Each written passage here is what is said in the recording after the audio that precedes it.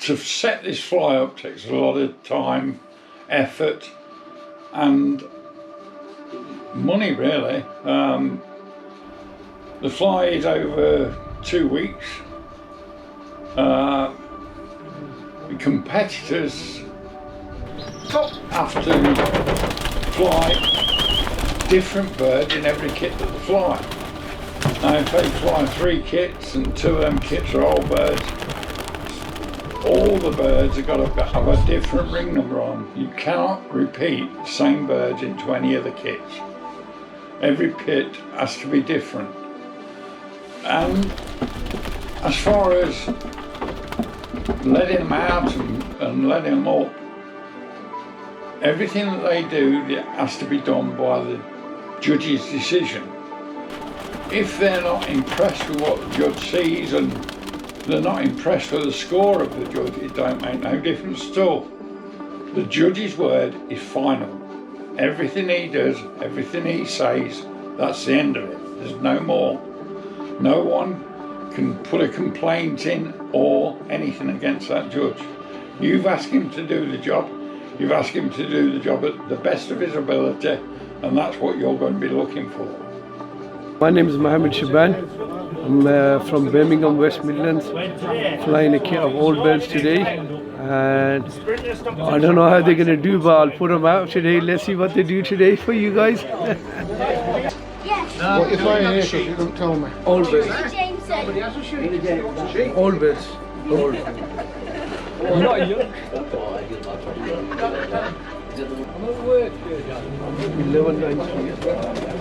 90. 90. I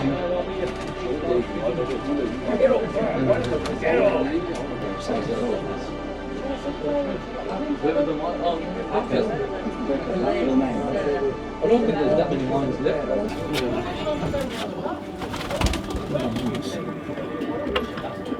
Come on.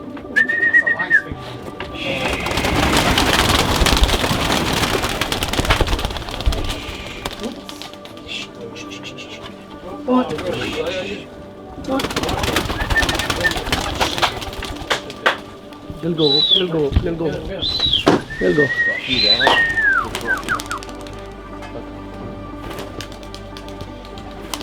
I'll be up front when you put them on. I'll let you know when I'm going to put them on.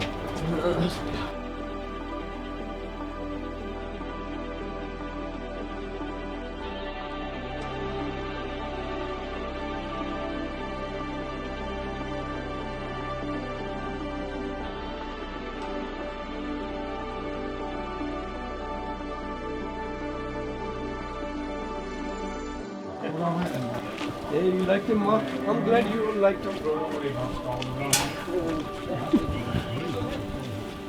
Thank you, man. Thank you. See you. You'd have left us where we were, right?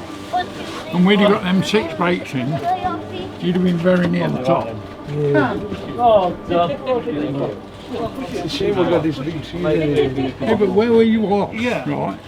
We was catching on that side all the time. You told us to move and the fucking trees and the houses fucked them up. Yeah, but you know, it doesn't. It's what he is, Dave. Don't worry. But until you get the points and fucking lose them. Yeah.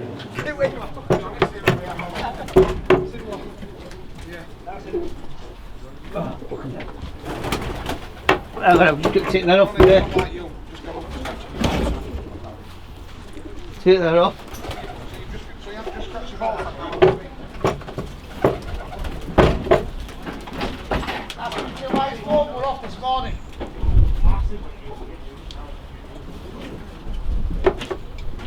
What you said, bud?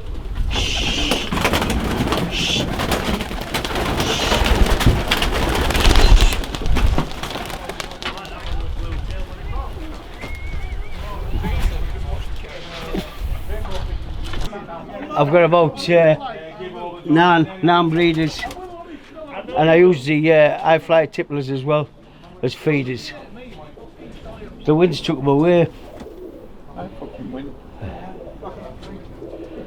But what can we do? Things can go wrong on fly day. Weather conditions play a big part in it. If it's too windy, pouring with rain, and they've disappeared off clock and they've been gone. They've had competitors 10, they've had judges 10. It's the flyer's prerogative to say, call it off, scratch the kit. In which case he'll just get his copy at sheet back with scratch written on it. Psst, here you go, off to the next man. The purpose of scratching is just to save time on day, because there's no point in having judge stood there, because it could be up to 40 minutes for nothing. If birds aren't there in the sky to look at, and they've had flyers 10 minutes off, they've had judges 10 minutes off, they're still not inside, no point in having the judge stood there for nothing. You may as well let him move on to the next man. At the end, the winners determine the bull's got highest score on his sheet. When you've added it up, your breaks, your kitting points, your quality points, they're added together. Any deductions, a deduction could be through, say, 2 birds landing before time, before 15 minutes. You get a 5-point deduction for each bird. Obviously, if a third bird lands, it's disqualification. If there's birds out, the kit can still score as long as there's 15 birds together. If another one leaves and there's only 14 birds in the kit that's flying together, they can't score. An individual flyer can fly up to 3 kits. They can fly 3 same age group if they wish. But they can't fly a bird in more than 1 kit. If it's flown in yearlings, it can't be flown in all birds. That's just a rule. Best kit's Pigeon we've seen all throughout the fly, no problems. Like I told you before, when you watch your kit and they can fly flat, hang up for the break and break properly, and the quality and consistency in the kit was all the way through it. No problem at all. Best kit we've seen on this fly.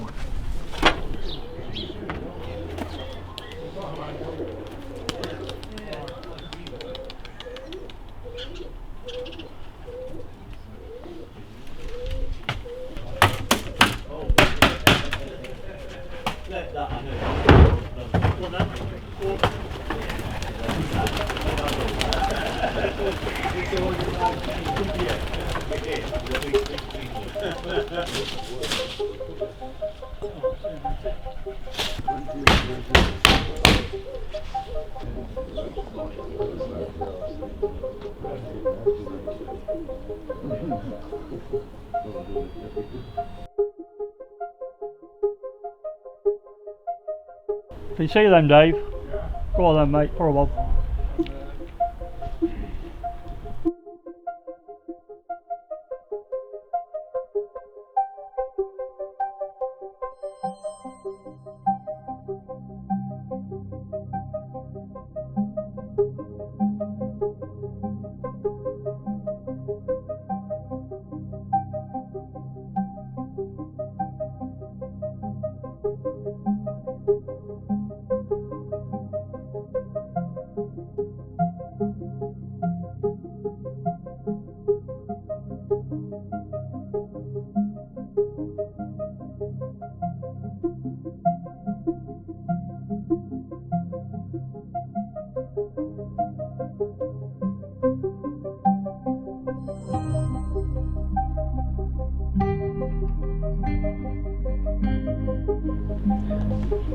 Time, David.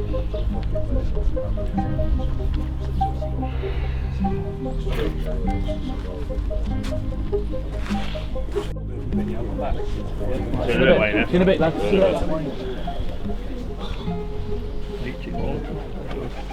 Nice. Cheers, Dave. I liked them. Thank you. Well done, pal. Well done, mate. Best guitar I've seen for a long time. Yeah, thank you very much. Cheers, Dave. Thanks a lot, mate. No, it's really worth it. Yeah, thank you very much. Appreciate that. I you'd like some of the young ones. You see, so I just hanging on it. We're just better, wasn't it? Oh yeah, I've just flew my young birds in the All England young bird fly. I scored 198. Dave liked them. It's quite active, to be honest with you. I did breed early. I paired up early December. and I fly Burkitt cross Harper, Mason cross Harris, and that's what my family of pigeons is. But I'm happy with them, the way they're going at the minute. I've got another kit of young birds in here just coming on. I put a bit of effort into my young birds this year. I don't normally fly young bird flies, but I just thought I'd have a go one year. Just I know I could fly an half decent kit, but I've lost 20. I've got a couple of team. I think the Peregrines had about 6.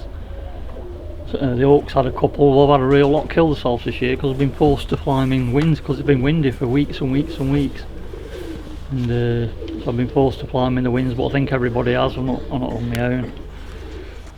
First thing you say, let's say that what you're looking for within that team of birds. You're looking for compatibility, you're looking for teamwork, you're looking for the birds to settle, you're looking for the birds to break in an instance, not 2 first, 3 later on. It's got to be an instant break. No following through, nothing like that will be allowed. Now if a break comes at 5 break, and then within that break another 7 go behind it, the 7 will not get scored. Only the 5 that's initially broke in the team will get scored. We don't do no double figures, we don't do any birds that follow on. Anything like that is not scored. The only score that you'll get is the initial 5 or 6 or 7 break that you get is what you get. You don't get no more. The birds have to roll in the correct manner. They have to start from a set position. They have to go through the roll straight, not moving on the axle. They have to finish the roll in the correct manner, and they have to move off towards the kit. That means that when the bird rolls, it rolls in line with the kit's facing. It finishes facing the kit and it moves off back into the kit.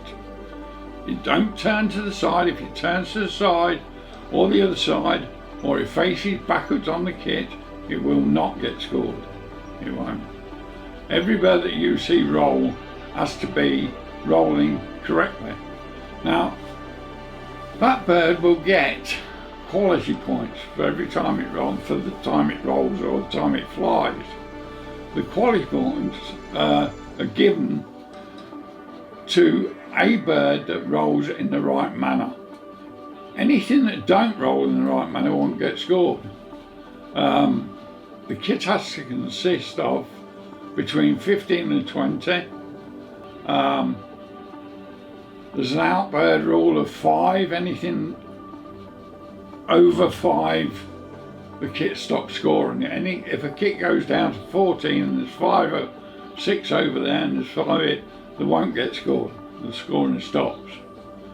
We do a best bird in the All England. This is for exceptional birds. They get a Rose Bowl for it, for the best individual throughout the competition. So you've got to be looking for them birds that stand out. This is my best 20 bird kit. They're not doing so well at the minute, but they won the World Cup qualifier. They won the European qualifier, that's this year. And they also finished second All England as well, these pigeons have. They're all 2, 3 and 5-year-old kids.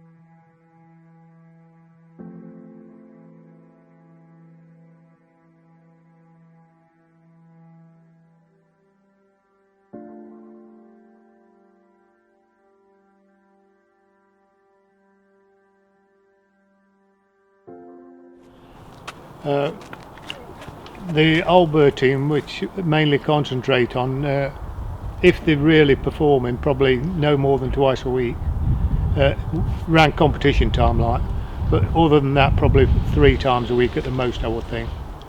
I don't fly them every day or every 2 days, probably 3 times in the week, I would think, over an 8-day period.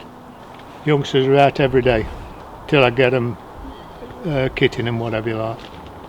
Yeah, I don't breed early youngsters, I breed later youngsters, summer bred youngsters. I'm not interested in young bird flying. I just get them trained up and kitting and then use them the following year. All I'm interested in is old bird flying, nothing else. He's lost 2 of his hens out this kit in the last few weeks to bloody peregrines, so he's had them shut down. Yeah. How long do you shut them down for? They've been shut down for close on 3 weeks. 3 weeks. They're just coming out now, hopefully preparing for a week on Friday for the All England lot.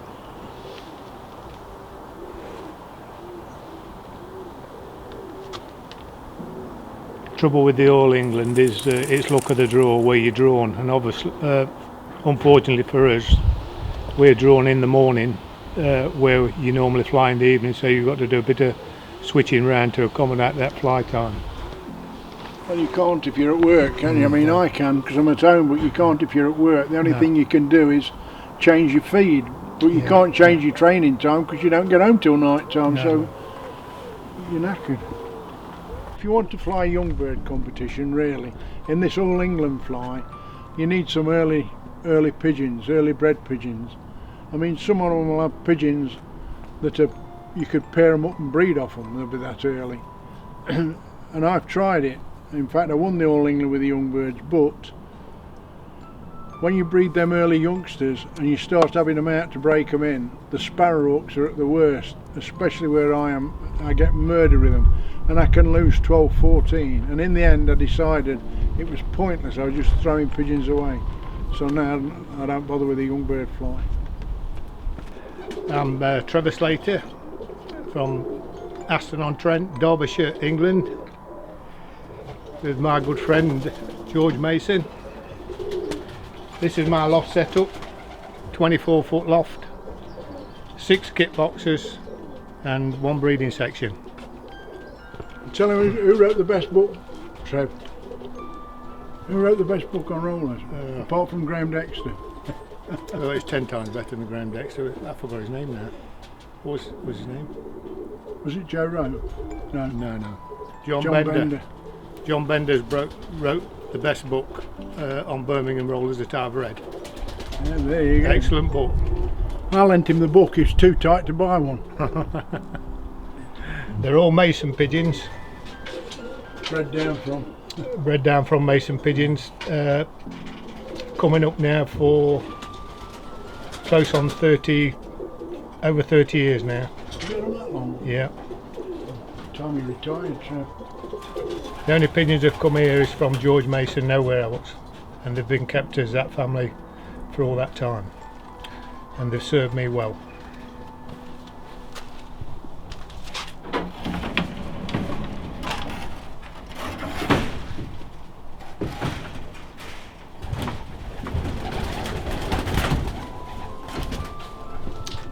They're the kit box. All 3 sections have got the same kit boxes in like, and the breeding section on there and there. 9 stock pair in there, that's all I breed off like.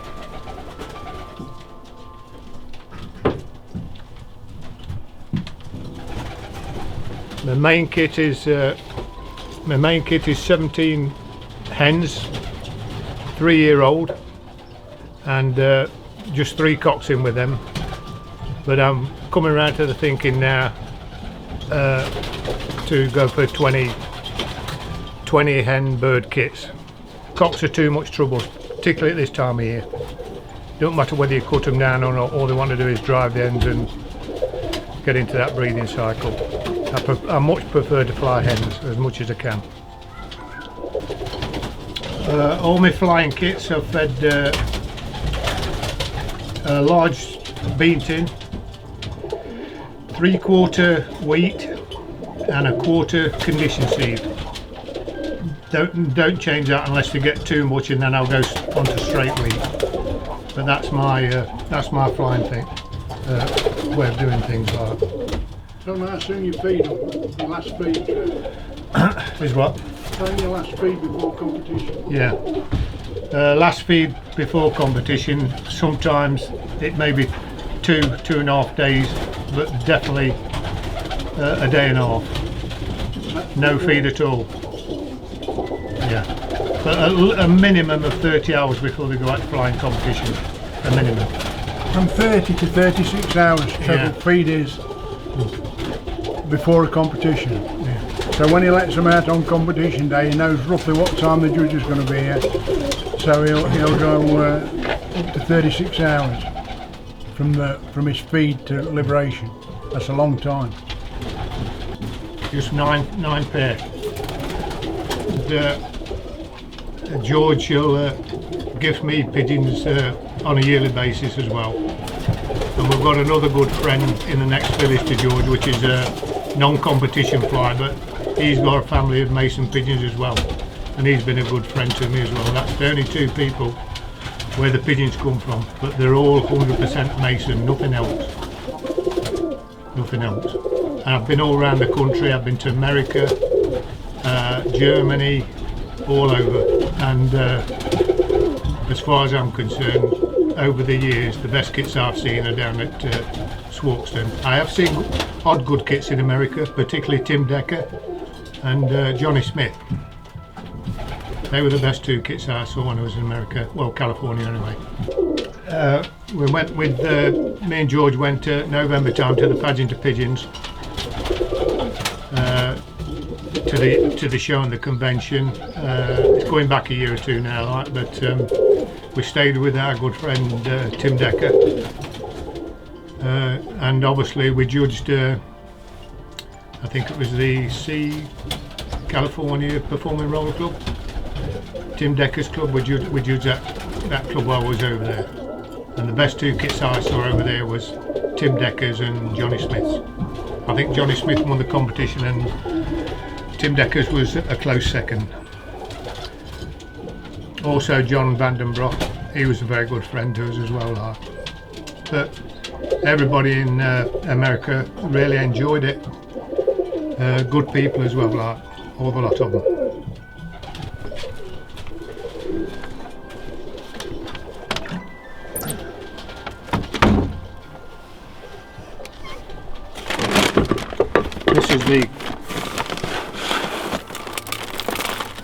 This is the Bamford's breeding mix. That's what we breed on.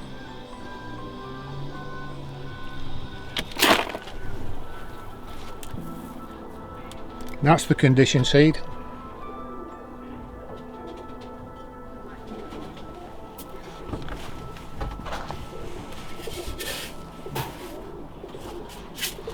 And obviously that's the wheat.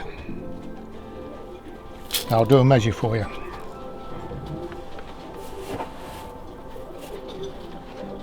That's the 3/4 wheat.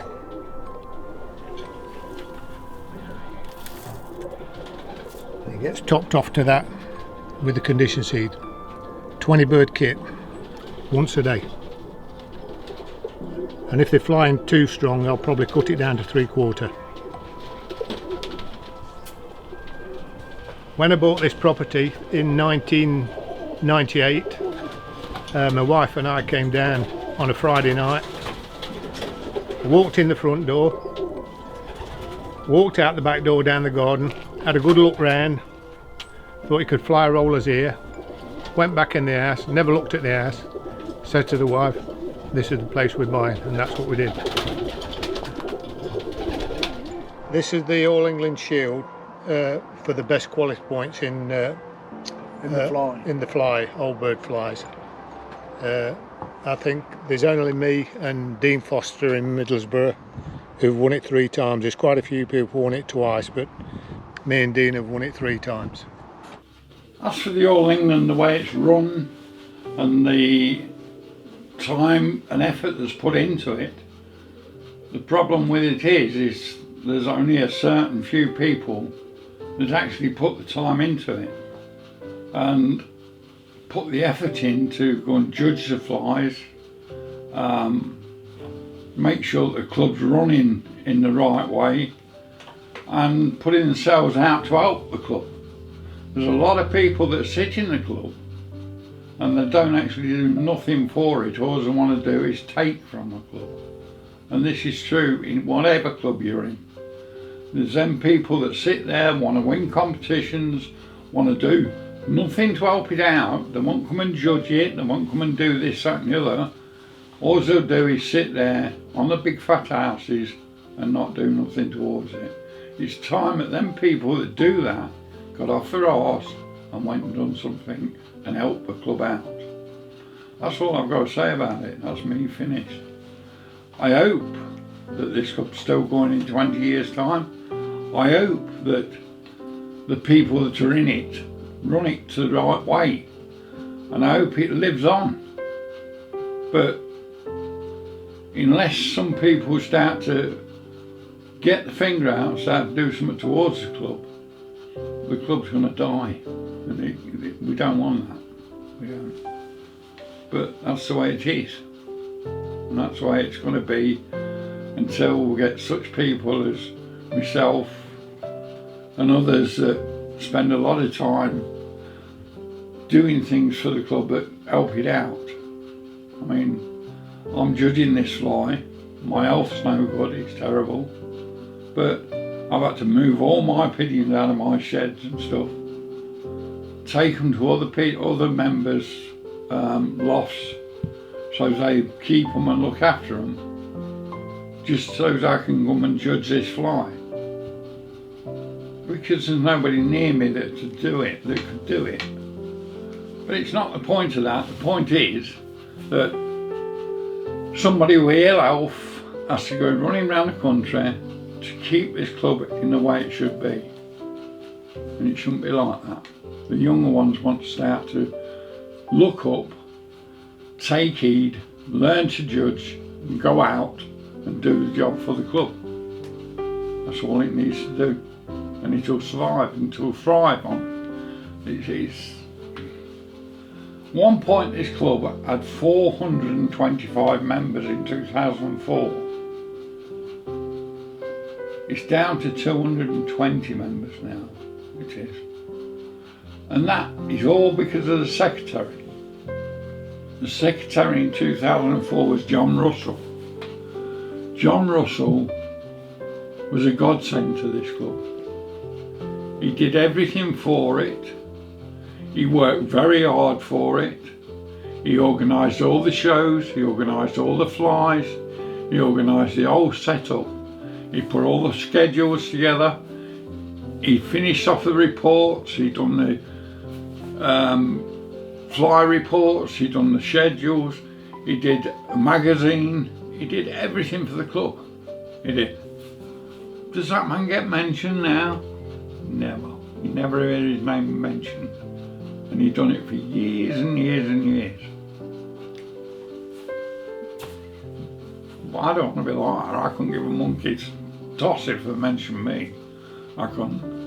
The thing is, all I want to do is see this club run on for the next 20 years. And the next 20 years after that. Just so that the club can be there as long as it possibly can. But the problem in England, how can I put it? There is no new young blood coming into it. I mean, there's no interest in them because like, they're all on bloody games and things like that on computers. There is no people that want to learn, want to know, find out how to look at a bird, how to look at a kit. Them people are not there no more. So I hope to God that this club carries on.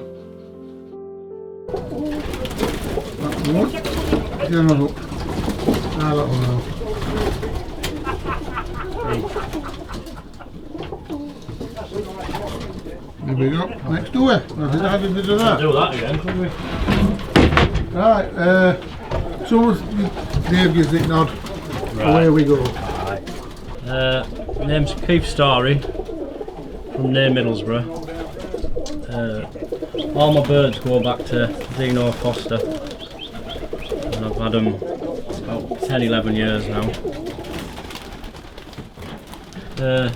20 young birds today flying.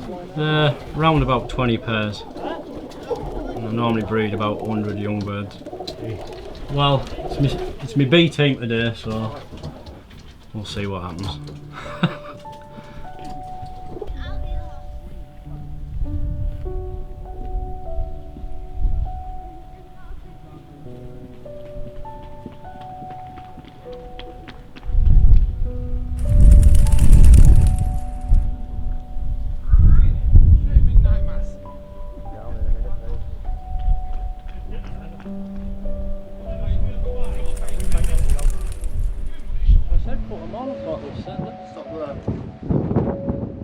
Wind's got up more now, Pete. Yeah. Huh?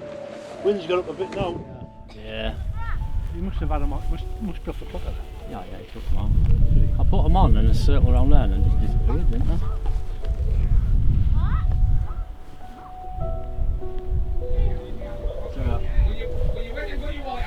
Are you ready, like? Wait.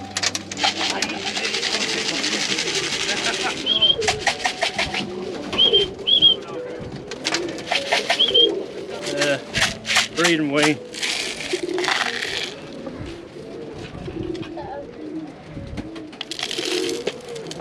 Because make sure it's easier to see. Oh, they were off clock all but a second of 10 minutes. Yeah. And then they dropped on 8 minutes on judges' clock, so they've done it nearly 20 minutes. Yeah. Oh, Yeah. you know what I mean? I put down when first tool come down, then just take that off that. Yeah. It'd be nice if they stayed at home, wouldn't they? Oh yeah. You got foot, yes, you got foot with win today. Yeah. I'm not interested in winning. I can win if I want to win. I can put kits in a position to win. I can put some of the best kits out you can see. But that's secondary to me, because if you've got to win flies to become someone, then you've not done your job right, because it's wrong. Winning flies is not the be all and end all. What is the be all and end all is knowing how to do it, and knowing when to do it, and producing the goods to do it. That's what it's all about.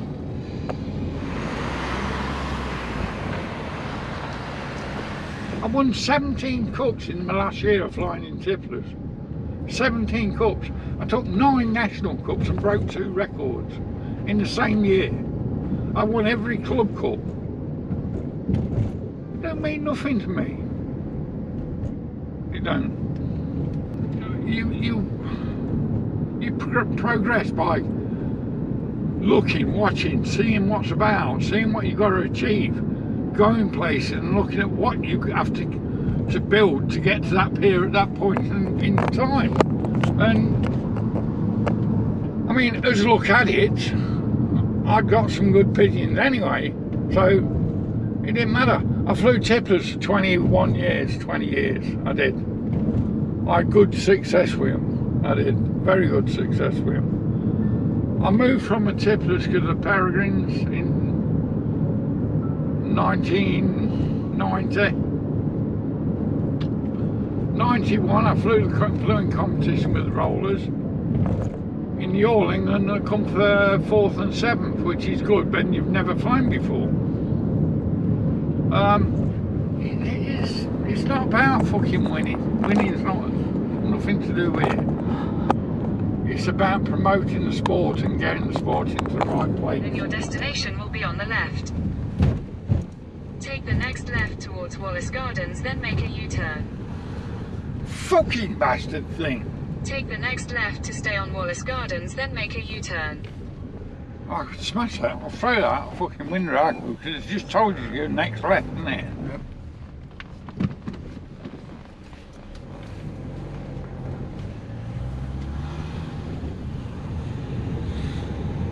Working in. Take the next left onto Aycliffe Avenue, then turn left onto Lanchester Avenue.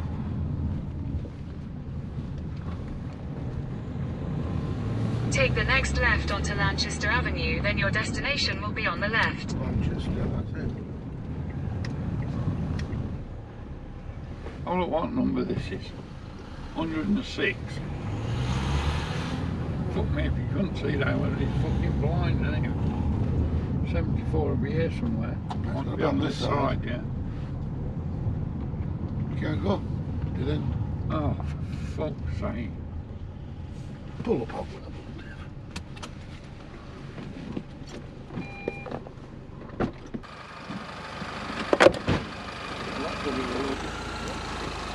Dave.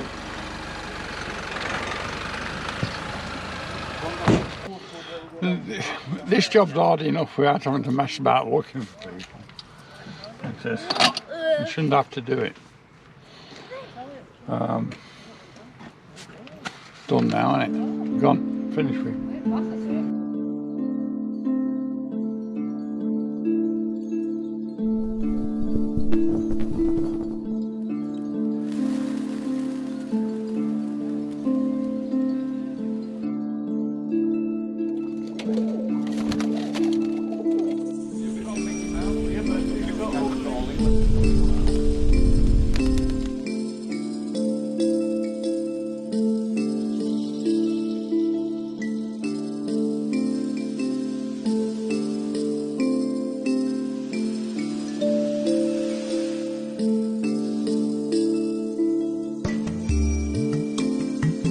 You want to pick any? That black one, that black one.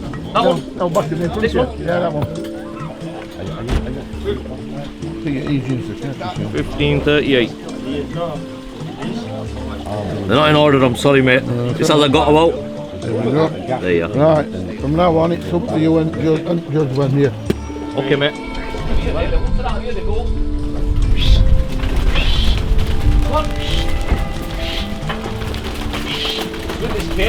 Whoa!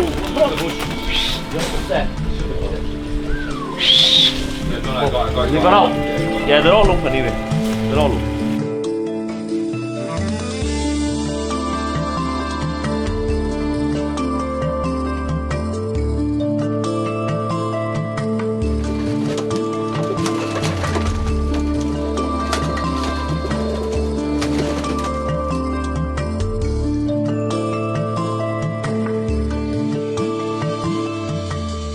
Hiya, I'm Mac Roller in the pigeon world. I keep rollers, I've been keeping them now for about 12 years solid. I love the birds, it's what I do. I love flying pigeons and breeding my own pigeons. There's quite a lot of John Wanless pigeons here. I've got Barry Shackleton pigeons and I've got some Morris Halls, and I'm happy with them. I love watching them, flying them, breeding them, cleaning them. What I do, love it. I've got 20 pair at the minute. I've bred 98 young ones this year. I've lost a full kit of young ones, 22 birds, but I'm still 3 kits later. I'm doing alright. I've got one of my kits up now, the best that I could today. I'm very happy with them. Probably my best young birds I've bred so far. Yeah, the wind. The wind's a big factor in pigeons. It's just unfortunate we've got wind today, quite strong wind, and it pushed them for a fair whack over that way. It's the weather. As long as it's calm, a little bit of breeze is fine and you can enjoy your birds. It's all about the weather with pigeons, as you know yourself. You need the weather. Over that way, lads. Can you see them? They're coming.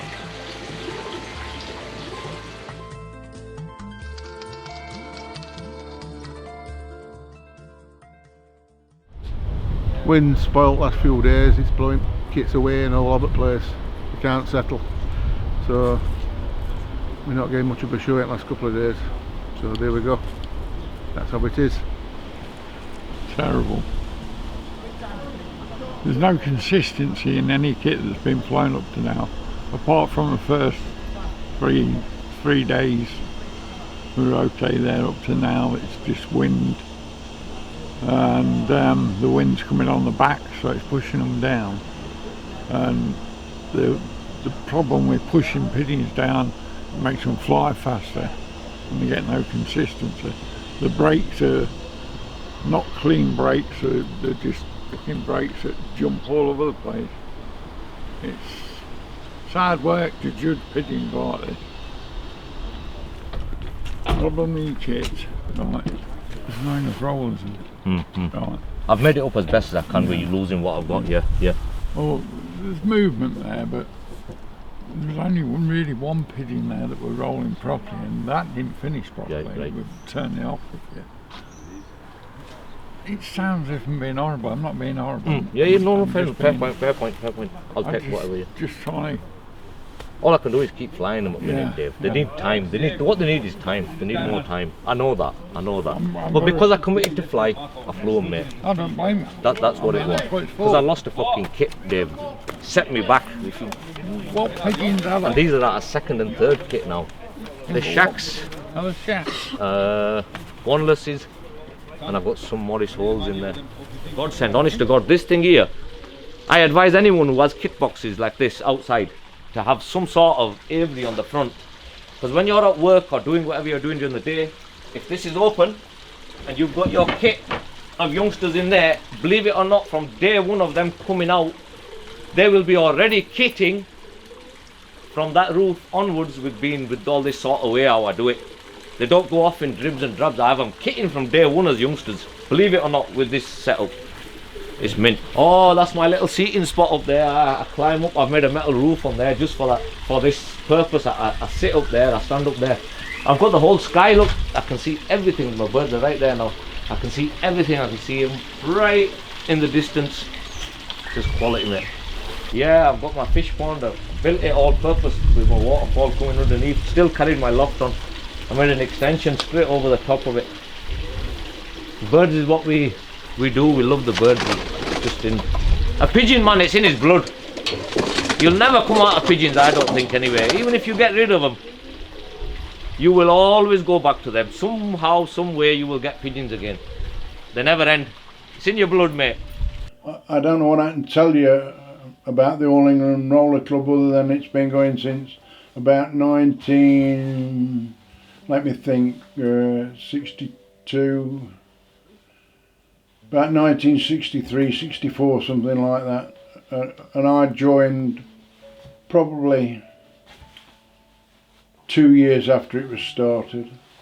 And originally we used to do the All England Roller Fly over a period of perhaps 2 or 3 weekends.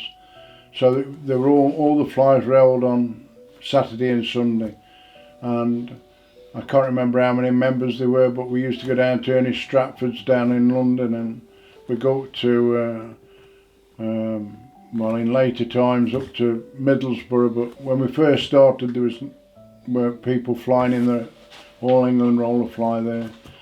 So it was done over weekends, and we got a good following because a lot of people were off work at the weekend. But nowadays the flies got much bigger and it covers all England. They go right up to the north of England. We have a lot of flyers in Middlesbrough and in Bradford, and not so many now in Birmingham. Unfortunately, quite a few recently have either died or they've stopped flying rollers due to the birds of prey. So this year we had quite a lot of entries. Fortunately, we did see a really good kit in Middlesbrough that a young chap flew. I can't remember his name.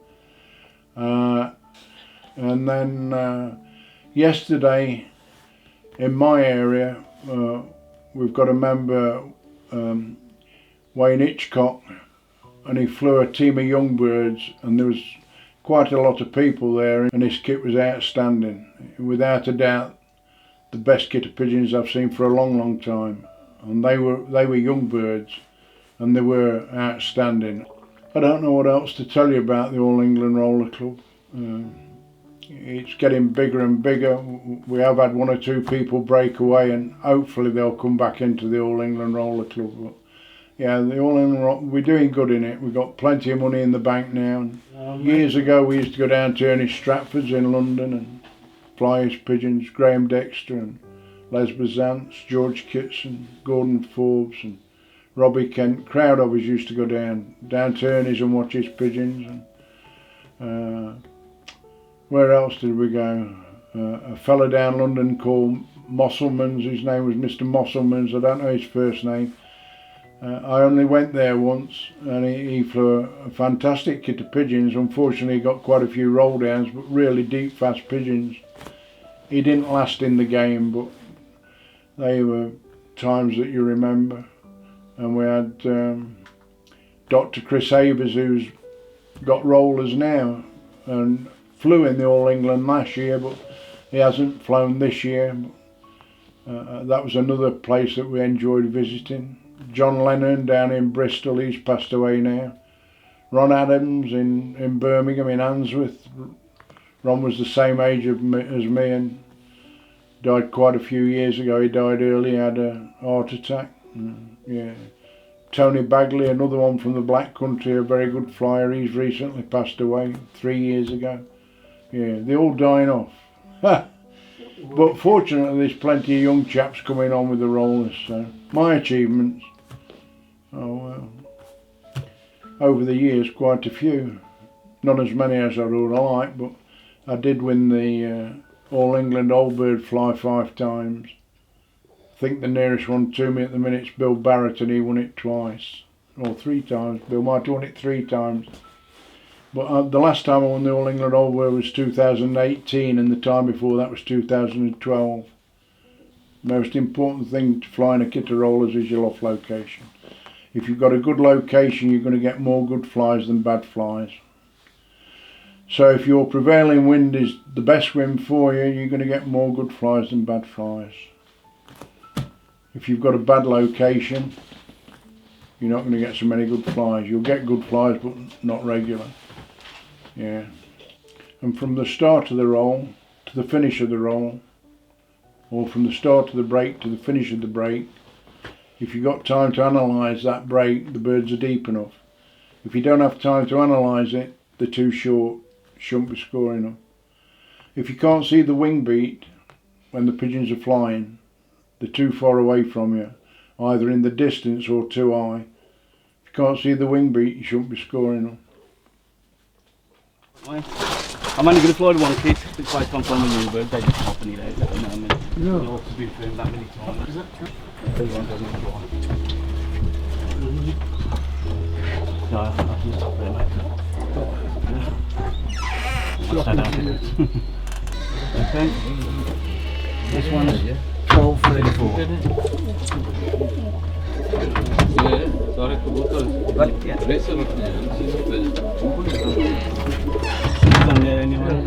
215. Yeah. There it is. That's.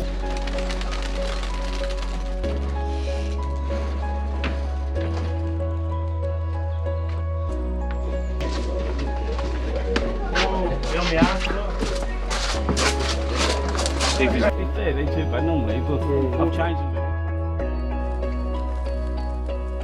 There's Wayne Greenhill. The strain of pigeons I'm flying, mainly for Joey Macken's log pigeons, to be fair. So there's 9 hens and 11 cocks I'm flying today. So when I breed the pigeons, I breed normally up for about 16 pair stock pigeons. I do have a round off my flying pigeons, but I've messed it up this year. I end up having 2, so my pigeons are falling apart. So it's one of them. It's a learning lesson. We all learn every year, I think. So that's my breeding program. That's how we just see how they get on today. It's one kind of wind for me today, but I mean the pedigree comes here quite a lot. I mean I did breed 100 young ones this year. I'm down to 48 babbies. So there's been a big loss here this year. So next year I hope it won't be as bad. So just see how we get on today. I'm Jacko Rogers from the UK, England. This is my loft, as you can see, and young birds are out today, flying. Family of pigeons are Keith Stories and Dino's. I've just recently got some from a lad in Middlesbrough, packed up, called Ernie. For Les's stuff, Les was ants. I feed them, breed and wean. I tend not to give them wheat because it sort of takes them too high. So if I give them breed and wean, it's a bit heavier. It seems to stop the roar.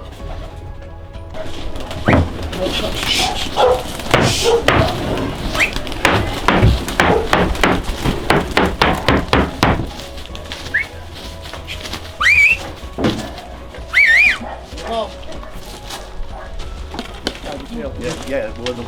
Well done.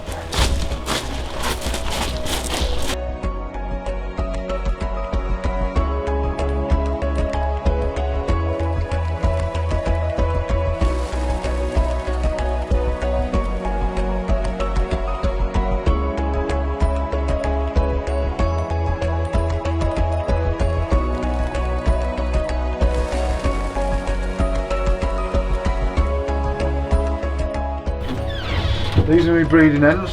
I'm at the north at the minute. I have 12 pair in here, what I breed off, and I have 6 in the front. This year I bred 120 odd. So many went to a new fancier. That's my team I flew yesterday. All birds. Some 21 pigeons, 19 pigeons in there. But yeah, my role in the All England fly, to assist Dave Mosley. So for obvious reasons, Dave cannot, once the birds are up and they're on the clock, he cannot take his eyes off the birds. So my role is to write the scores that he tells me down, and also to keep time.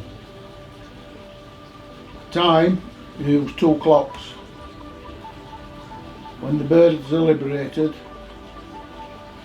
first clock goes on, and the competitor has 10 minutes. He can put them on after 30 seconds, he can wait for the whole 10 minutes. But once the 10 minutes are up, the other clock automatically goes on. This second clock will run the time down for 20 minutes. But if in between the birds go out of sight, behind buildings, trees, even into clouds, you can take them off the clock. And then the first clock then comes into play again, because the judge has only got 10 minutes where he can have them off the clock. You can have them off multiple times for 10 seconds at a time if he wishes. But once this second clock is stopped and started whenever he tells me. When that clock reaches 10 minutes, they've got to go back on the second clock rather, and the 20 minutes flying time will be run down. If the birds land before 15 minutes, they're DQ'd. Unless they're off time, the judge is off time, and the time they've done add up to more than 15 minutes, they're okay. And that's basically how it works. Yes, right, the first job actually, which I forgot to mention, I have to do. I have to go into the loft, ask him for his fly sheet, which will have a list of all his birds' ring numbers. And at the bottom it'll tell me how many birds he's flying. It should be 20, but it could be less. But it can't be less than 15, because there's no point, because if there isn't 15 birds in the air, they won't be judged. So if you only fly 15 and one departs elsewhere, wherever it's away, they cannot be judged. If it comes back and flies the kit properly again, then I'll start judging them again. So my job is to, all the rings are colour coded by the way, you can tell what year they were. So if it's young birds and this year's ring colour is red, first job, look at all the rings, make sure they're current year ring, and then you ask the competitor to pass you a bird. Not a bird of his choice, bird of my choice. And I check the ring number and I check it on this list. If it's on, fine. You do that twice, you have to check 2 birds. Both times you have to find the ring number he shows you on this sheet. Once that's done, it's up to him. Yeah, I fucking ain't getting the forest in Barney. Well, you've got to pass me one's asked you to, so that's why I asked you for the ring. Oh, you bastard. Right, mate. Let's get to Let me get it one there. The number is 12. That's that one. Another one that we've done. Right, Barnett. The number is. What's that say? 20 what? My glasses on, I'm afraid. If you want me to read it. Only let players tell me.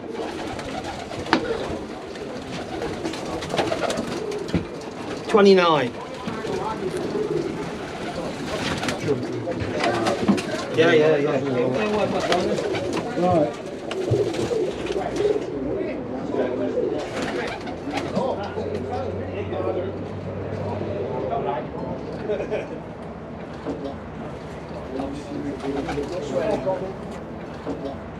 Yeah, that's where we were going to carry. And that's where So you would do, wouldn't you? Of course you would, yeah. Yeah, so it went down here, down, round, didn't it? Yeah, don't climb just for me. Alright. I'm getting you a fucking hat. I'm taking you to the airport. What more do you want?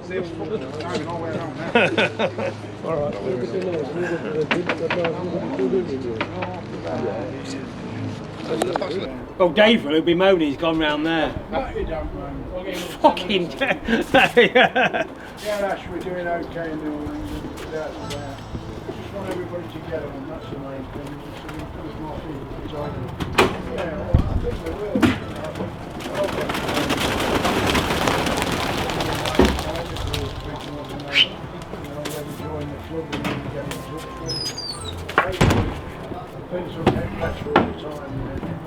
We'll be in this car park down here. Up anyway, don't they? Or will We're they? getting a good following even though. Dave round there for no. Basically, that's Doncaster, he flew a cracking team. Yeah. Chris Firkle. Old bird, what's his name? Chris Firkle. Yeah, they were a cracking team. And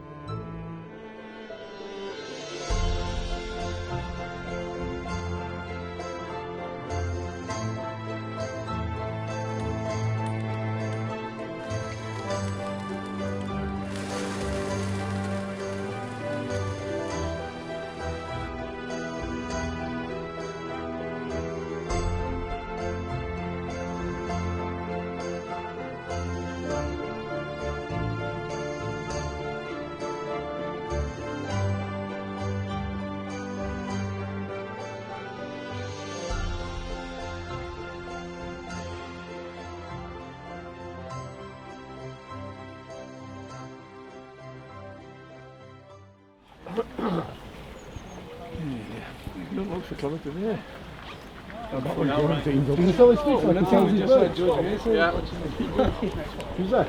Oh, I will. Are you do it once you get your birds out or after? no, wait till they fly.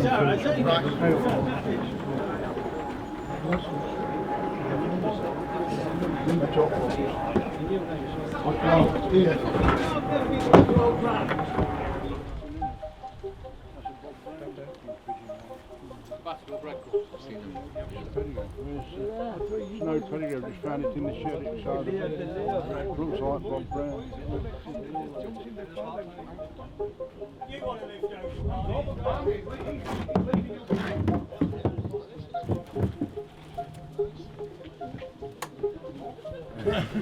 Pony round.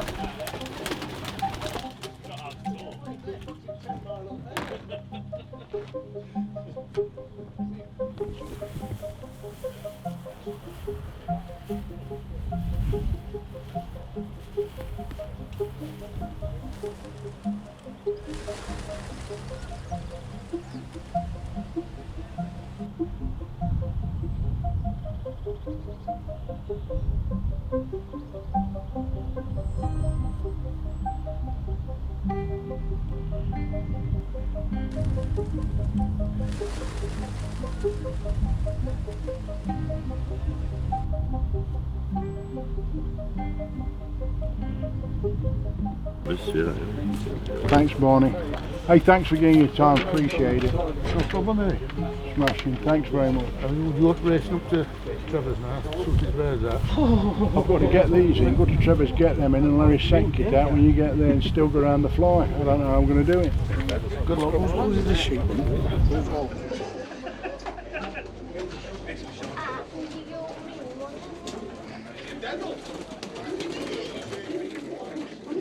Chris Murphy from Middlesbrough, England. My birds, I've only had them 2 years, and they're mainly, a lot of them are mainly Andreas, Lee Whites, Lesbos and Peter Harpers, but mainly Andreas and Lees and Lesbos, like I say. And I'm just experimenting breeding with them at the minute. You know, I bred last year, and I'm looking to swap them about this year and see how they go, you know. So, this is my breeder here, I don't know if you can see. I have 2 kids here. That's my hens, my stock hens, that's my stock cocks, and I fly from over the other shed. And this is for an empty kit for the start of the young ones for next year. And yeah, so we'll be trying to do that next year, hopefully. Fingers crossed, you know, see how it goes. I try to breed off about 15, but I have to breed in the garage till I get some more cages and that, you know, so we'll just see how it goes. But, yeah. I don't know really, because I've only got 18 yearlings I'm planning to do. My young ones, it's a bit early for my young ones, I need a little bit more time, I think. And I don't have any old birds because I've only had them 2 years, so yeah. Hey, I've got 2 to pass. Let me see you. No. So you're eating biscuit for Dom? What? No. George? Yeah.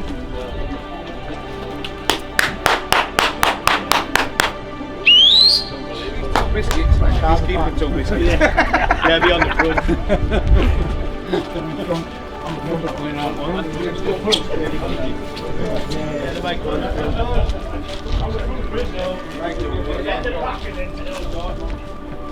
Come on, I'll show you where to go.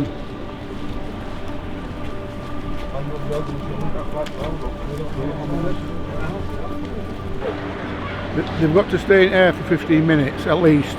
They're judged over 20 minutes, but they've got to fly at least 15. If they land before 15, it's a disqualification.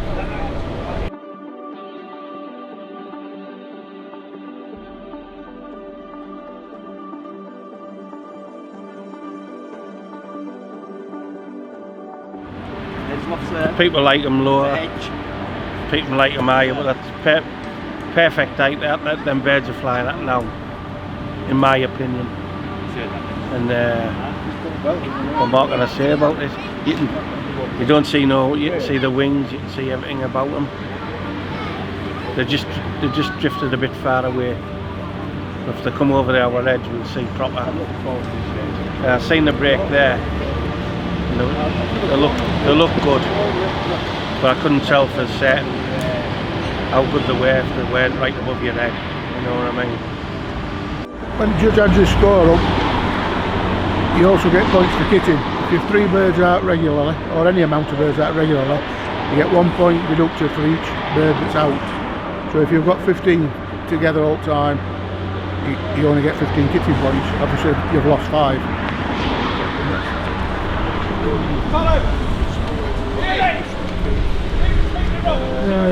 Thanks very much. Thank you for going out your way. Thanks a lot. Well, when you start to prep a kit pigeon up, it ain't something that you can do in a week or 10 days, or it takes months. It takes periods of time where you've got to get to know that kit, you've got to get to know how it flies. You want to know what sort of birds you've got in it, whether you've got birds in there that need more food, whether you've got birds in there that need less food. You've got to watch what they do in the shed and how they eat. You've got to watch for the slow eaters, the fast eaters. You've got to balance the kit by feeding. Not stopping feeding, that won't balance the kit.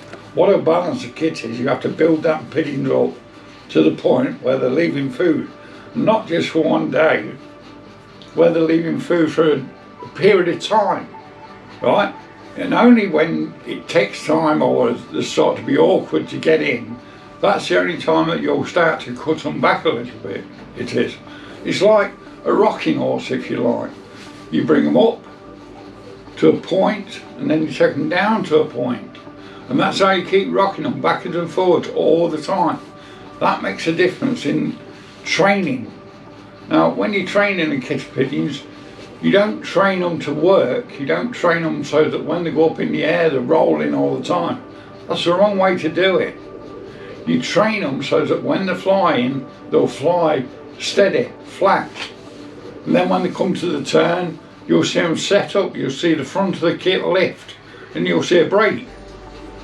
You won't get unison in anything if you've got birds there that are rolling all the time. It don't work, because all they're doing is upsetting the kit, they're fucking the kit up, if you like. They're ruining the kit because the kit can't settle.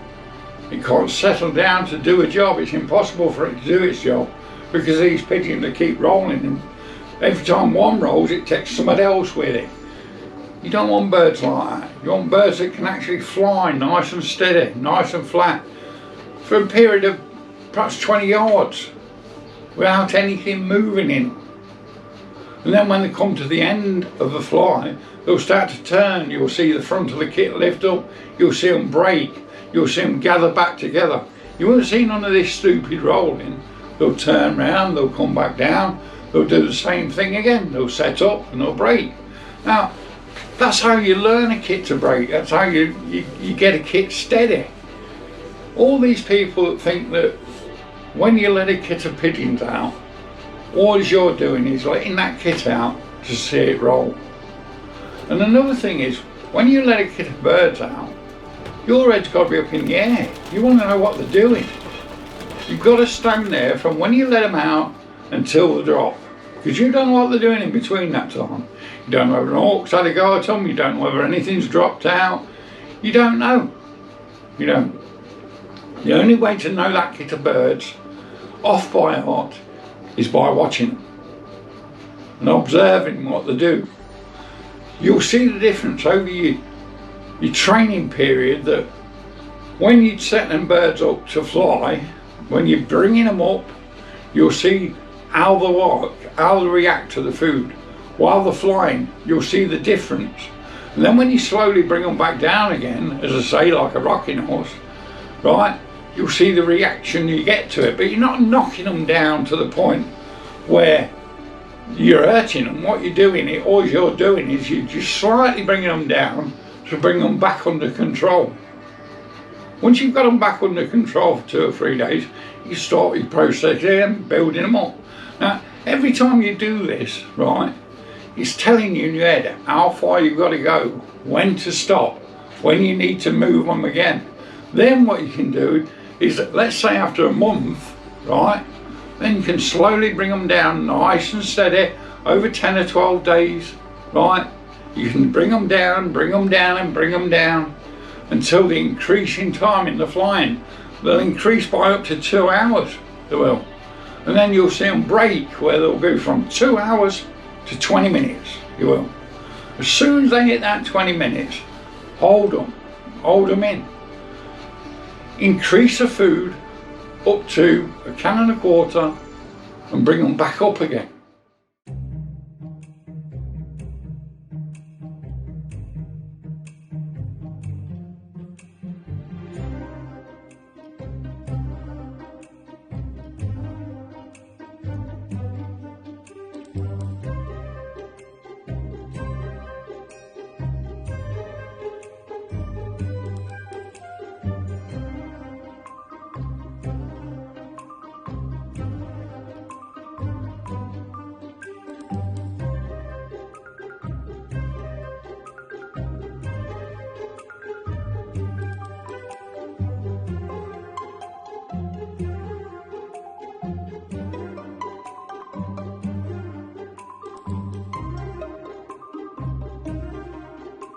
My name is Mohammed Abbas. We're flying the all bird team, and I think we're going to do good today.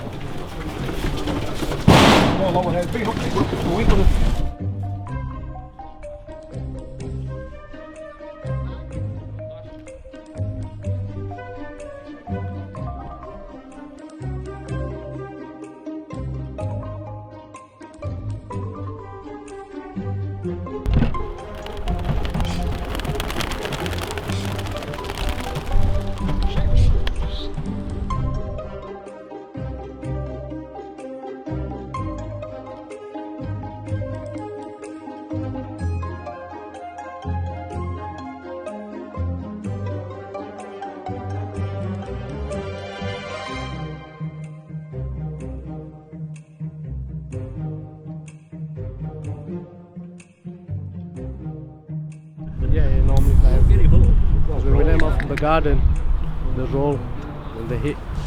Over here is more spacious, and then we'll aim off from here.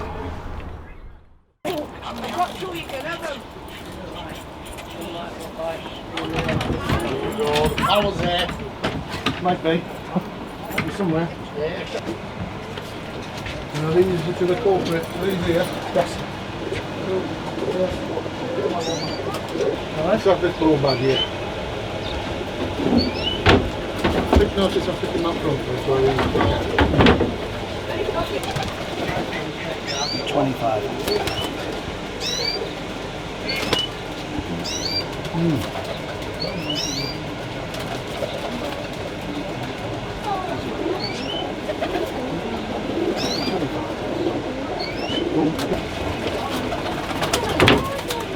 Try and get this.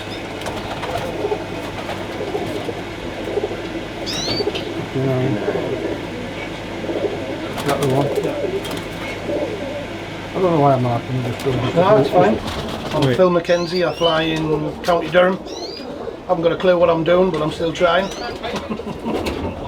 I fly Sean Overfield's Pigeons, and I'm flying 20 old birds, made up of 13 yearlings and 7 old birds. Haven't been doing a lot, and I've ran them down for this competition, where normally I wouldn't have fed them the way that I've fed them for this. But I have a lot of problems, a lot of excuses. So yeah.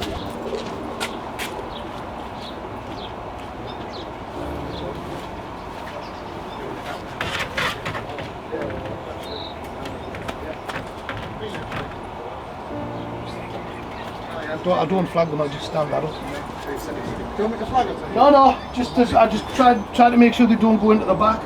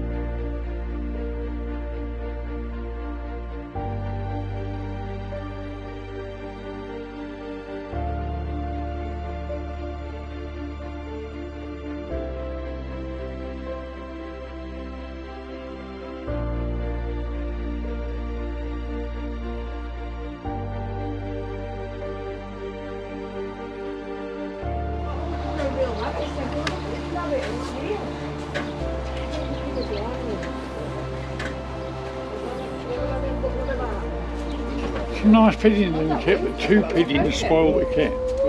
Completely ruined it. They were crossing the front of the kit at first, and it was pulling the kit to one side. Second time they were just lifting the kit up. Some nice pigeons in them without a doubt, but fucked them up. We've put them 2 hens. We've obviously, it's been that. I bet you check the number of them. I bet that same fucking pair. I don't know, but the 100% 2 hens, and I told you, because they were going up, I've run them down for this. And you know, leading up to it, everything was kitten as tight as the young uns. You see now their kit. And I said to Sean straight away, I said, well, there's 3 out 1, but like 2, 3, what do I get for kitten? Fucking 2. 16. Don't blame you. Bastard. You know? It's growing all the time. It's growing more and more and more, which we're really pleased about. At one time we had the All England and there were only about 35 or 40 members for years. But now I think there's 300 members now. And there's lots of different clubs open down the country, the lads that have started. I started 2 clubs myself. I started the Yorkshire Performing Roller and the West Riding Roller Club, you know, which they took over at Bradford here. We had a fallout and we split it in 2 and them lads took it over, you know. But oh yeah, it's getting more and more. There's about 6 clubs in Bradford alone, you know. I mean, All England's been going, well, it's the oldest club in the world, isn't it? The original club. It's just flying birds I want at the moment. Something to watch, isn't it, John? Yeah. Something that watch and invite them to come and watch it, you know. That way we can enjoy ourselves and doing what we want. I mean, I come on all flies if I get a chance. Because I enjoy it, you know, I enjoy the camaraderie and the flying, you know, it's really good. We get all over the country. These little pigeons have taken me all over, they have, honestly. John Huntington's my name, and I've been in pigeons since I was a little boy, 10-year-old. I first saw some rolling. My mother sent me to the shop as a kid. And I watched these pigeons flying, and I was fascinated with pigeons. And I saw one roll, and from that day on, I've never ever forgot. And I've been in them ever since. And I've had some pigeons, I've had some terrific pigeons, but I keep getting them pinched from thieves. I've done 5 or 6 times, I can't remember how many, but I've had enough of them. If they pinch them this time, I've done. I'm packing in. That's how it goes.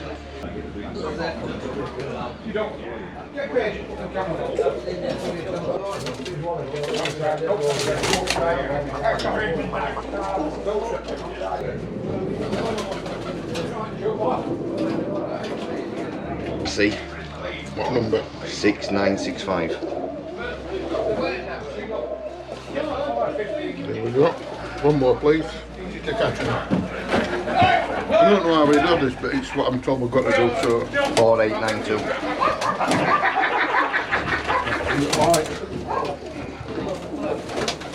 Well, that's about... Right, you're ready to go whenever it comes to... Yeah, well... Usually Dave, it just not... Yeah, yeah. No problem.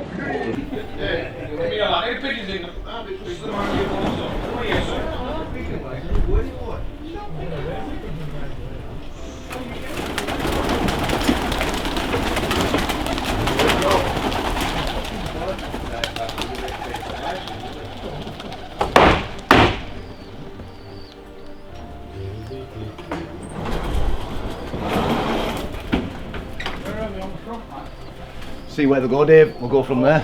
Whoa!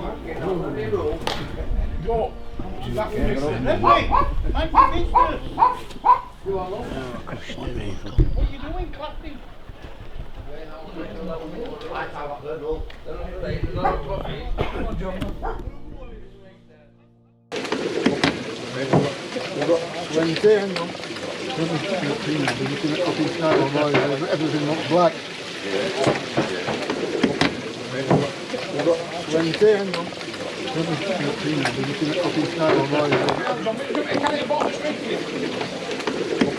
Wednesday, hang on.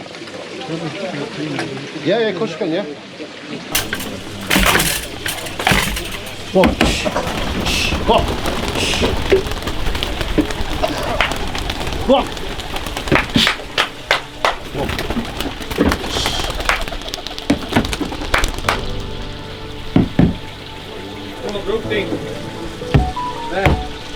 Yeah, where?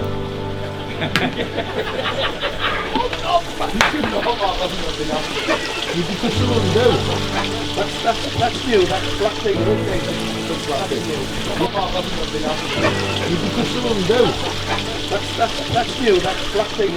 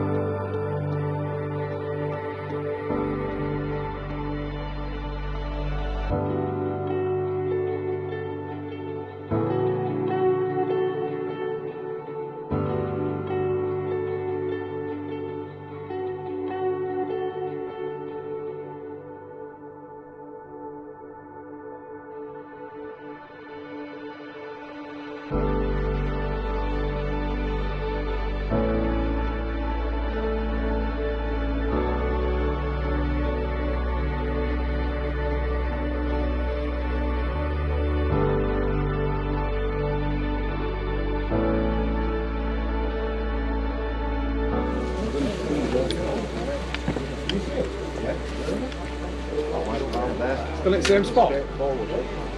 See, they're going in at white now, they'll drop down and they'll watch it when they come back. Miles away. Same area? Yeah, Oh, see yeah, white that- cloud yeah, there? yeah, See, just going in a dark bit. Oh yeah. Okay, I like. Yeah, but you know why? Yeah, I think what's happened is the pigeons have pinned out, they've gone up a bit and they've disappeared into the cloud. There is a chance they might have been hit by a hawk or a peregrine or something because they've kind of like scattered, they're coming back in ones and twos. So let's see, we'll have to wait and see when they come back and find out what's going on. I'm going to put a 20,000 litre pump on it. Alright, I'm Dean Middleton from Bradford. I fly lesbian birds. These are all the army stock birds. I breed out of 8 pair and I've bred 94 birds this year because it's my first year back in sport. But I've actually been in sport over 30 years. I don't want to tell anybody with the preparation you want to get, to be fair. No, I just basically keep them in 24 hours, that's it, before flight.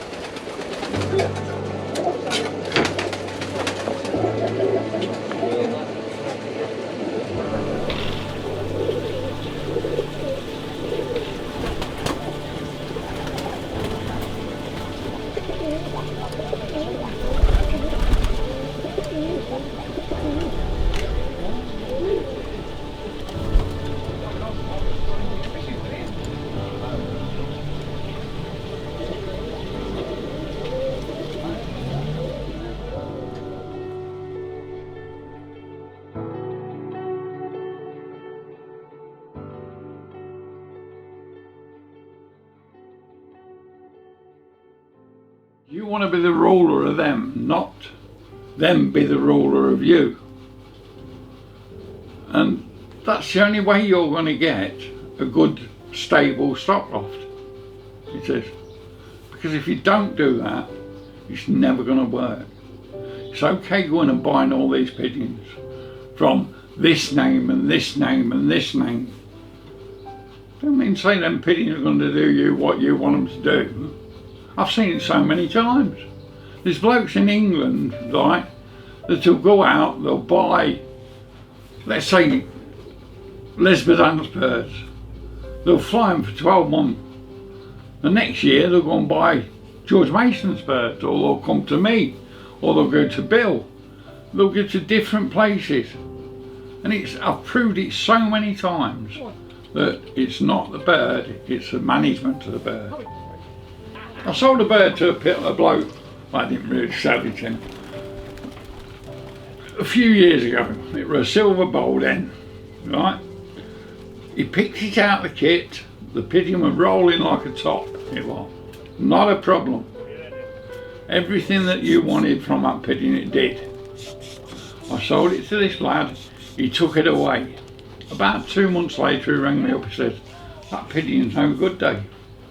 I said, what do you mean it's no good? He said, it's no good, it's hitting the floor, it's doing all stupid things. I said, well, bring it back to me. I said, bring it back and let me have a look at it. So we returned it, right? So I got it in condition, I started flying it again, there was no problem with it. Still doing the same thing, rolling like a top. He come back down 3 weeks later, I put a kit out, and he's picking the same bird out that he owned.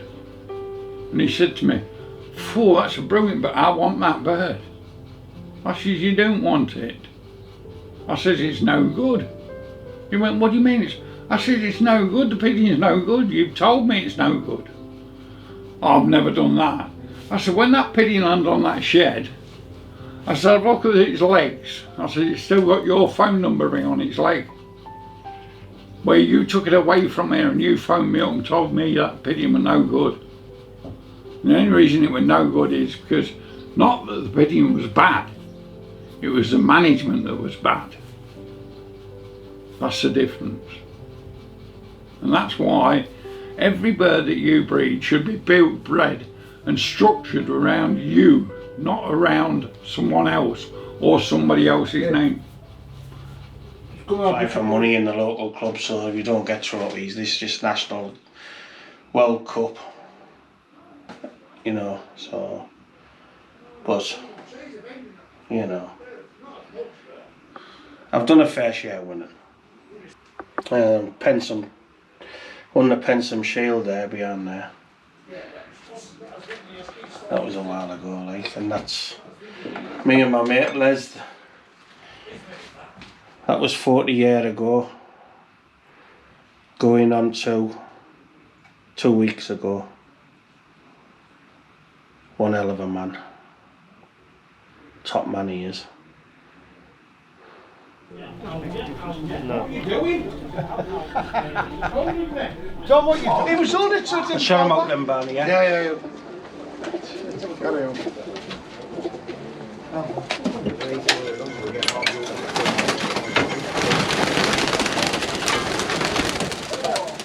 Ouch!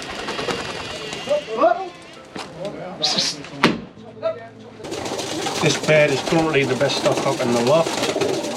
It has been for numerous years, never fails in the breeder, so you can't ask for any more. Breeds a good solid roller.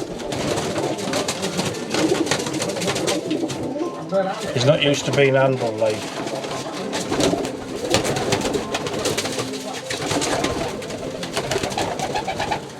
Yep, 10 metres altogether, each section.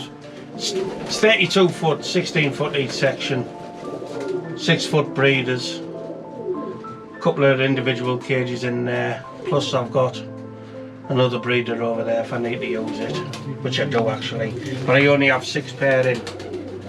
I only have 6 pair in each breeder because I don't like overcrowding when I'm breeding, and I know the pairs that go in, they're all related anyway, so I'm not bothered if there's a bit of skullduggery, whatever you want to call it. It happens, I know it happens, but number 1 cock treads number 6 and I'm not bothered. They'll be alright. Yeah, I'm Dean Forster, live in Middlesbrough. I fly aka Dino. I fly 4 kits of young birds, kit of old birds. I breed off about 16 pair, breed about 100 young ones a year. Sometimes let a few go. I'm quite happy at the moment, to be honest. I'm just flying these young birds here, but they're not fully developed yet. So it's just early, so I've got high hopes for them. Oh, I feed mainly wheat.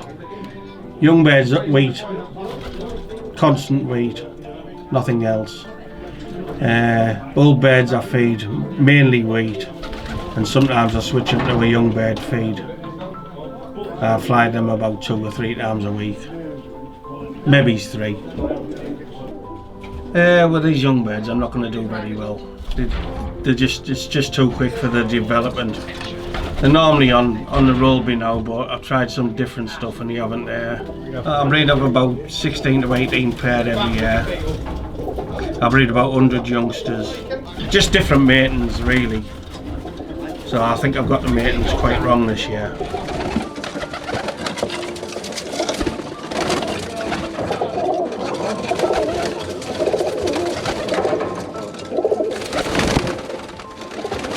As you know, mainly blue and black and check.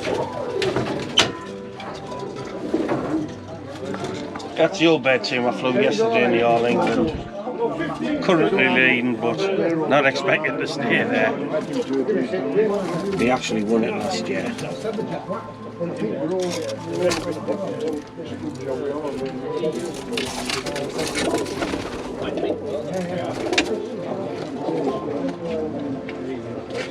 That's my reserves. Call my reserves. Bit of everything.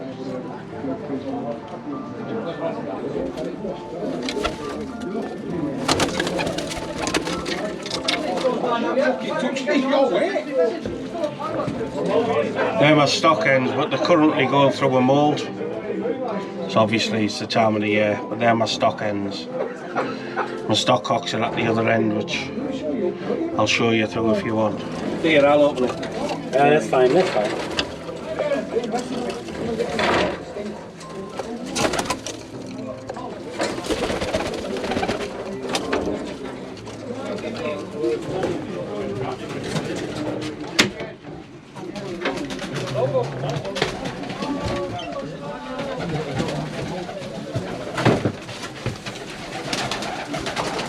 I'm a bit hungry at the moment, like.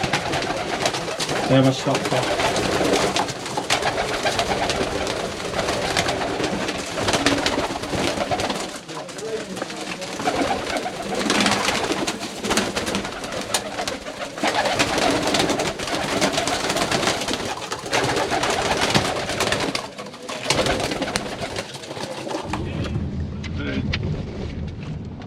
But if it had been tighter in the kit and worked properly, that kit would have been a fucking hell of a kit.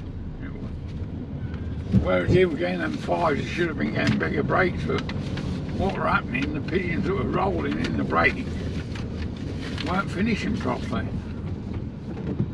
They weren't. See, they were putting the book 1, 2, 3, 6.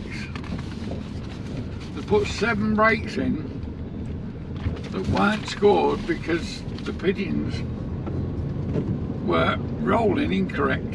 In other words, there were movements in them, but they weren't rolling right, they weren't tight enough.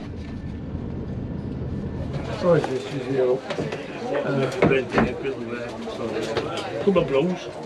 Oh no, one blue is good.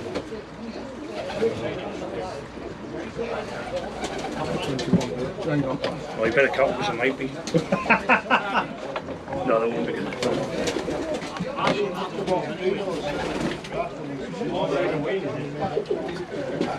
Right, grab us one of these. That's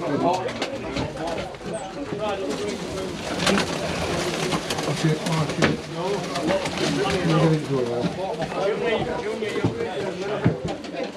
It's 20, what is it, 20? Last year, no, 20. What number? 118. Because you can't duplicate the pigeon. in the competition. You can't fly these today and put one of these in another kit tomorrow. You can only fly them once. It's just checking to make sure that it's a different kit than that kit.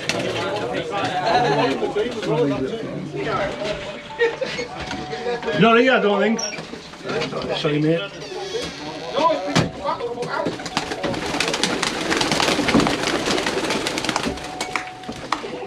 Yeah, at least I want to fly. I'm down, Carl. Red, you're fucking down.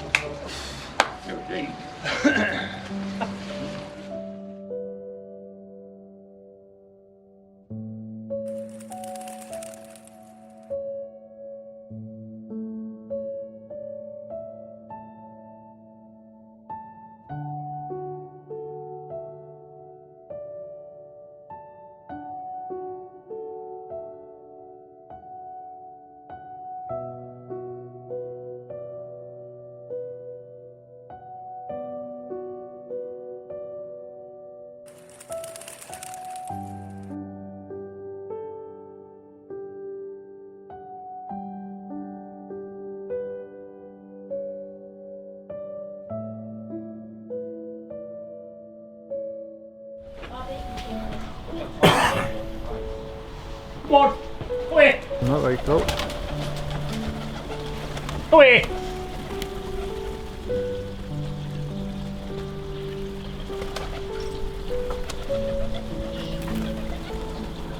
Away! Come on! Away! Come on!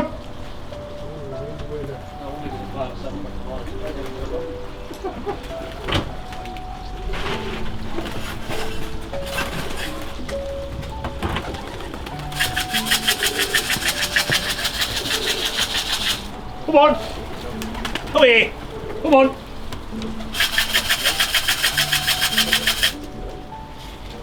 Away! At least you got them out, Carl. Hey? At least you got them out. Right, I've seen them all, yeah. On the biggest flag. There was one little bird that back, but yes, nice. It is what it is, mate. It is what it is. Thank you very much, and thanks for judging them, bud. Alright, I'd like to get any more trip. When they were over there, they've done the business, but they're too far away. Yeah. Should have been doing it here. Over there. Yeah. Col Bailey. I live Middlesbrough, fly Middlesbrough. I've had my birds about 18, 19 years. They originally came from a bit of John Wanler stuff, a bit of Dinos, a bit of lofty stuff. But obviously I've cultivated them myself and it's like my own family now. Yeah, they're a mixed team, all birds, the cocks and hens mixed. I just pick the best out of the cocks, best out of the hens, put them together, you know. I think I put 16 pair in, but I use probably half as feeders and just floated eggs under them to get the young'uns out quicker, you know, for the first competitions like. I've got them split now, the hens are in there and the cocks are in there. I've just finished breeding, so I start off on wheat, take them back a bit on wheat, and then a couple of days before the competition I switch it onto a mix and then bring them back up onto the mix. Depends where the birds are. Sometimes if they're too low you can't, if they're too high you can't, so depends where they are. Oh well, you always think you're doing the best thing, so you always think you're going to be up there, but they make a fool of you more times than not. Well, we'll see. They're better than racing pigeons, a lot better. No, seriously, racing pigeons are too much stress. These are relaxing. They're lovely. They are lovely. I've got my favourites as well.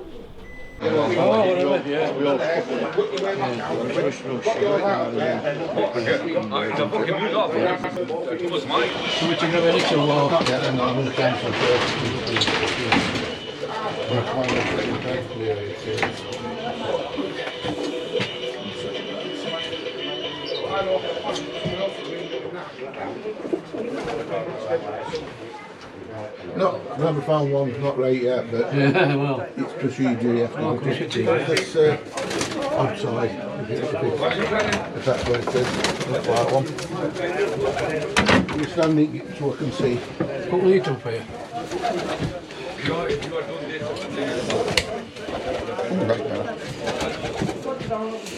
23.48. Bottom, I think, Barney.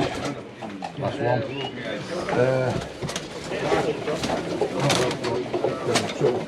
One above it. What next one? Sorry, that one. I'll try and pick them up front so you can catch them. Yeah. So that's for any other reason. What is it? 38.29.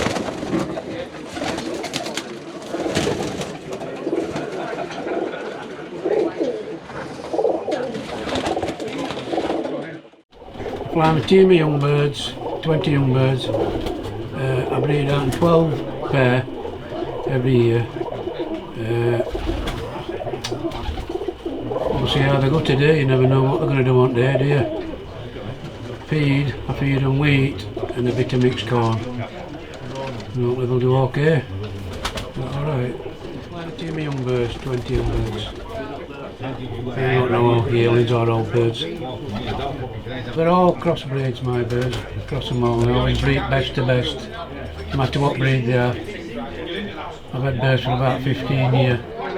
He says they know exactly, so they all know what I was doing, where I was. Oh, cheers, and what matey. day. Thank you. I don't. Thanks a lot. Anyway, You might have told him. Yeah. Well, Yeah. say no more. Always a week come with a box. Fucking all the fuckers back. Good luck with breeding then this week. Good luck with it. I'll get it back to it.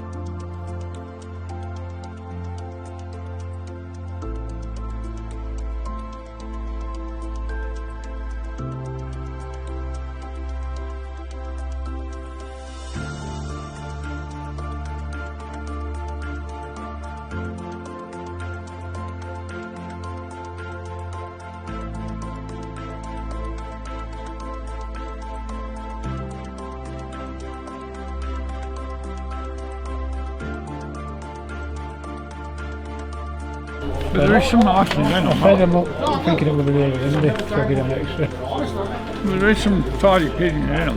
There is. They'll come with me. Yeah, well, all the way anyway. Nice check pies, got the white and blue back down when I go. Sorry? Yeah. Yeah. Here's what it is, isn't it? This one. Right, I'll just open this up. I'm still working.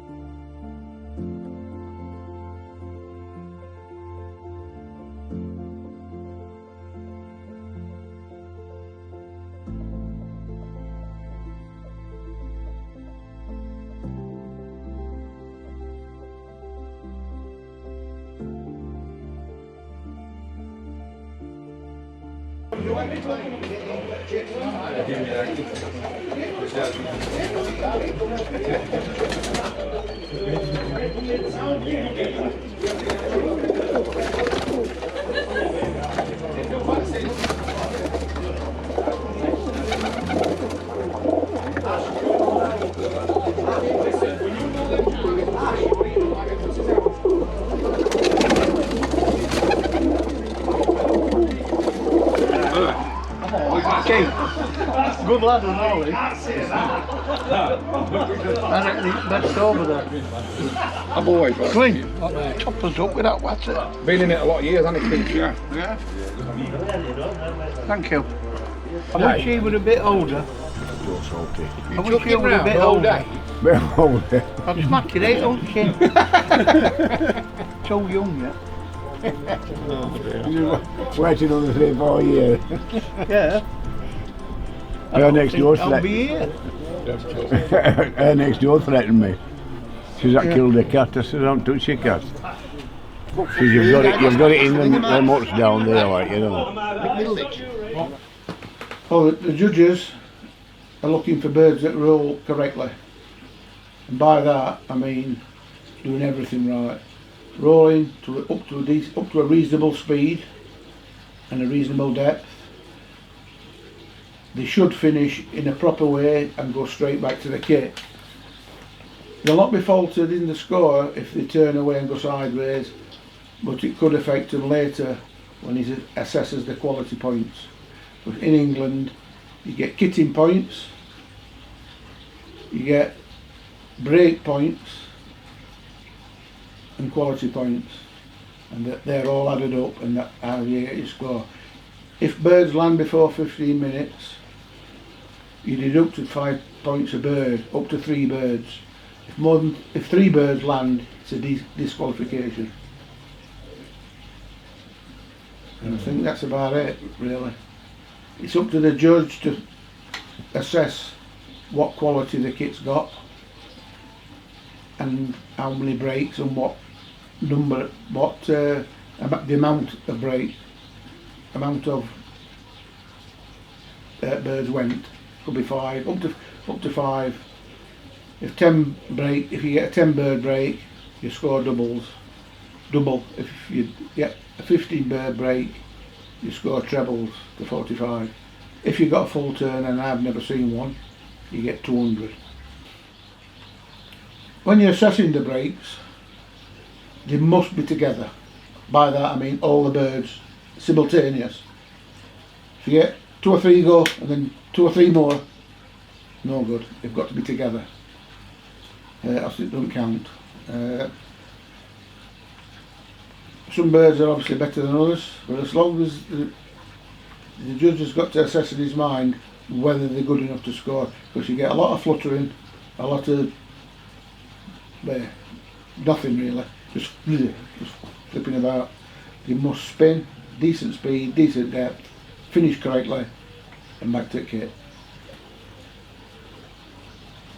As for the fly itself, the route you take, the All England fly actually takes like 12-13 days.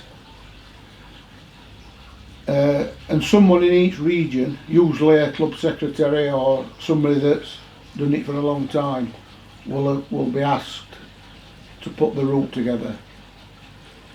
Man A first, man B second, third, and it's supposed to be for the shortest route for the judges. That doesn't always occur. Sometimes they do it for flyers' sake, but they shouldn't. It should be, because we do it for 13 days and 7 and 8 hours a day. The judge needs to be thought about. But it could be anybody that has the knowledge to do it. So the All England secretary, in this case it was Dave Mosley, who happens to be the judge as well, he will have phoned or wrote to every area secretary to say, put me together a route for first whatever day it's on. And then you work it out how many are flying on that day. Sometimes you might not get one area's done in a day, it doesn't matter, you just start again next morning with next man, but they need to know, the flyers need to know, because they can work out roughly where, if you're 5th to fly and you're starting at Fred Blogs, you'll be there, you can work it out roughly when they'll get to you, and so you can feed your birds accordingly in weeks running up to the fly.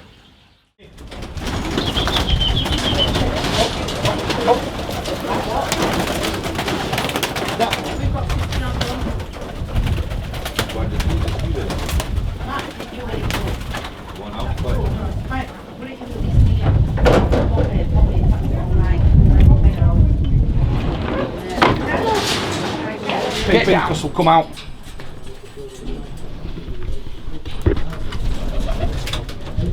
No, I'm individual, but I've let him out this last round. I normally lock them in them to breed. I've just opened them up to finish them.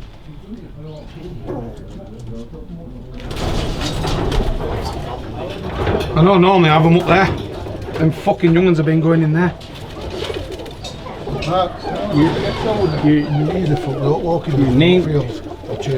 No, I do. Normally they're up there. But I cleaned them all out of a day. And what I've got to do, I've got to let a kit out to clean them out and I alternate them about. And they went in there and I just fucking left them. I've changed them out, I had them vertical ones now there. So there's a cupboard underneath and I put my combing and all other things.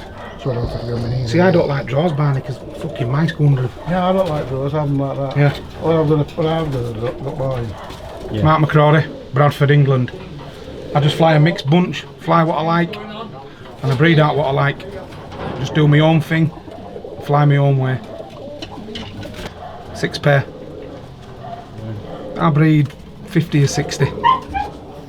Depending how strong parents go. If they get weak, I just pull them out.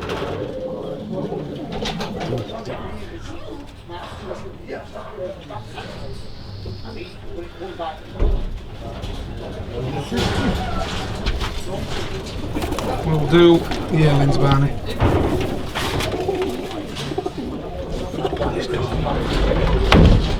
So Any two. Alright, that's him.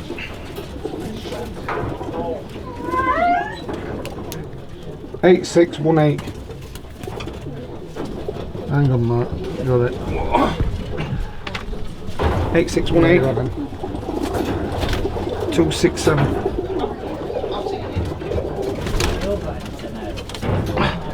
And we've got 20 of. 20 yearlings.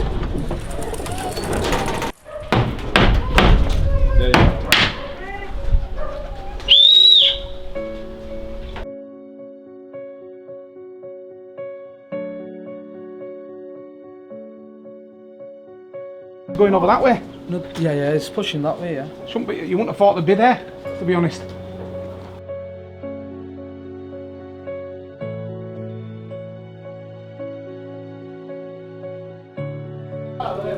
Yeah, step over it. See some jiggy bastards around here. Yeah. Is it?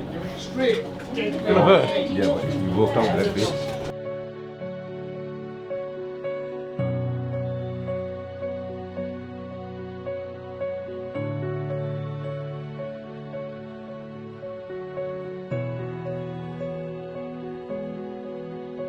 Yeah, he took over your flower garden. Oh yeah. Yeah. And what do you think? Telling truth, Vicky. She Mark ate. likes the hobby, but I hate birds. That's me. I don't like them. Are you coming back here, man?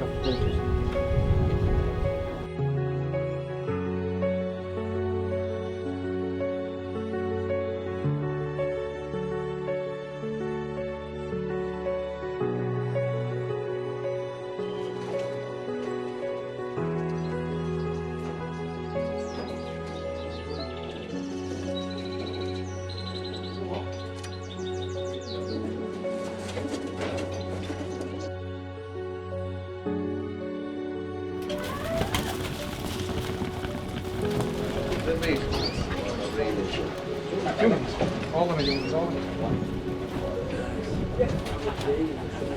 Your week.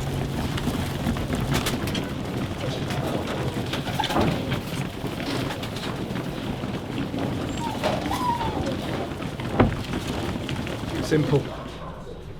If they're flying too long, take weight off them. If they're not doing time, give them more. That's it.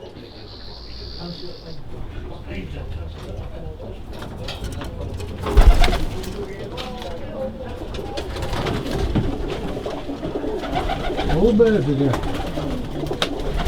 20 of? Yeah. Ones of it. These ones.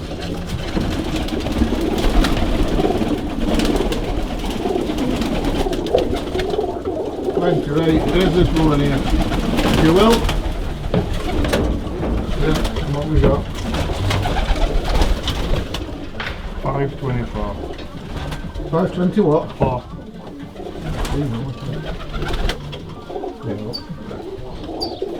That's it. Hello. Alright mate. Flying 20 old birds today. They'll do what they're going to do. You can never know what they're going to do on the day. They always let you down. I'll be good. We're not over in it. Fly them on wheat. Wheat, that's it. Breed off about 8 pair. We're just starting off with a new strain, Sean Lincoln birds from Middlesbrough. I've had them a year this year in October, I've had them a year, so still trying to work them out. How are you? They're ready, you know, Joffa. They're ready for you. Master's here. I am,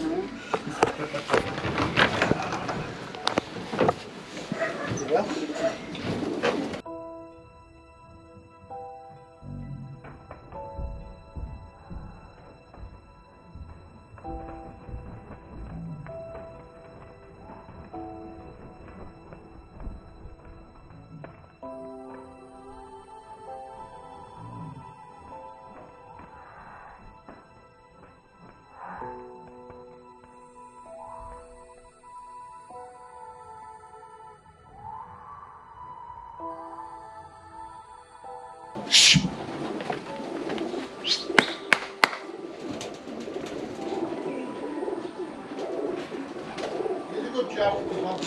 Yeah, I'll give it a shot.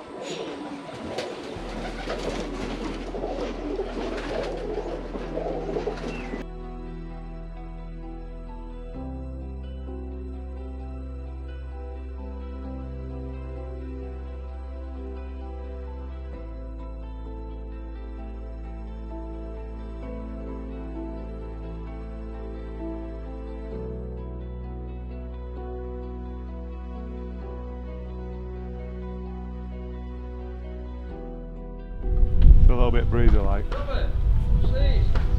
Pigeon! Yeah.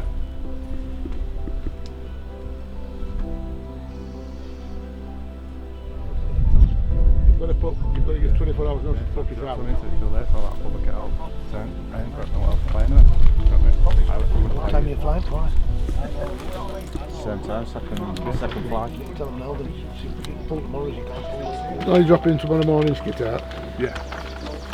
Offhand, we get second to fly like. Yeah. So I ain't got sheets for me at the minute. Done it round with, so I don't get it wrong.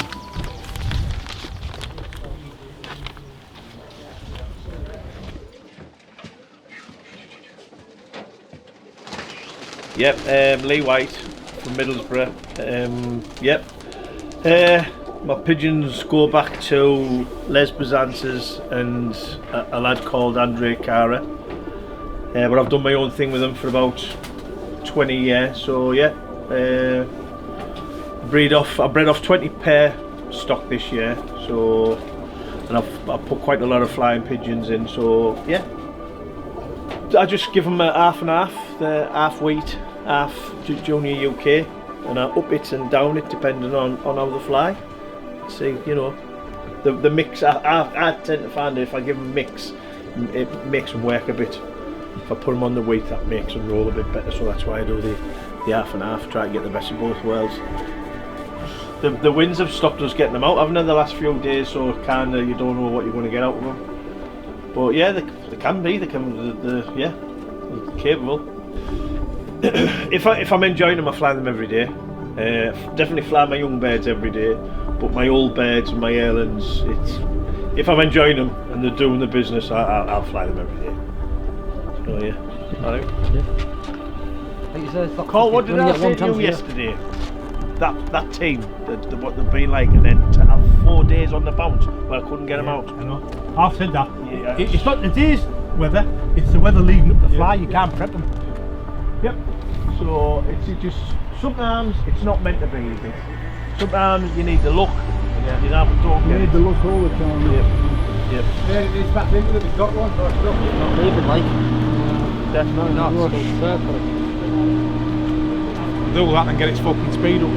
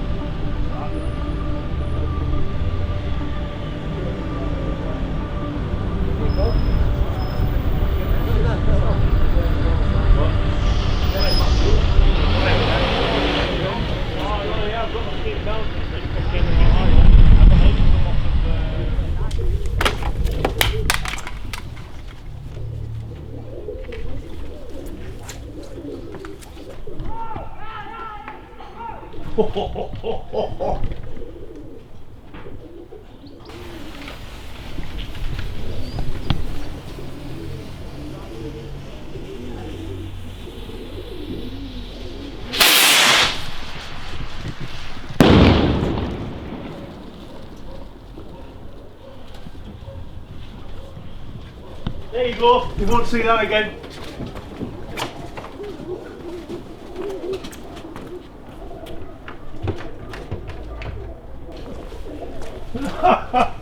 Oh well, it's entertaining, isn't it?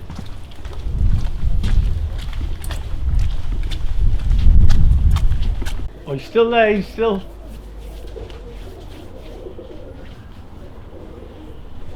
How far in? Yeah. It'll see a kit over there and it'll just... Let the tie or something else on. Are the neighbours used to the rockets? Oh, Did they say that? No, no. There was what? Well, these are rubbish ones. I had the proper ones.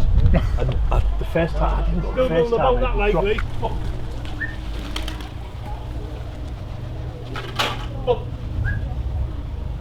Oh yeah.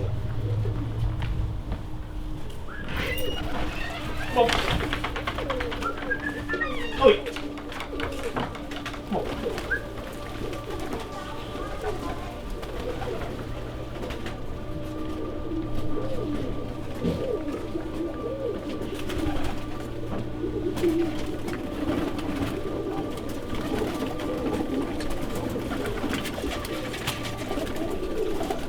If a bird rolls 10 foot and it don't leave a kit, it won't get scored. It won't, because it's not deep enough. It ain't. You cannot see the quality in a bird that rolls 10 foot. It's impossible. It just don't look like it don't work. It don't. They've got to roll to a decent standard. They ain't got to be super pigeons. We've just got to be doing it properly, as you'd want them to do it, as you'd like to see them do it. A lot of the kits that you go and watch, it's not the no good, it's not that the person that's put them together has not put them together right. Half on it is body weight and half on it is condition. If you ain't put the pigeon in the right condition, it can't do what you're asking it to do. It's impossible. That's why you get kits that split, that's why you get birds that come down early. You get birds that will start off rolling nice, clean, fast, but as they go on through the 20 minutes, they start to deteriorate, slow down. The roll isn't consistent. This is because what's happening to the bird when it first goes out, it's in good condition, well, it feels good, and it can put the effort into the roll. But as it goes on in them 20 minutes, it's finding it very hard because it ain't strong enough to carry on rolling in the same manner it started off. So it don't roll in the same way. It loses its quality, it loses its speed, it loses its ability to do the job properly. That's not the bird's fault. That's the management of the bird. Management of the bird is a lot different to a pigeon that's been managed incorrectly. If you're going to manage a kit and you want that kit to do its job, you want to be able to look at them pigeons. They've got to be in a decent condition. They've not got to be starved. They've not got to be sitting there with their heads in the shoulders. They've got to be able to do the job right. And to do the job right, every bird's got to be in the same condition. You cannot get a bird in the same condition by knocking it down. It's got to be built up. Because if you, let's say you feed a can of corn right? That can of corn, you got 20 birds eating it. Some birds eat faster than others. And then you feed them on a tray, right? Now when you feed on the tray, what you'll see is, you'll put the corn down, you'll spread it out, then birds will be jumping over each other, they will, trying to get at the corn. You can't get at the corn because everyone's in the road, right? So there's going to be them weaker birds that don't get fed so much. When you fly them pigeons, them weaker birds are going to be consistent rollers. They're going to be the ones that are rolling more than the others. And the reason why they're rolling more than the others is because they're not strong enough. Eventually that bird's going to break down and it won't fly. It won't. Because it ain't got the ability to fly. And it ain't done that because of the bird's fault. It's done that because of the management's fault. You don't look at what you're doing in the kit before you fly them. Very easy to get 20 pigeons and feed them and kind of walk weeds and expect them to go out and break the sky up. Ain't going to do it. Yeah. Management for a kit of birds is the first and utmost thing that you should do. Not what they're going to do in the air, it's what you do in the shed before they go in the air. There's a lot of difference between feeding a kit and just chucking it out, and feeding a kit and asking it to do what you're asking it to do. And the difference between that is when you look at the birds in the right condition, them birds, you bring them up until them birds are all accepting the food. They've all got enough food in them, and over a period of time, they're strong enough that every pigeon in that box goes up to the perch and there's still food left on the floor. Now if you carry on doing that, right, I'll guarantee you 100% that the body weight on that bird will go light, because it's getting every bit of nourishment that it wants. The bird is in the right condition that it needs to be in, and it's got the right body structure that you're asking to have. They don't get fat. The muscle out there, you think, oh, it's going to get fat and it's going to do this. They don't. Because they don't need to get fat, because they don't need to eat so much. The only reason they'll eat fast and pack a crop out is because they ain't got enough in the first place. You're not feeding them enough in the first place. The only reason that crop gets packed out and filled up right out here is because it's gorging itself. It's gorging itself because it don't know if it's ever going to get that much food again. Because by the time you're finished feeding it in the first place, it's still hungry, it still wants more. You can't ask an Olympic athlete to go and run 15 miles every day. It's impossible, he won't do it. When he's in training, he will not run that same distance every day. He will not be in that condition every day. The reason he runs and trains is he runs and trains to bring his body into the right condition so that when he does that run, he can do it without a problem. 9 times out of 10, if you watch a marathon, right, a full marathon on anything, they'll start off and they're running and the fit as fiddles, and when they get to the end of that race, if they've not trained correctly, the legs go, they start wobbling all over the place. They can't finish the race because they can't run, it's impossible. It's the same with any athlete, whether it's a bird, a dog, or everything has to be in the right position. And on rollers especially, if you don't build them up to that point where you can start to take the flesh off them, you're not taking the flesh off them, what you're doing, they're carrying a little bit of access weight. So when you start to train them up for a competition, you wear that access weight, you fly them, they burn the fat off, the fat comes to muscle, you carry on flying them until they break down to about 20 minutes. Right? Once they break down to about 20 minutes, you hold them up. You've got no reason to fly them anymore. Yeah. You flew the fat off, you got the muscle in the right place, you got the condition in the right place. You've took them down as low as you can possibly take them down without hurting them. You try and take them any further than a half hour, 20 minutes, and you'll be hurting that bird. You will. You'll be flying too much off of it. So when you bring them down to that, then you hold them up for 3 or 4 days. But you have to know what them pigeons are about. You have to. It's not about going and buying a kit of pigeons and putting them in a box. It ain't. That's not what you're looking for. You're looking at them birds to find out how they react to everything that you do in every single day that you fly them or you don't fly them. You got to look in that kit box. When you're feeding them, they're doing different things, and they always do it. Don't care how long you've had them. If you don't look at what they're doing in that shed, you'll never look at them what they're doing in the air, because what you're doing in that shed is preparing them for what they're doing in the air. So without doing the both, you can never actually get them birds in the right condition. You can't. Nice hair, Dave, isn't it? Oh, Aye, where's this lad at? Outside his house, nobody answering on that. You're fucking kidding, aren't you? I told Dave that yesterday. I says he's doing an opening and they're in this because I'm not playing. Right, we're outside his house, somebody will have to come round and tap us round. Where is it? He's on the allotment. On my estate? Why, aye? If I knew that, I would have waited for him to come. He's coming out with me. You should tell us, fuck it, leave it, Right. let's go. Right. Aye. It's stupid. I'll struggle to find it for me. I'm shit with directions. Surely you can find Max from me. Well, I can find Mac's house. That probably is aye.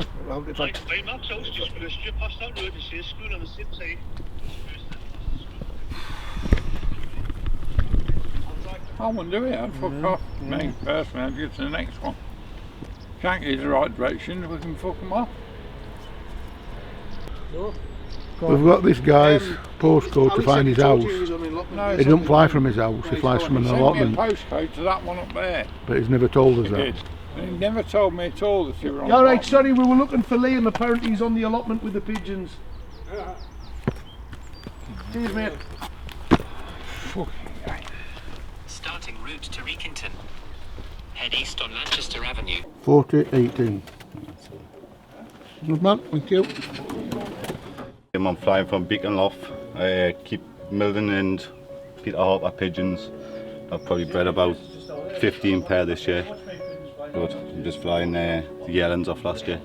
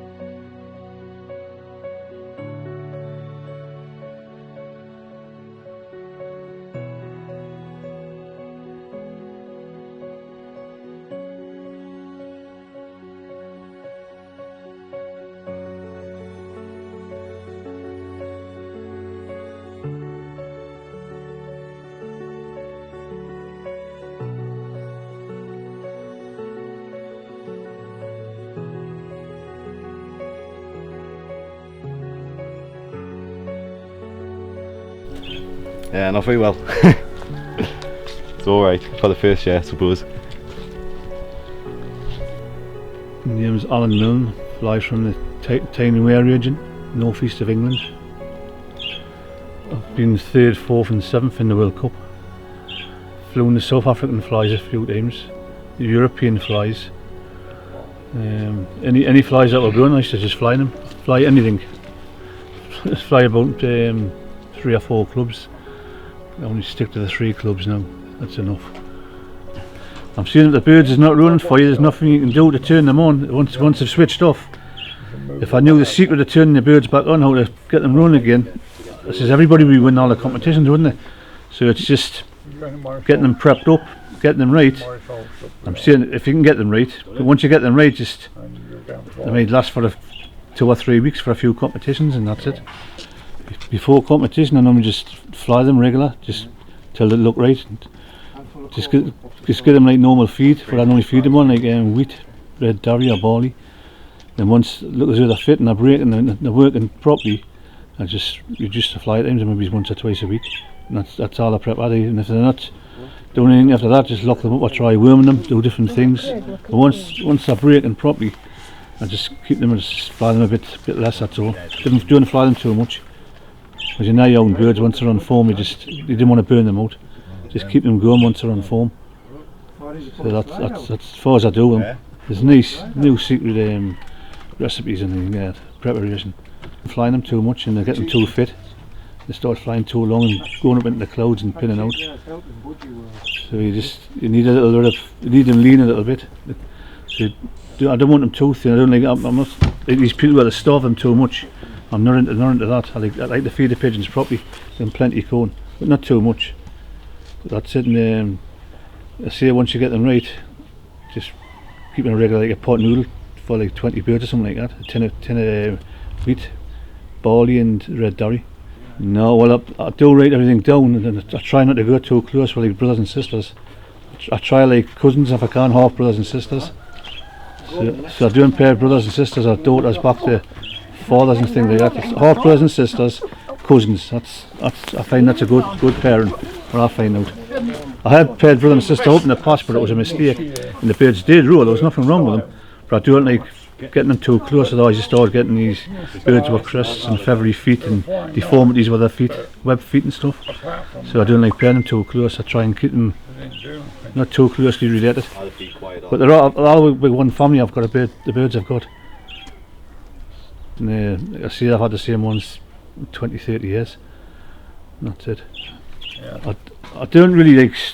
I don't knock them up or down. I sort of like. I just give them a normal feed. But if I fly too long, I give them a little bit of less food. Just maybe half an hour's flying. That's all they want them really to 40 minutes. And that's probably enough to fly for a competition. Just so they don't drop. You don't get disqualified. As long as they do the time. That's it. We don't know where we're going. That's Fat Boy Dom. Fat Boy Slim. I got the best fucking rollers in the world.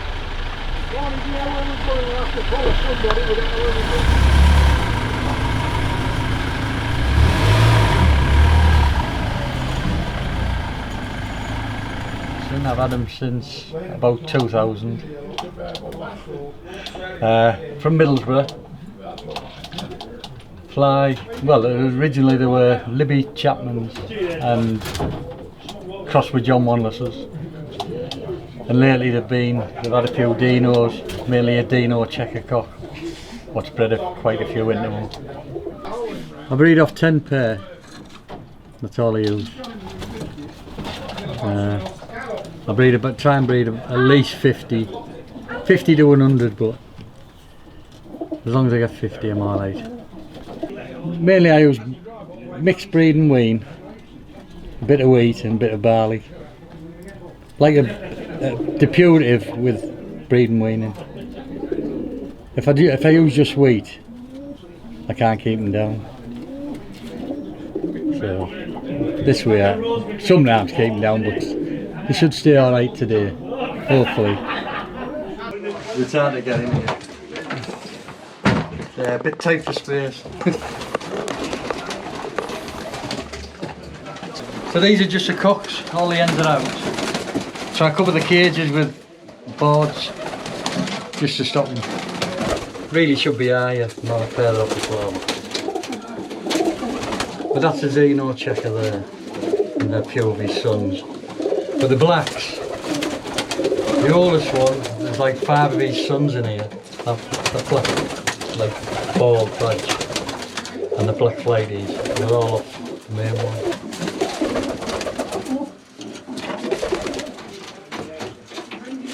So once they come in here, they don't go back out, so you only get in here if they're more or less perfect. If they've got any faults, they won't get in here. But they're not breeding what I thought they would. Do you know what I mean? The quality of the birds, the cocks and the hens, they do breed good rollers, but not the amount I wanted. I know, I can't.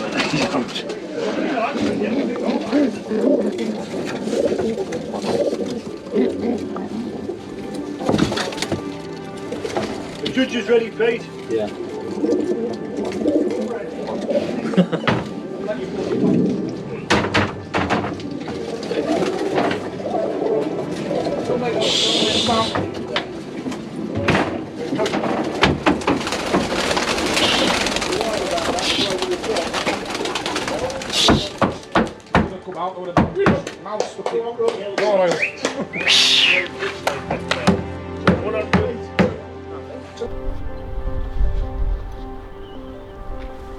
Coming over now. Could go anywhere. Who's got a Annan? And we've gone backwards. Oh, yeah.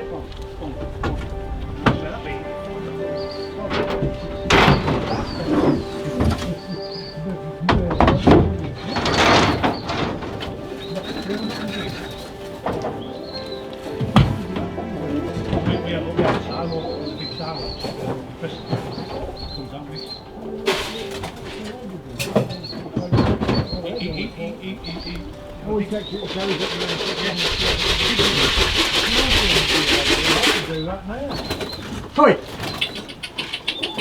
Come on! Thanks, Peter. You alright, mate? Hurry! Come on! Hurry!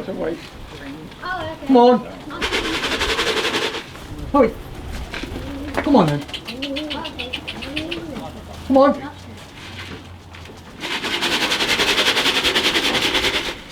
That pigeon there, Pete. Alright, I'm Wayne Hobb, I'm from Durham, and right now we're in Greenfield, actually watching the bird fly for the ARC. These lads are all here turning up and hopefully it'll be a good day for them. The weather's not too clever, a bit cloudy, but you might get some birds out. So good luck to them all and hopefully it'll be a nice solid day for them all. Maybe the best kit win overall. Hi, my name is Sean Overfield. I live in County Durham, and this is my flying side of pigeons. I use 6 pair of breeders, that's all I use, and maybe 2 pair of feeders. I roughly breed between 30 and 40 pigeons a year, and that's all I breed. Well, they've been a bit, I wouldn't say hitty missy, but I think it's because of all the bad weather, the wind, which doesn't help, but you just cross fingers and hope for the best on the day. That's the way I look at it. You can only do so much. Right, you want a couple of I'll get this one, yeah.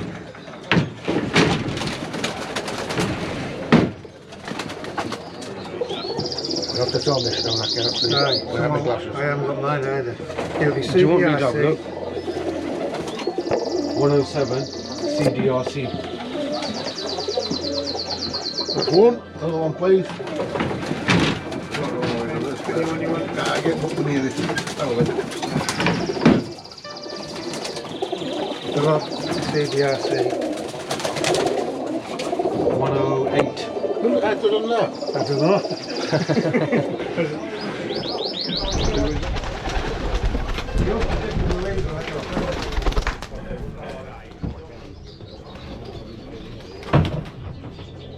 Might be looking stand here, I don't know. Dave, once you cross that field there over near edge, do you want to cook off? How much is it, mister?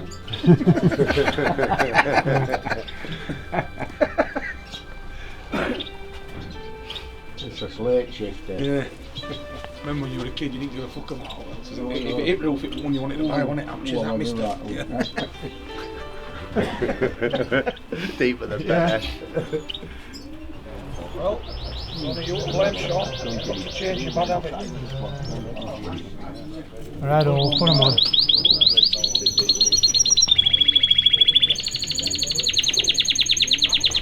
I am. We'll see you down at A1 then. Huh?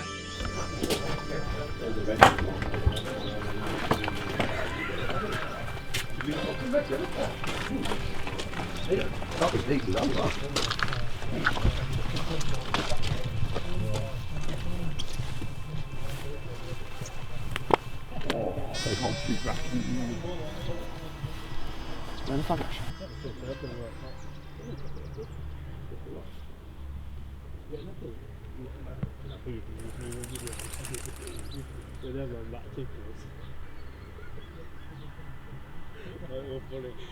The self-coloured pigeons, I just believe that when they're flying in a kit, if you've got a few dark pigeons, self-kit pigeons, and you're flying a self-coloured, when they get it wrong in the roll, you can see that they're getting it wrong. And when it analyses itself, it doesn't look right in the air. Where with dark tails and black and white and flighties, you can see them wrapping it, and doesn't, you know, your eye goes to somewhere else. Where the solid pigeon always stands out, so you're constantly drawn to it. That's just my opinion. Other people might have a different opinion, but that's what I believe. I just don't believe in flying solid colours. Every now and then you might get a decent one, like you want to keep, but as long as it does the same thing, same role consistently, and doesn't do something different, fair comment. But if you see it spannering out and doing different things, if I can see it, the judge can see it. So what does that say to you? I had one in my kit earlier this year, and quite a few people mentioned it. You know, for self pigeon, if it's not rolling properly, it's going to stick out every time. And then what it does, it's like you're just focusing on that one bird. And I've not seen a decent one yet, to be honest. I prefer them with white flights. I could tell you that I've just said that there. I've got a self black, believe it or not, but it's from John's and Charlie's pigeons, Charlie Grouse. Yeah. And that pigeon there, believe it or not, everything that's come off it has been a black flighty, but obviously somewhere down the line after 8 young ones I shot a self black.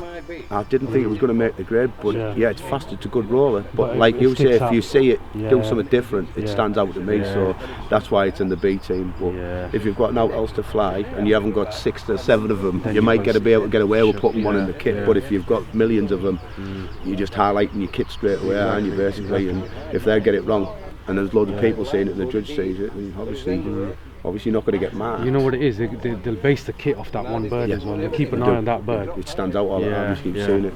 I've seen so many birds. I mean, one thing I'll be honest with you, Strava, I mean, a lot of people like big breaks. I don't. I like quality of the pigeon, me. I like the way it wraps up, and I like the speed of it and the finish. A lot of people will mark pigeons and see them break, and then they'll go 5, but they didn't watch the end of it. I know it sounds mad and pedantic, but they don't watch the finish and the regroup with the kit. So when they come out, I want to see the birds are facing forward, so they're already go back off. If not, you start seeing fucking wanging out and going the opposite way around. By then, if they start missing a break and that, these fuckers are out.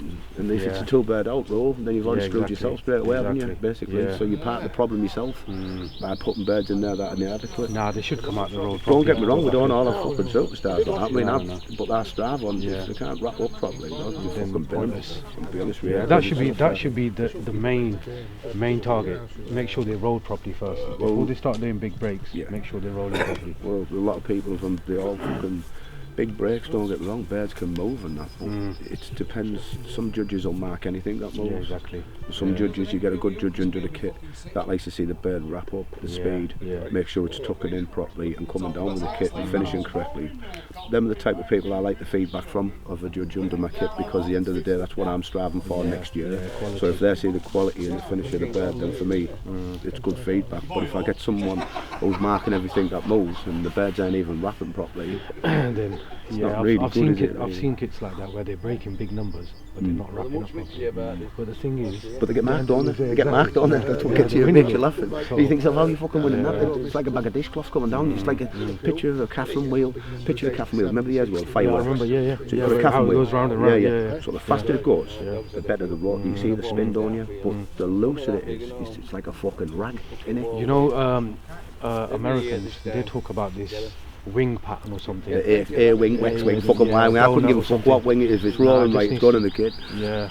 I'm not bothered, but there's a lot of people who probably look for selective breeding and all this. It's entirely up to them. I've been working with the same pigeons for nearly the last 15 years, to be honest with you, and I'm quite happy with them. But a lot of people who get pigeons will go to the person who's winning, and then they expect them to Now the thing is, they'll be different at his house and different at yours. Of course. Majority of it's down to management anyway. You can have the best pigeon in the world, but if you don't manage them properly, they're going to be a bag of shit. It's like that conversation I had with Charlie, we were on about it there. A bloke come down before, I'm not going to say his name, come down saying, watching a mixed kit, all mixed kit, rolling the tits off, fucking breaking well. Good kit, good solid kit all round, you'd be buzzing with them. Comes down, goes, I want a kit of them. He goes, I couldn't breed you a kit of them. He goes, why? I said, because there's birds from 2009, 2012, 2015, 2018. You got to think of all the birds that were born that year, and you've only kept them once for that year to make that kit up, and you're asking me to breed you a kit. I couldn't do that physically. I could breed you some off them bloodlines, along them pigeons, but I couldn't replicate all them birds. How many birds do you think have died to make that kit? Exactly. Do you know, that's what they don't get, and they come over and say, breed a kit like that. It's fucking possible. It's a bloodline, isn't it, that you can get, but you can't get the same bird.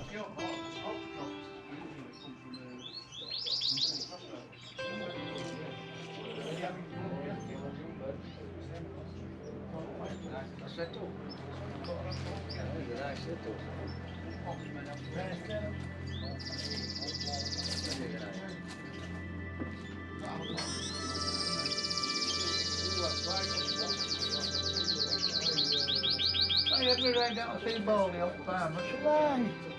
Next week, drops jogging. What am I doing here? Yeah, my daughter's canary. I'm walking my way.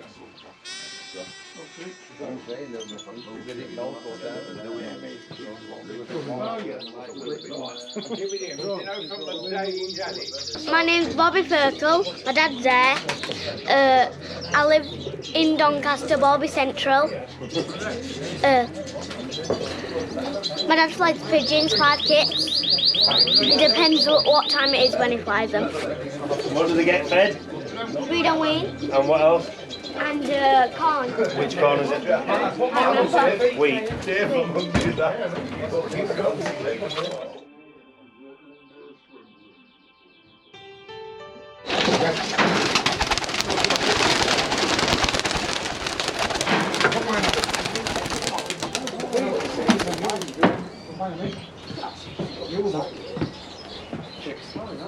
Feel bad.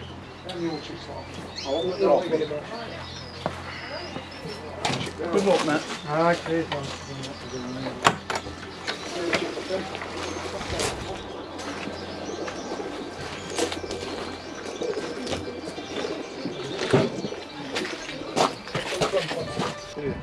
Yeah.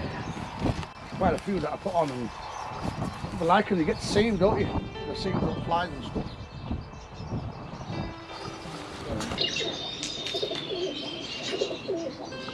Right, put them on. Right. Put them on, Dave. Put them on. He said, take them off. You can't fucking see them. He's put them on anyway, so it's up to me to take them off. Yeah, right, that's it. Isn't it?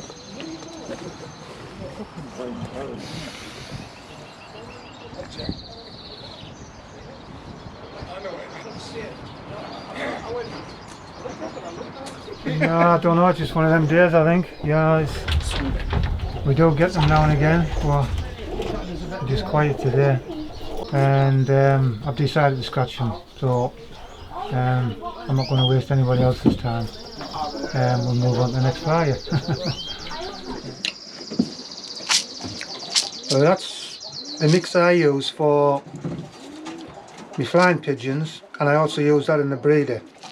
This is what they get, but for my flying pigeons I dilute this down with wheat and red daddy, depending on how the birds are flying.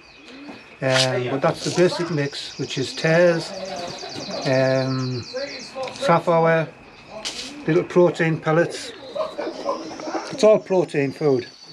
Tares, like you say, mung beans, and then I just add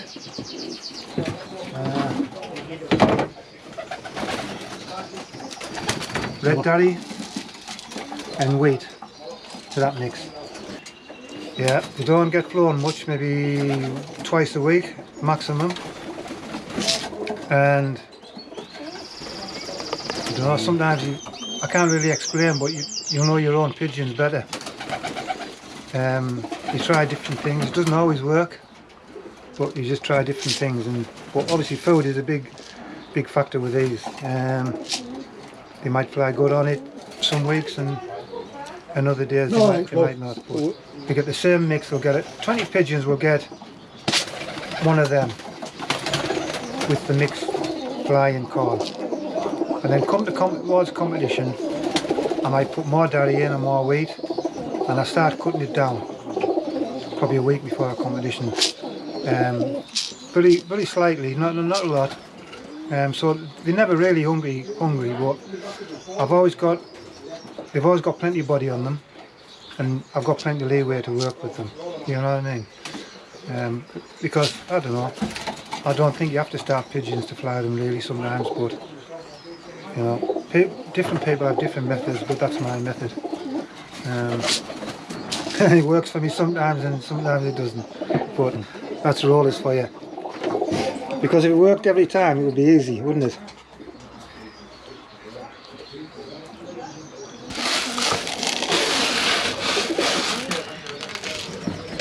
That's a very high protein mixed out with tares, mung beans, safflower.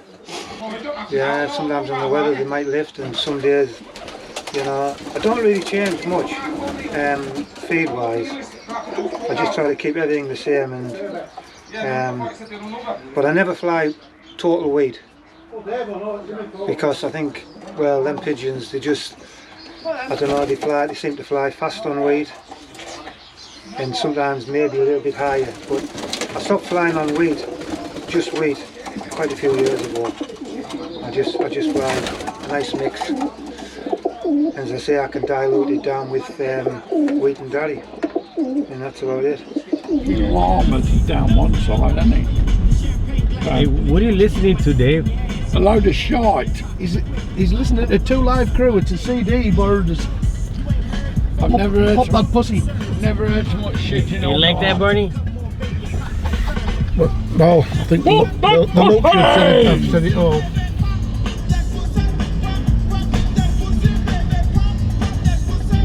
I think he's going to go home and put it straight on his fire, on his favourites. Fire.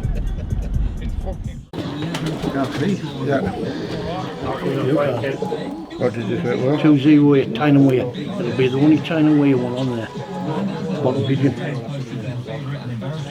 Good right on that.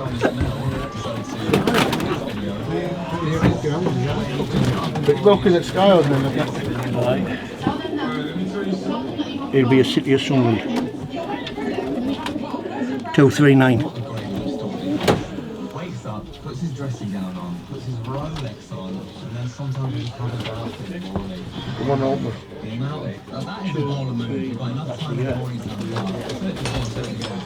No greater bit of luxury in life than having a bath. My name's Stuart Turton, England. I'm flying 20 cocks today, and I hope they do well. Well, they'll do what they're going to do, mate. You can't predict what they're going to do. Right, I'll get them out. Yeah? Swaps his teams like he swaps his underpants once a fucking week. Now what are you shouting about? Just get them out. Let's get that shit out. Right.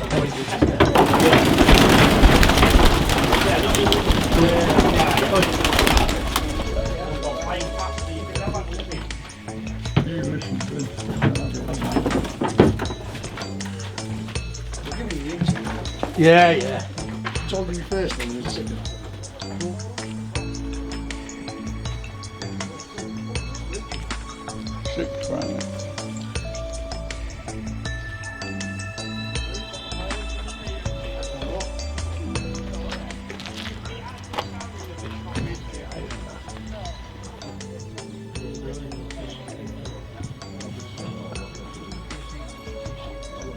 Five of them, man.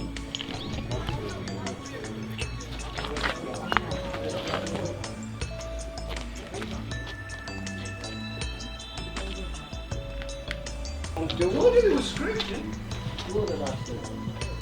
the screaming, it's above it. Is that the bobby you're screaming? Turn the back way.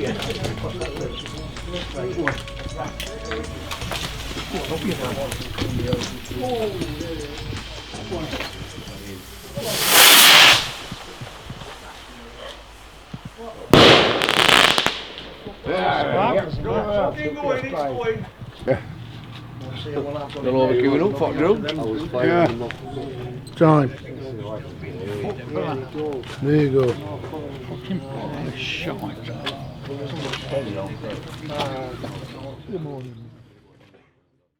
I don't expect them to break all the way through the hour. I don't expect them to be doing one a minute or busting in great big numbers. I'm training them birds. I want them to fly flat. I want them to close up together. I want them to hold up for a break. And I want to see them break.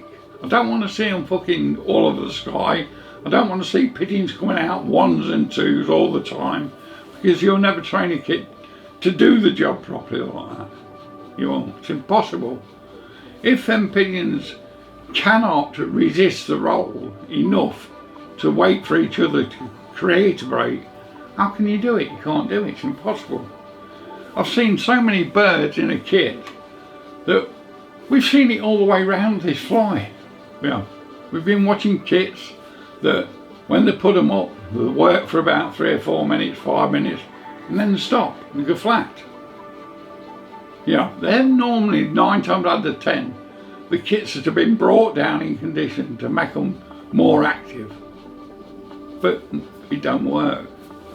Then you'll see a kit that will come out and they'll start flying really fast. They'll start moving across the air fast in different directions all the time. And that kit will never work.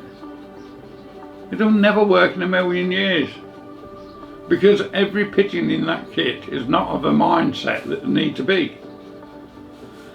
And then you'll get a proper kit, a kit that's set up correctly, that's been managed properly. The only kit we've seen up to now, and I'll be honest with you, is Dino's. But they wasn't correct, they weren't really there. That kit would have been a lot better if the kitting had been tighter. But it weren't, it was spread out, so we weren't getting the size of breaks that we should have been getting. But a nice kit that's been set up properly, you'll see it going at oval, figure of 8, the wing beats will be nice and slow, every pigeon will be of the same mindset. They'll go across the sky, you'll see the kit slow down, you'll see it lift its head, you'll see the kit will be flying in that manner, it'll be flying like that. It will. It won't be flying flat, it'll be flying with its head in the air. And when they come to the turn, they'll slow down, they'll go into the turn, they'll lift, and they'll bang, they'll break. They will. And that's the way a kit should be set up. And if you're watching a kit that's been set up properly, within the first 5 or 6 minutes, you'll actually know where that kit's going to break. And you won't have to look nowhere else, because that's where they'll do it all the time. It is. In that same place every time. My name's Gordon Joplin, I live in Sherburn Village, County Durham. I'm flying 20 young birds this morning. They're mainly my own breeds. I've crossed them through everything. These ones are too young. They haven't come on the roll properly yet. Keeping well, but not rolling much. I'll be flying yearlings next. They're not so bad. As long as these come down and I can get my yearlings out, because I've got a short spell in between.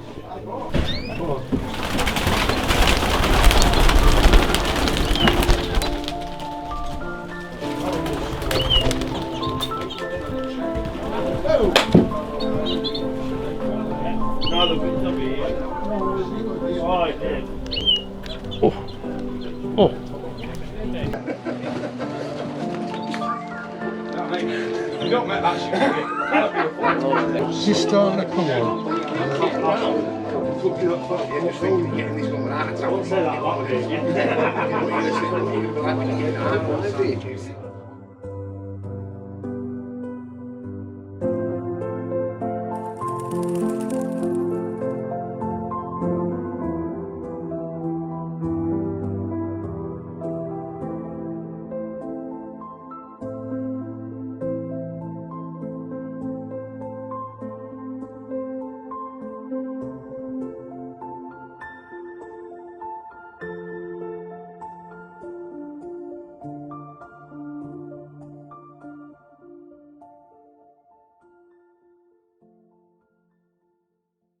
Alright, I'm Greg Maguire. I'm flying from Washington at Sunderland.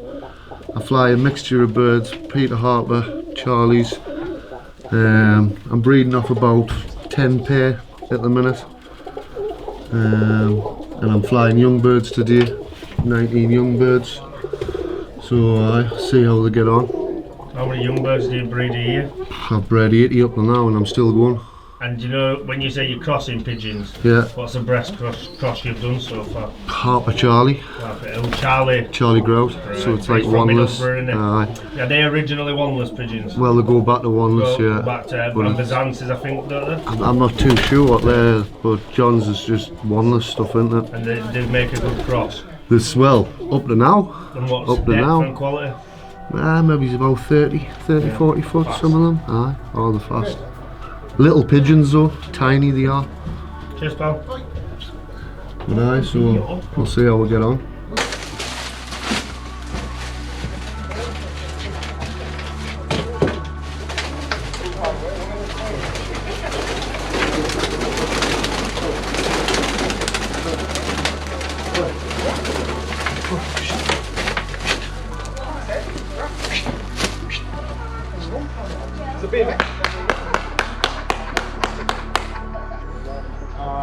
Come back to the main roundabout, straight across.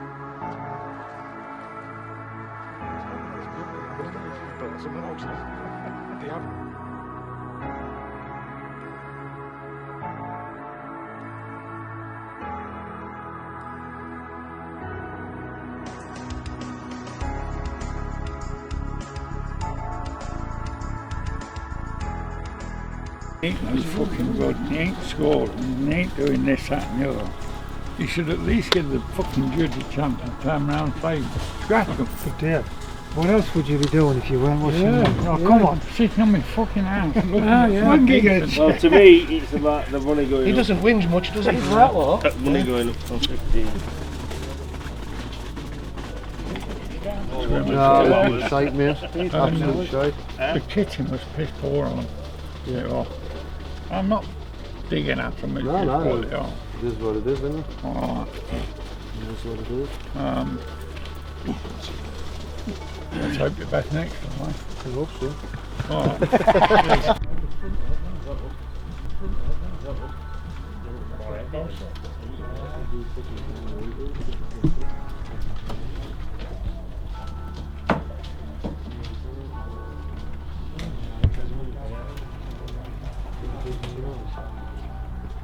That the one that's just banging.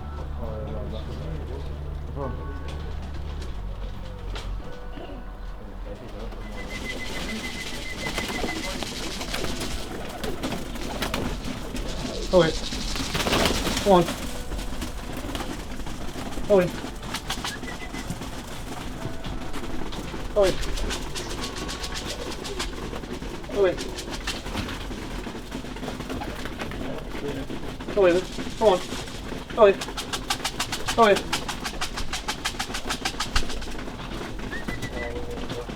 Oh wait. Go on.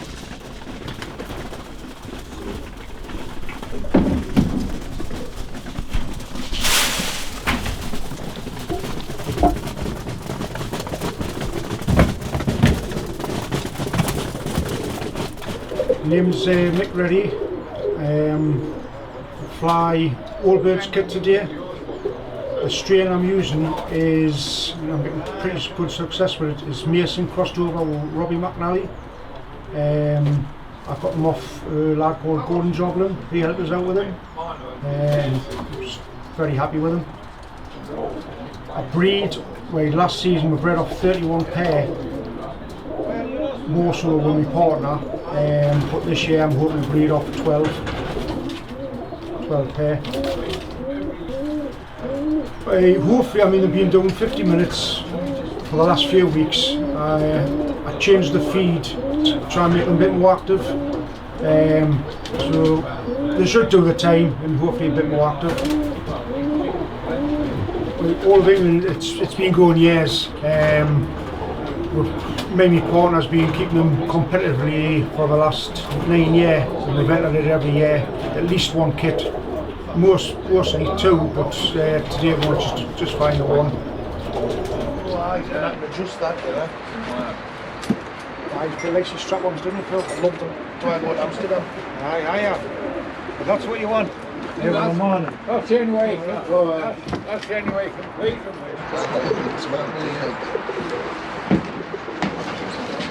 Come and shoot. You want to check it? I want you to check it before, yeah. There's this blue one on. This I'm going 20 white, but I can see. What? 2268.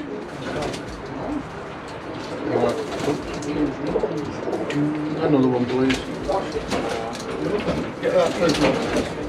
Yep. Yeah.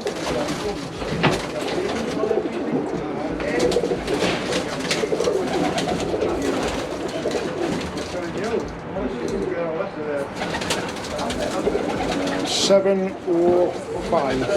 705? 705. Thank you.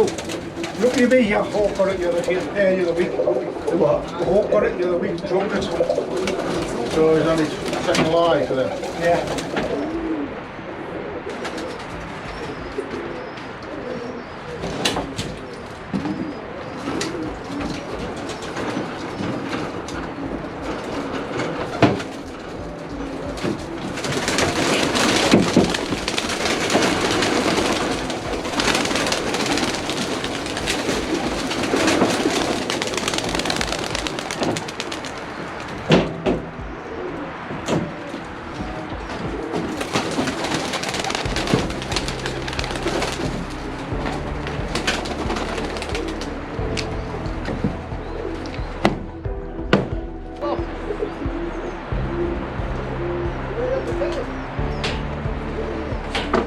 What are you seeing? Honest? Good start, Philip. That's it, can shoot back and out here.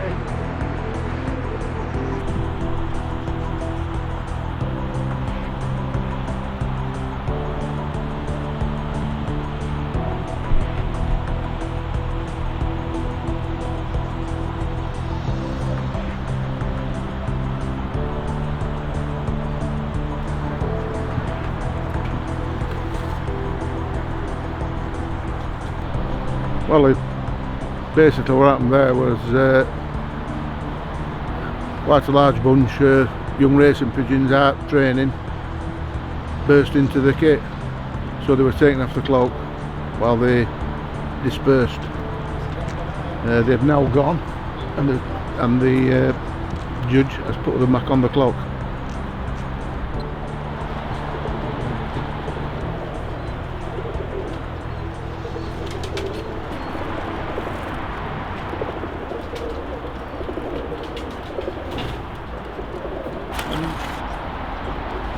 Doing a great deal, but you got two nice birds in there. There's a black pied and there's a check pied. There is. And the check pied flies at the front. It does. Mason. It's got to say Mason, not really that one. If I were you, I'd look to set them out. Well, see, there's only one more fly Sunday, that's it. That's all I'm doing. And one fly can cross that bird for breeding. Right. That's what you got to think about. Thanks for your Hey, thanks, sir. Thanks anyway. See you later, that's it all. It's 72.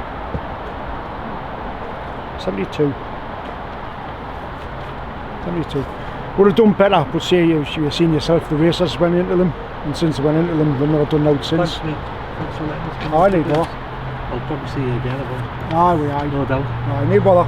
Spoilt you for the racers, aye. We will take it. Alright, well, I like the two bird rule in the World Cup because I think it encourages everybody to fly a kit of rollers, the Duke kit.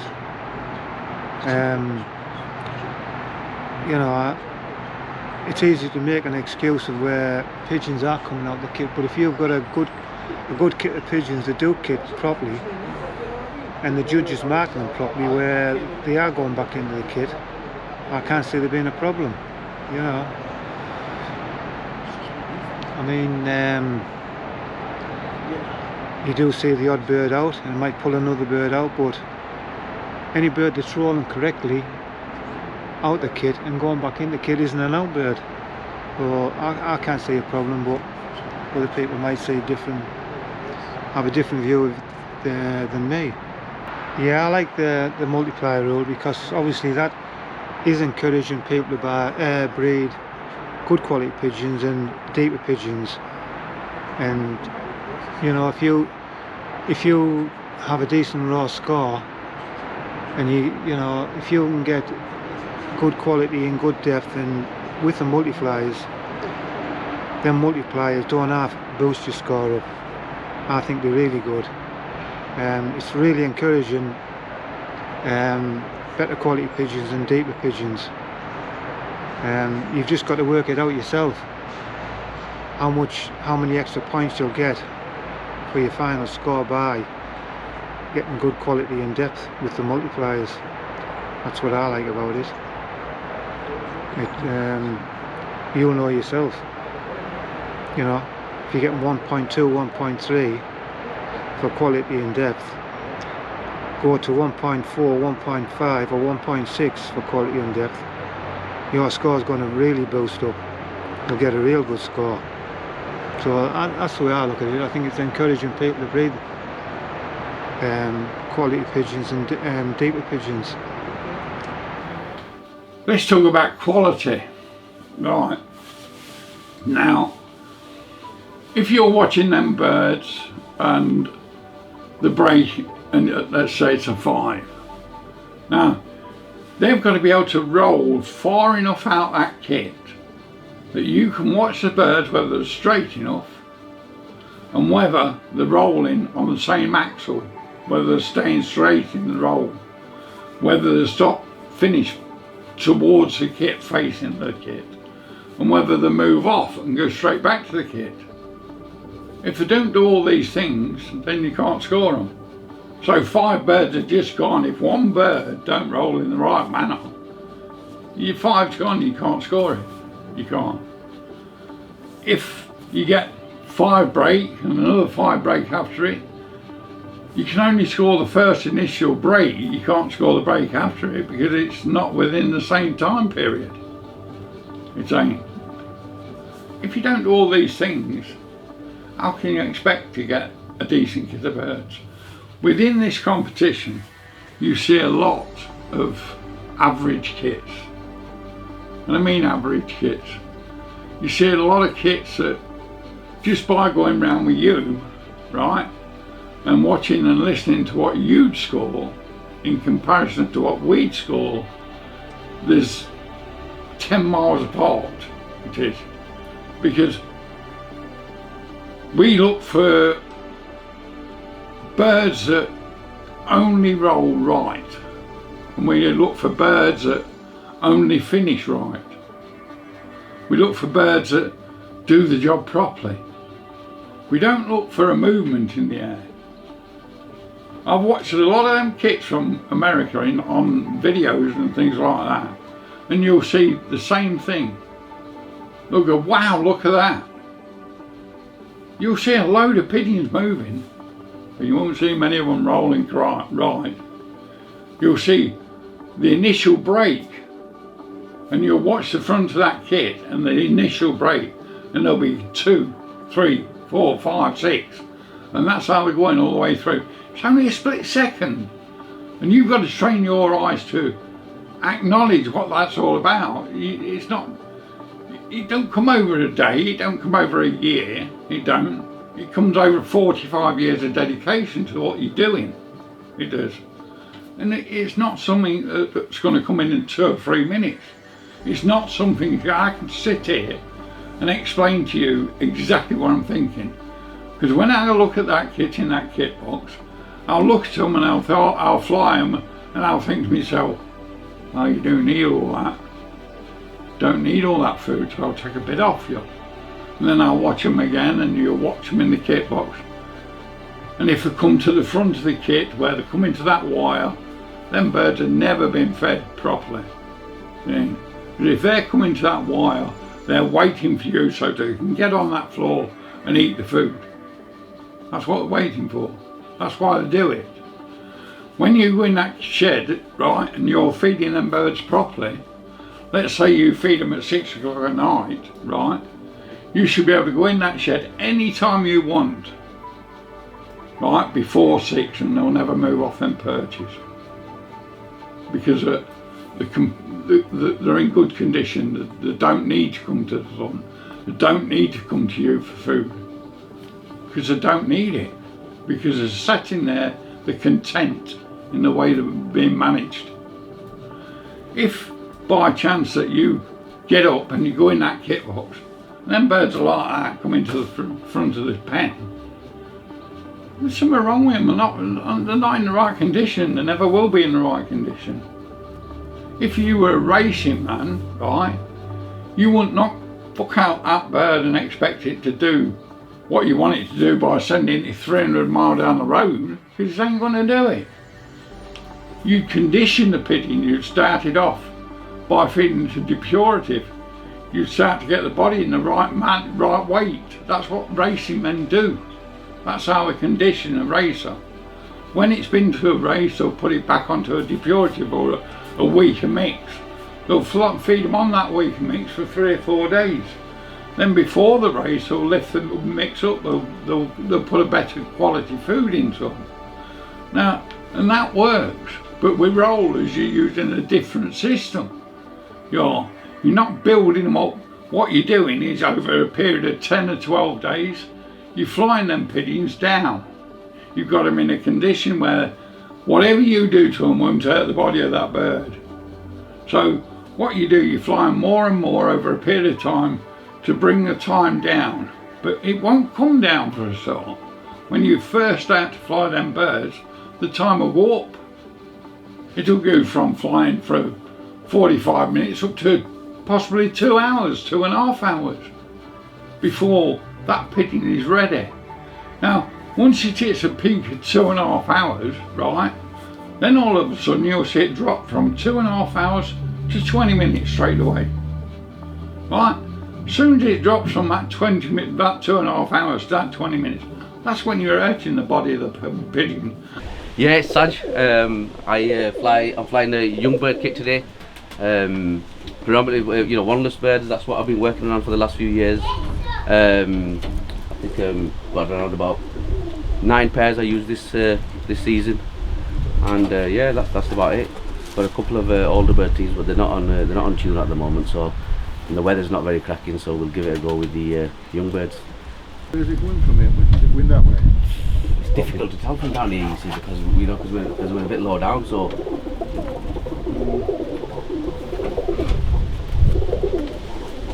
real pigeon man. Proper pigeon man, better than me, I think. You know who he is, don't you? Yeah, I've seen you on TikTok. Yeah. Where did you see him? TikTok. He follows him, he shows me him all the time.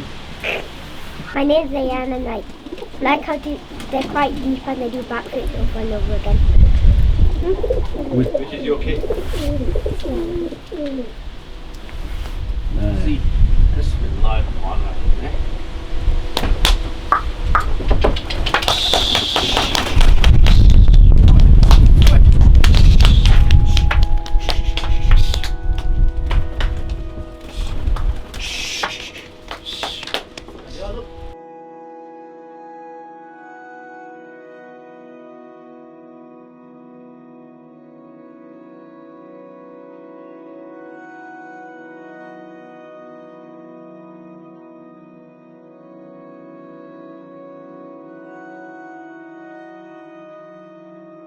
I'm gonna grow up to be the best flyer in England.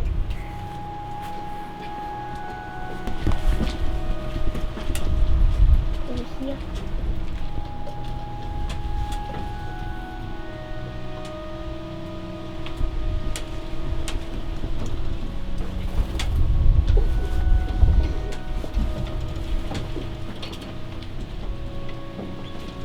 Left. No, 448. All right. Give it 5 minutes, Dave. They'll come back. I'm not giving over. I'll let you move on. We'll see. Well, I'm not going to have you looking at fresh air over here, are we? Well, that's the correct way to do it. Let's put it that way. Yeah.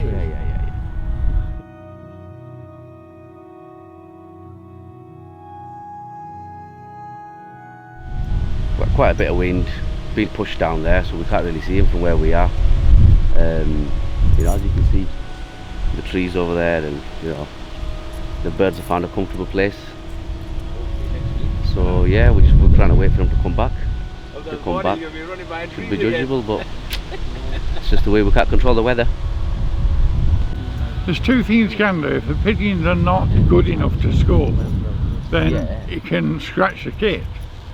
But 9 times out of 10 they don't really look at it that way. They look at it that they've paid the money they're entitled to fly, which they are.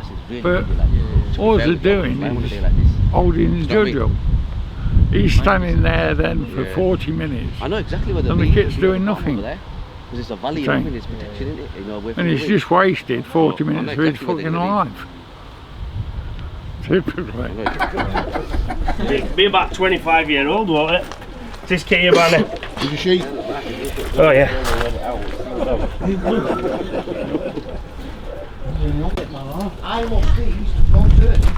Just pick one and I'll grab it for you. There's 20.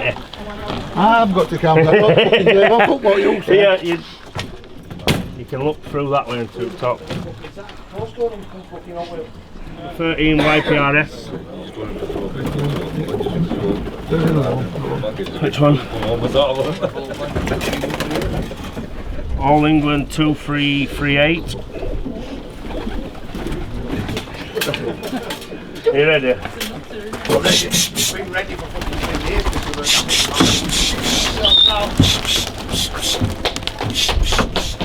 Yeah.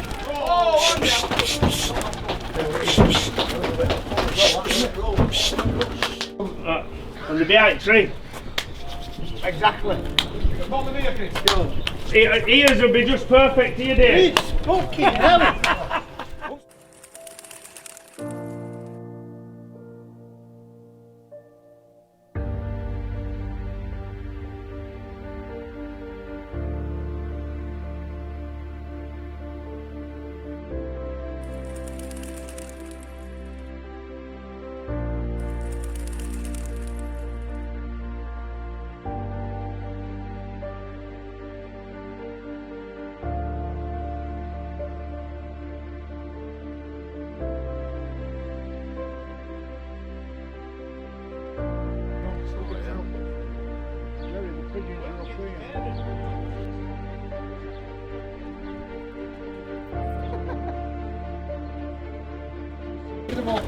They're saying well done. Well done, has he got it from? I don't know yet. Give him a well done.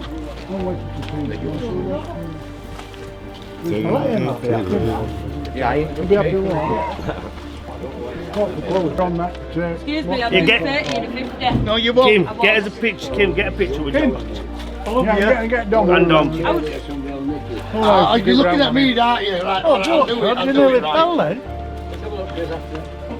Old seedling. The one. I'll give them a middle. My dad's rollers are good. They're sometimes overfed. He should change what he feeds them sometimes. So I just give him a thumbs in middle.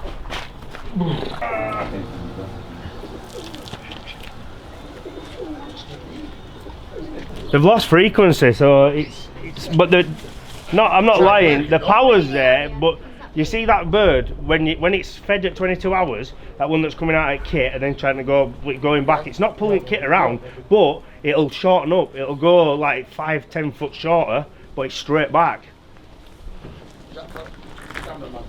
No, I'm being serious. It's not an hobby, it's his life. He's obsessed. Isn't he, Bobby? Yeah. Tell him. He's obsessed like that. And his pigeons, doesn't he, Dad? Yeah. He's like out there 24/7. Yeah. Oh, it's nearly that one. That is going on my good, mantle. That's going on my mantle. Come on, boys. Girls. Are we going for a... Ready's day now. Excuse me, Jerry.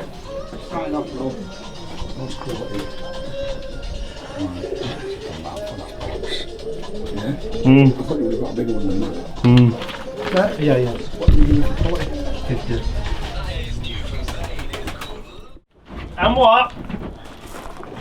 I am Chris Firkill from Doncaster, Yorkshire, England. I fly Birmingham Rollers. I breed as many as I can in a year. They've done all right, but they've just gone a little bit over time with the feeding.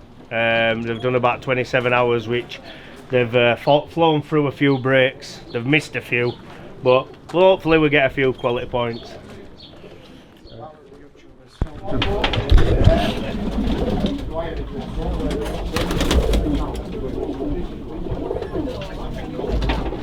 I bird bonds. So, I mean, this is not guaranteed to find it, Yeah. but it makes them stop risking it. I understand what you're saying. Right, what we got, kid? Tom, I can't see it. We've been here. Been looking at. I've got my thinking glasses. Oh, yeah, as soon as Dave told you he's ready. Yeah, when he's ready. Bill Jameson. That's my name. And I've been flying I've done about 5 years roughly. And birds are basically from Charlie Patton and some of my own. In fact, they'll be mine now because they're all mixed in. They're all, you know what I mean? That's what I'm flying. Where I've bred. They're all mixed. The Charlies, that Monroe, and one or two others. So, and I've crossed in, crossed out. So there won't basically be a line of them. I would have thought so anyway. And these are about 4 or 5 month old. Some of these. You come on to roll at this. They're just starting to come on to roll. I did pair up well February. You know what I mean? I'm not expecting them, I'm just flying them. That's it, isn't it? That's all you've got. That's all you can do. You know what I'm like anyway. Have you fed the legs in there? I've got a few of them. There's one or two here, one there. Just trialing now with me is a way. And win or lose, I'm not bothered. Only look on the legs around. Yeah, look on the day, innit? That's right, innit? It's a nice morning for it. Can't, no excuse with weather. The weather's alright.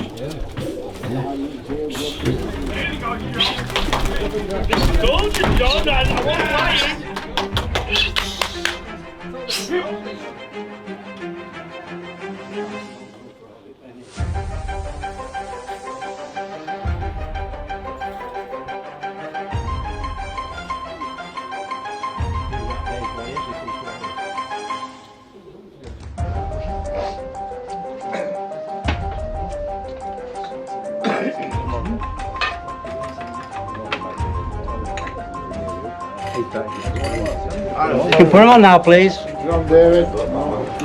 Are they on? Yeah. The thing is, he said that we got.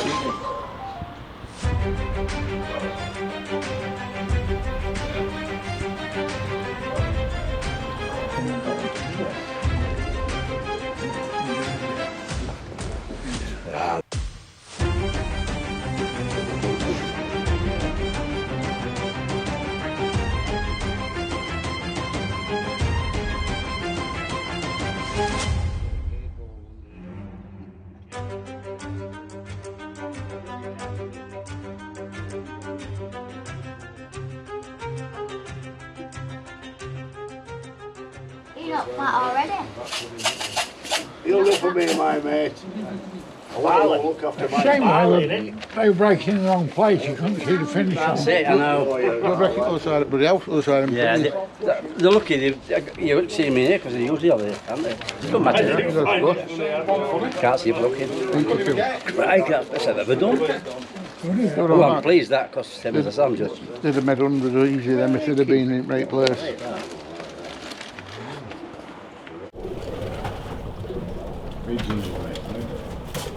Come on. I'm trying to drop these to get my ends out. Yeah. They're not usually fly this long. Yeah. This should have been down by now. Trying to drop this kit down, young bird kit, so I can let me ends out, me old team out. Stay there, Bobby. Sit down. Come on. Come on. Come on. Yeah, you're right. I do. Well, for it other day, wasn't it?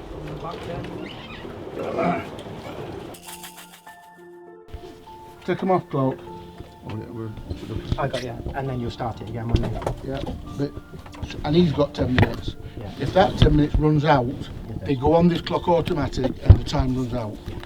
No problem at all. So my worry is that they won't make their time, so I'll put them on quite quickly. If that makes sense. No, that's fine. They've got to fly at least, they've only got to fly 15 minutes. Well, after 15 minutes, you're safe. Yeah, You're safe. You'll not lose your school, whatever you accumulate. Yeah, it is what it is. But I would say you want to go out, and they would normally go that way, but the wind's changing. So well, we ain't got a wind at the moment. No. So the first flyer we've done for 3-4 days without wind. So I'll just let me get up with Dave. Yeah. And I'll be here at night, and if you were ready, you can have them out. If you're not ready, you've got a while, whenever you think. I'll let them out.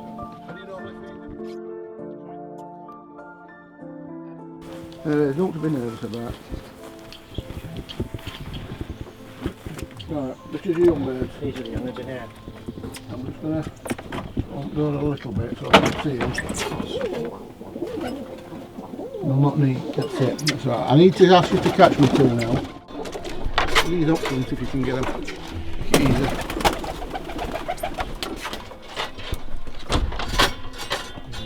74. MRPC 74. No one. It's a great hobby really if you can once you master it. Sorry? It's a good hobby if you once you master it. I love flying.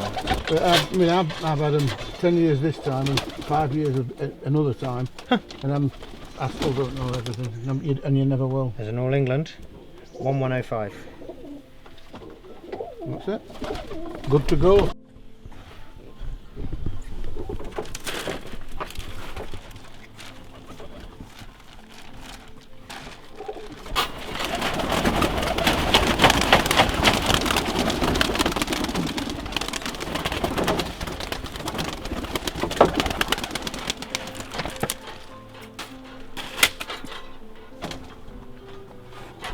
Hi, I'm Matthew Newell. I live in Gloucestershire and I'm going to fly a George Mason strain of pigeons. All the pigeons I'm flying today have either been bred by George Mason or they are one generation away from bred by George Mason, but those parents were bred by George Mason. I'm nervous, fingers crossed. Okay?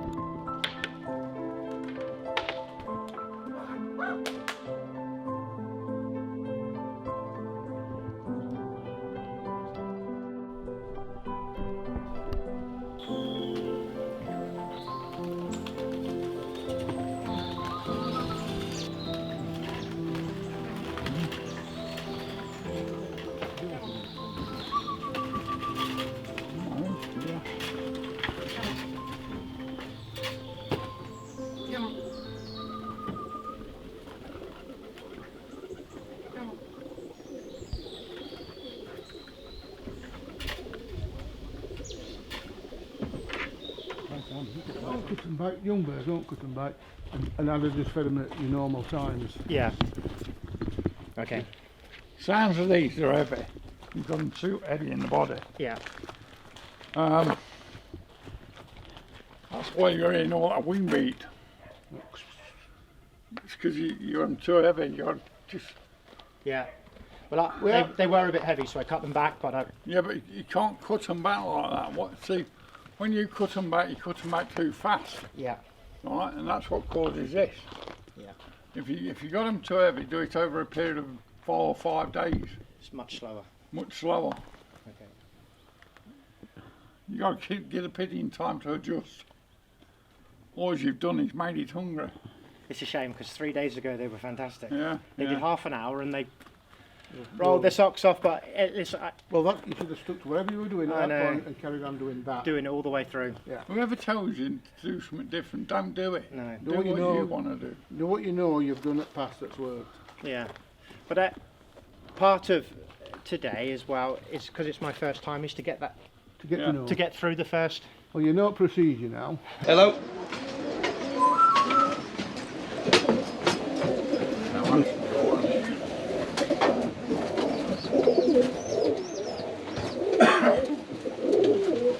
Yeah. Bought the shed and then built it and then put the nest boxes in.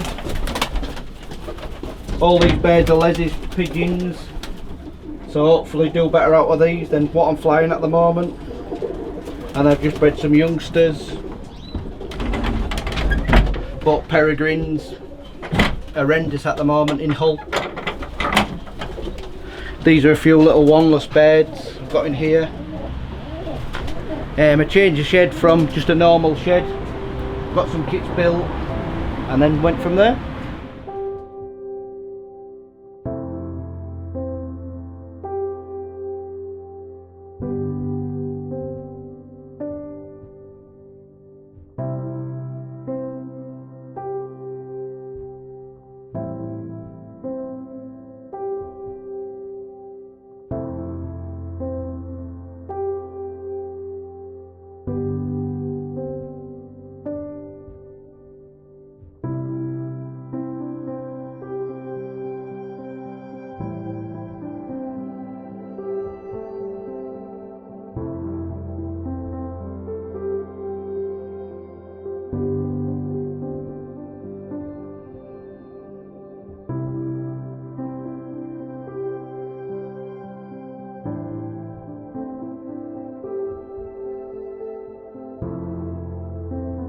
Well, last night, like I say, keeping it even though I want to be taken, because there's one, this pair and another pair, so there was 3 at his house last night at the same time. Peregrine last night. Killing the hobby. Yeah, definitely. Top kit here.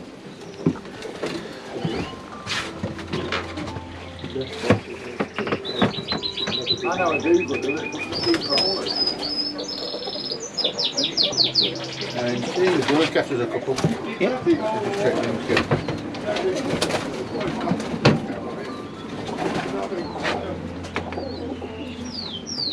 534. You know what you're England? It's NERC. NERC. 534. Yep. That you know what to do. That one there, yeah. This is 28 ARC. Okay. Right. Yeah. Everybody's going to be a cup of tea. Yeah. Do what you want. Where we're likely to be going? It's not really that windy. If it goes, if it starts blowing over that way, you might better off going around the house there and just going around the back. But I think they'll get blown this way, really. Feels like it's blowing this way, doesn't it? Yeah, to be honest, it's blowing that. Top!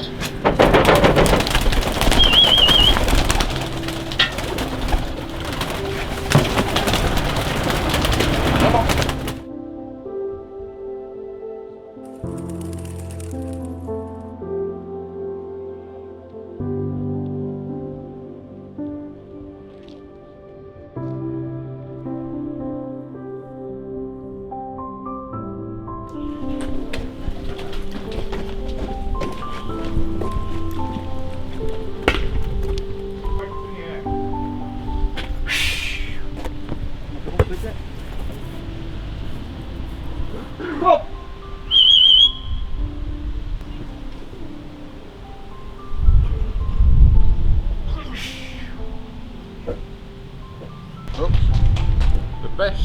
pigeons land on the roof Got it with them, haven't is to fucking kill them. Ain't worth having.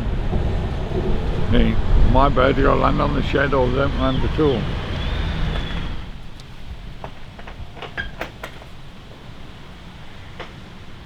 That's what I said, yeah. Your dad, when she was young, it's a bit different, but 90-year-old.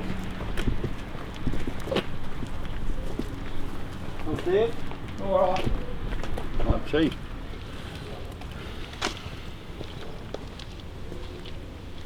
Do you all want a tea, coffee? I'll have a tea, please. Tea? Graham? Coffee for me, please. There's always another year. This should live long enough, I think. Making so. You gonna pour that? No. Yeah. We had a coffee though. A nice coffee. Which ain't his fault, is it? He can't help it. Well, it's one of them things, isn't it? Well, he's had a bereavement. Yeah. His mother has passed away. He's not been flying the birds. What can you expect? You can't expect anything else. Yeah. You can't have your birds shut up and then turn them out and expect something. Not gonna happen, is it? There you go. They just didn't fly. They went to the roof and just won't get them off the roof. Just unlucky, really. Eddie Mahoney from Hull. I keep lesbians pigeons and a few wanless. Just started up this year. Team I've just flown today. They're just bits and bobs I've picked up, just something to fly. Everything I'm talking about is right for the birds that I fly. Right? Now, you might have to do something different to the birds that you've got because of the way they're bred. I breed my birds to work in good condition. I breed my birds so that I ain't got to knock the shit out of them. I breed them so that I ain't got to run them right down to make them roll. I look for things when I'm looking for a stock bird, and there's certain things I look for that gives me the impression that that bird is good enough to go in the stock loft. Now, the only reason I look for birds in the stock loft is if I need them, or if I need them birds in the stock loft. If I've got 2 or 3 pigeons that are the same way bred, and I've got birds in the kit the same way bred, what's the point of putting them in the stock loft? Because we've already got it there. You want a compatible stock loft. There aren't supposed to be a best pair in there. Every pair should be of the same value. It should. You should be able to move that stock around so you can compare one cock to one end to another cock. You should be able to move them around and still produce a decent roll on. I'm not saying that a super duper fucking roll, because nobody does that. I'm talking about a decent roll with good standards. If you do that, you quid's in before you start. Yeah.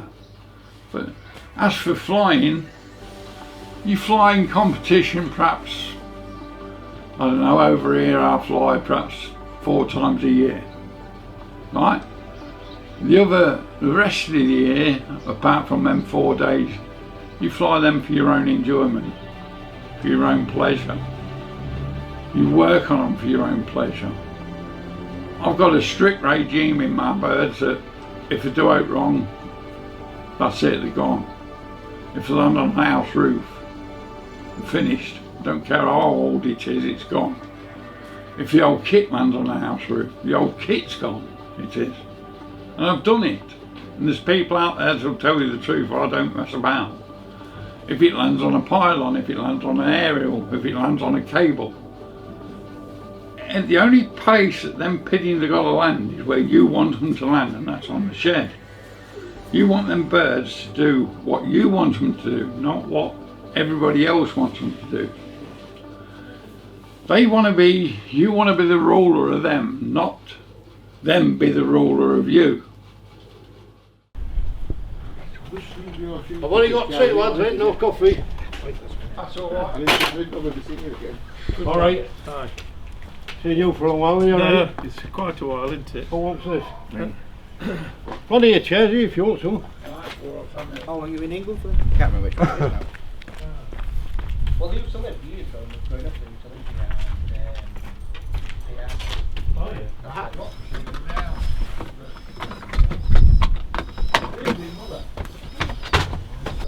I'm Stephen Atkinson's brother who lives in Northampton, who used to be the secretary of MRPC.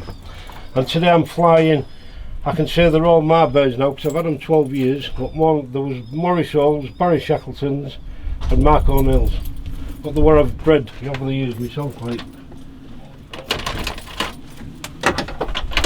You'll have a look in this one. At the moment I've took the partition out, it was 2 breeders but I'm building a new shed. There's 22 pairs in there of breeders, stock pigeons. I have 6 kit boxes but most of them empty. There's 2 here, 1 at the end, 2 more here and 1 outside.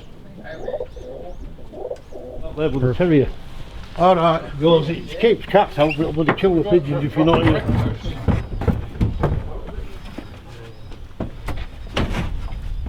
Yeah, it's all these that are in the top. That again. It's all these will be in this one. You want a couple out for rings? In a sec, 20 young birds, just have to count. Yeah, they're all on young birds, yeah. You want a light on? It's hard. I can put a light and just watch the duck come to make them straight at you. I'll hear you fine. Try again. I got 20.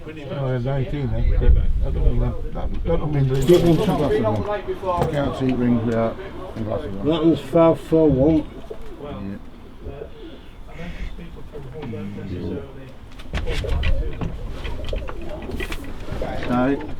Yellows. Yeah, they're from Maurice Hall stuff then. Oh, a lot of the buggers do it round 506. Top. Yeah, a lot of them don't roll like so, but I've got these. I've got some given off Mark O'Neill what Morrison left me. I'm looking at Mark's over there. And what happened, I'd descend, and every time it rolled, it was good. It was about a 30-foot roller, but you know, she was coming into land every fucking time. And she was, I was fed up of getting her. She had her eye out, and then in the end, she bumped 3 times in one day, and she died. So what I did, I put her to a real short cock and these like the ground goats off it, but they are so. The only trouble with a lot of them, they're hens, they aren't cocks. You don't see many. I've got 3 cocks in here that I have for stock. No, you don't see many at all. Do you want these out yet? No, let me have these couple of tails. Say you're alright, I've done your teeth. If you don't have teeth. Yeah, it's no problem, just watch how you come down. I'll even film my son off your good too. Yeah, don't put the glass box there, sir. Yeah, I'm in the mean of making another shed, that's what that lot is. Oh dear.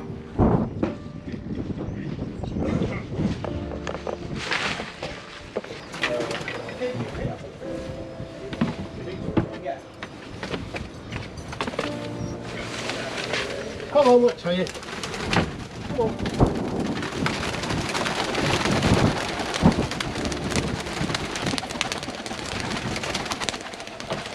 Come on.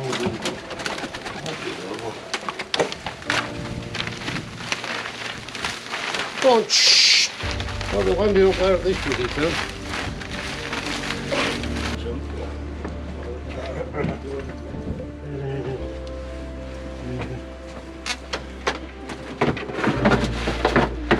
All I've got them on young bird mix and wheat.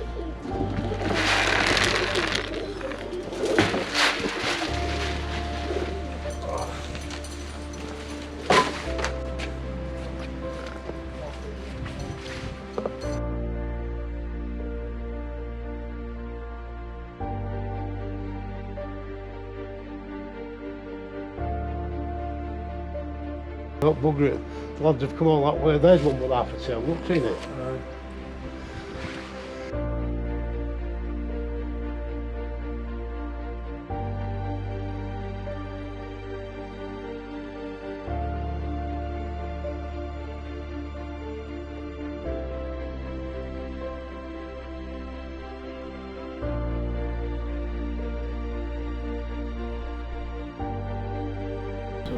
They just won't fly it on, to be honest with you. Yeah, I mean they're not really old enough to be rolling properly. Like I say today, I won't go to bother. I was sick. I'd sent him a text anyway saying I'm thinking of chucking it and all that. And then I thought I had to think about it. I thought, why should I let that bloody oak beat me? Yeah, there's plenty of promise in them. Yeah. Just a little bit young. That's all right. Isn't it? Thank you very much. Got another brew before you right, go. Right, Paul, I'm going to wheeze back to work, mate. See you later. See you later, Barney. See you later. Good safe, yeah. Yeah, that will fly, this one. Make the way. Grab Lana, can you, Bab? I'm Joey. flying in the All England today. I'm flying 9 hens and 11 cocks, and they're all bred through these pigeons here, which are my stock hens, and here there's 10 stock cocks, and there's 7 sons out of 1 main cock. God willing, we'll see what happens. I don't promise this thing, they'll fly alright. They're alright, they flew well yesterday, so I'll see how they fly today. 5, 9, 19 as well, ain't it? Right, that's it. Yeah. That's all we need from you. So when... His nest mate, lovely thing, that, yeah, his nest mate was nicer than him. It was a proper, it had a... Like a black knuckle. Yeah, but his nest mate had bronze in it. Yeah. That done head at the time. She's old as well now, she's got... You still feeling? You still feeling? Yeah, she filled 2 last year, so 6 sons out of him in there. In this year, you'll see it, that's his son now. Let David get nod and then... Yeah, when Dave did it. You ready, Joe? Yeah, I think you might be better on the corner, Dave, you know, just outside. Because they're definitely going to fly that way today, like. They don't usually fly there. I'll stay with you until they put some on. Yeah. Unless you're going to come out to us and put them on. Let Dave get out, like. Yeah. Because he's a bit old now, he's slow, ain't he? He's like a fucking spring chicken. On his feet, aren't Ned? Yeah. Right, watch yourself, lad.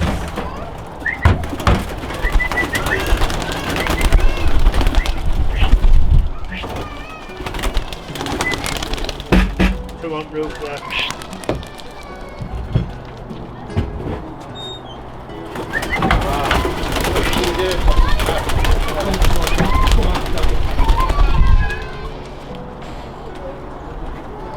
All up. Box and then separate. Yeah.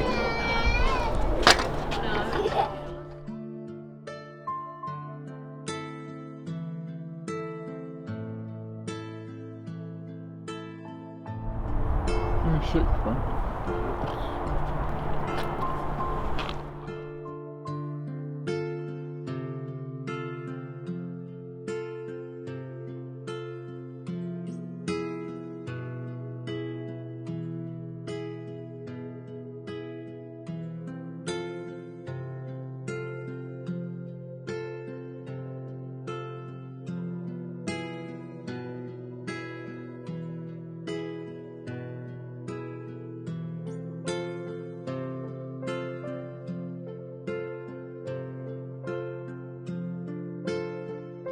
Is it young bird? He can make us been about his legs there. Already? There you go.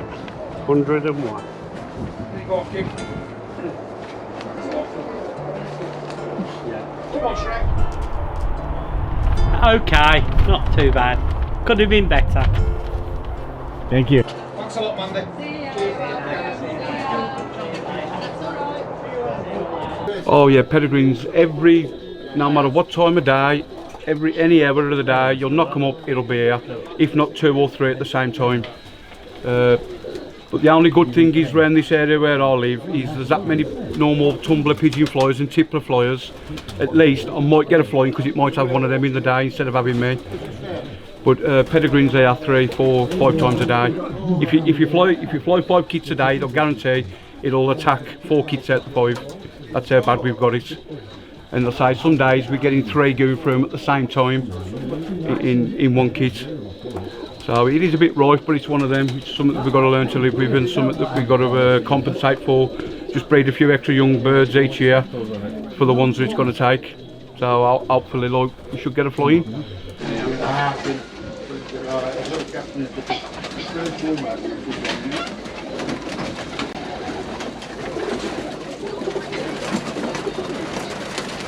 $34.80.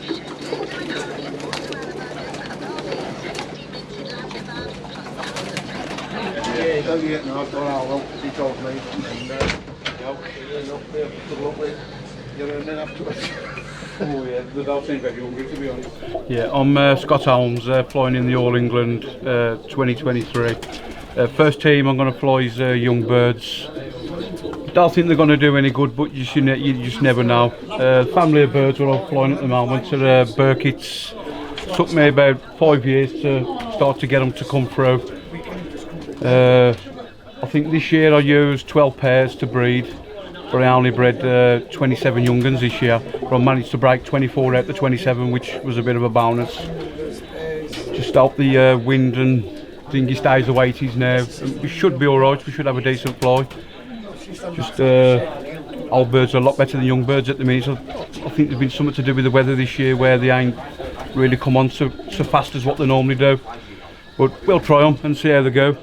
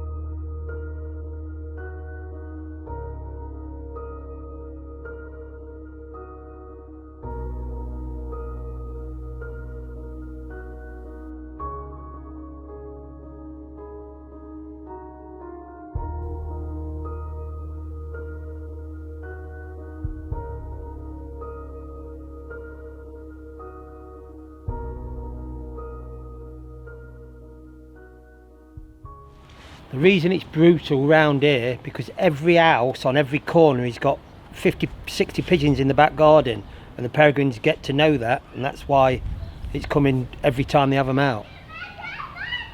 Like taking candy off kids. You know that word, candy, you Yanks, don't you?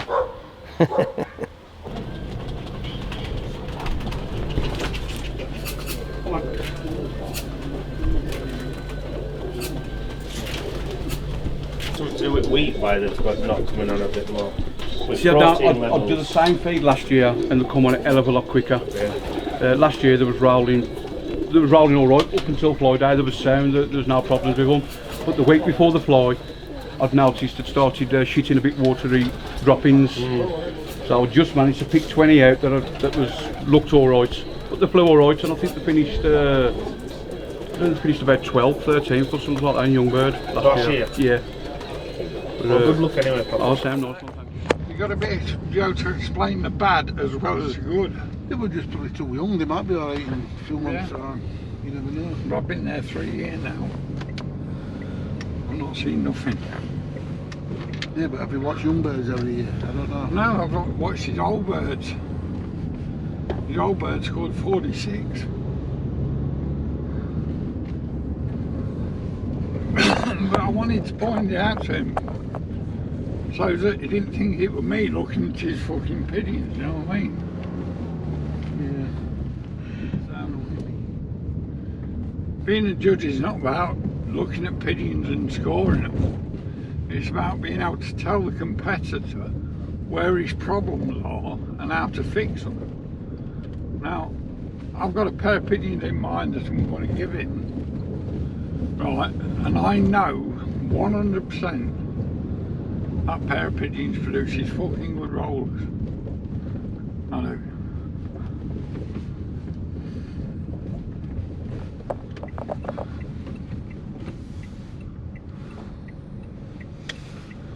And I know for a fact when he gets them in the air, 100% he'll see the difference. Yeah.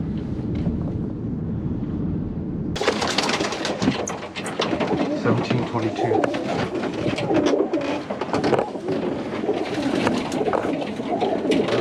And into the two. Here, this one, white, if you can. Oh, next one up there. And he's picking that front so you can catch them easy. Yeah.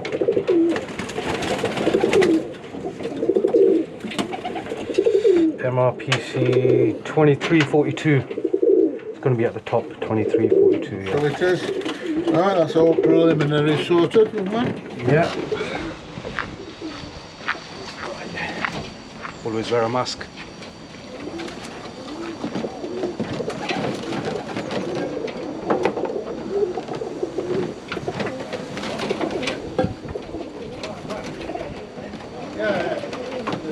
Come on then, off you go.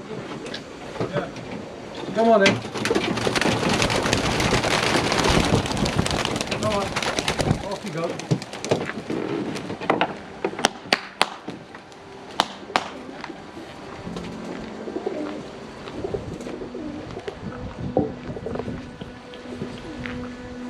There ain't much to beat, I can tell you that.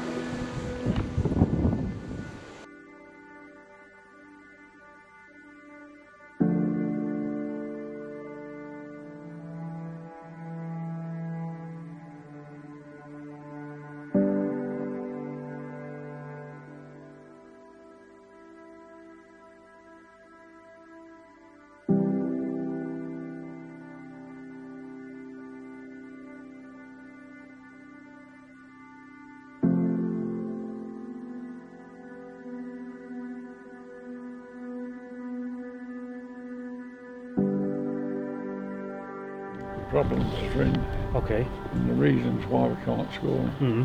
See what I mean? Okay. It's for your own goodness. Yeah, of course. You have got some pigeons in there that's rolling nice, but you've got a lot of pigeons in there that's moving. Yeah, I know. How young are they? I know they're young. They're quite young. Yeah. You know, I've only got about 3 or 4 from my first round. Right. Well, don't blame me. Yeah, so I lost 10. If you enter a competition like this, you've got to have them bang on. Bang on. But yeah. But don't take that away from yourself. Yeah. Enter competitions like That's what. this. Yeah, that's what. And I have thought. judges come Yeah, round and that's look at them. exactly. And they can explain to you what's Yeah, the exactly. problems are, you see. Yeah. I'll be honest with you. A few weeks ago, I thought, nah, there's no chance that I'm going to be able to get them in. Yeah. And I've just been flying them constantly every day, and I see a few of them come on. But obviously, you need a bit more than just a few, don't you? But if there's only 4 or 5 coming on, you need every last one of them to roll. Exactly. Yeah, that's the thing. But then I thought I was going to fly 2 kits, and I thought, okay, we'll do one at least. Movement in that. Yeah. But if you watch that checkpoint, you're going over there. Yeah, I know. Yeah, there's some in there that are probably, I don't know, maybe 3 months old or something from a 3rd round. Yeah. So that's the only then problem. I thought, you know, might as well just kick them out and stay with them. Yeah, because you never know. Right guys, welcome to my loft. My name's Alias. I'm in Peterborough in England. Some of you might already know me. I've got a YouTube channel, AA Rollers. I make a lot of videos, so some of you might even recognize this loft. I've just flown in the All England. I flew a kit of young birds, 20 young birds. Majority of them, well, more or less all of them are from George Mason, his line of birds, his family of birds. And I've been working with, well, I've only had rollers for about 3 years, so this is my 3rd year competing, and I think they seem to be getting better every year. This year I've bred quite a few birds. I've got 2.5 kits of young birds. I don't have too many, and then I've got 5 kit boxes, so 3 kit boxes of young birds. This is just a mixture of cocks and hens, and then I'm still breeding at the moment as well. It is July. I would normally have stopped by now, but I'm still breeding. I was a bit short on numbers, so I've got a couple of trial pairs, but the main pairs are still in there, and what I'm trying to do is just get them closely related. There's one certain cock that I'm working with. I'll just show you in a second if I can find him.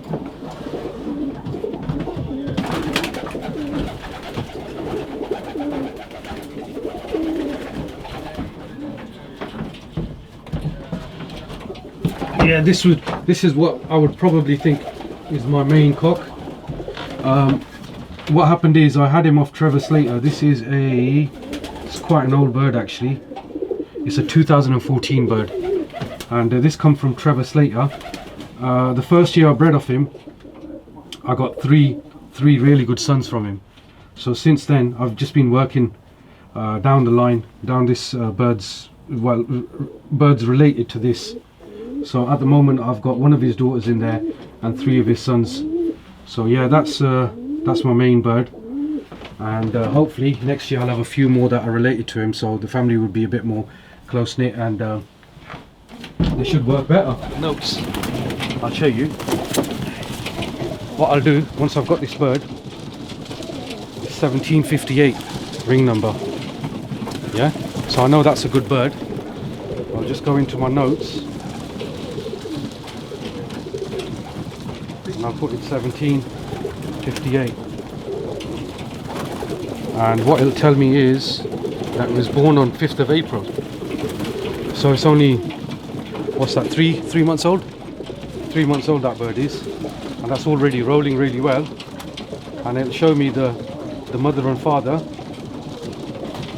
That's the mother and father, that's the hen, that's the cock. And the Mason, that one actually was bred by George Mason, that red cock. I put on there George Mason bred. So that one was from him. And the hen, that's a Mason as well, and that was bred by one of my friends. But yeah, so that's what the notes to 1758 straight away tells me where that bird's from. Hi, my name's Steve Raybould. Most flyers in England know me as Barney. In fact, I would say most of them don't even know I've got another name. In the late 1990s, still am a big friend of Bill's, Bill O'Callaghan, and he got me to have some rollers, because I was always going with him anyway, judging and whatever. And to get me going, he helped me out and he fixed me up with a kit of young birds. In fact, he fitted me up with first batch of young birds after his stock loft that year, about 1997 or 8, I don't know, I can't remember. Which I had for a number of years until I changed my job, and then it became unfeasible. I couldn't get there early enough at night to feed them and fly them, so I gave them up. In 2013 I retired, or semi-retired, and became under pressure from 1 or 2 people to have them again. And to encourage me to get my finger out and get it done, there's a page of birds there, look, full page of birds, young birds, that Bill Bradford then gave me. At the same time, another page there, Graham Dexter, who I'm sure you've all heard of, some of you might even know him. He gave me a kit of birds. This kit of birds came 4th at National as young birds that year. And I went to his house. He said, I've got something for you in a basket. And he gave me them, his 4th national winner. So that's that. This other column here, that side of the ring numbers, are things what happened to them. So I keep a check on what they are. Dead, look, lost, roll down, lazy, roof sitter, sparrowhawk, and so on. This is the beginning of my stock book. After that, I have obviously had to breed out to some of these skip birds. And the way I did it, I didn't ask anybody, it's a way that suits me. Put the cock and hen, cock's always first, hen second, and what colour they are. Underneath, any birds that I ring goes on that page.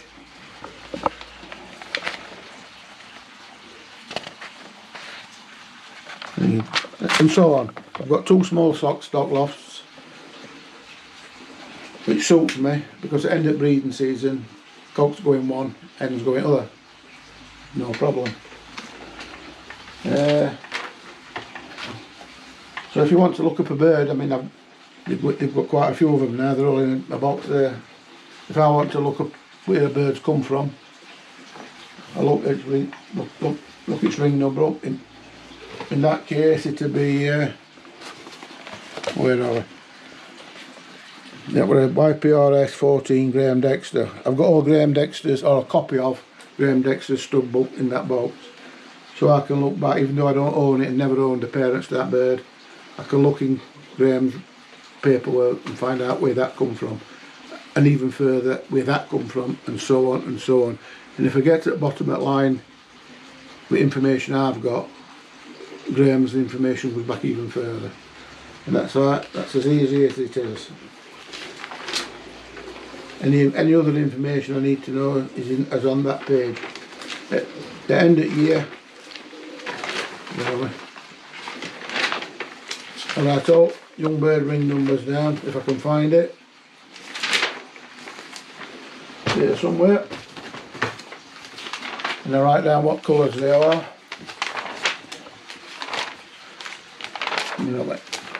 Yeah, look. That's the birds bred that year, what colours they are and what might have happened to them.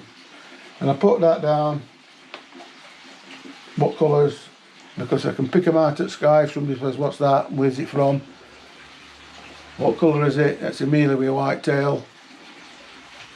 I've only got 2 mealies with white tails, what else is, and I can find out which it is while they're still in air and look back where it's bred from.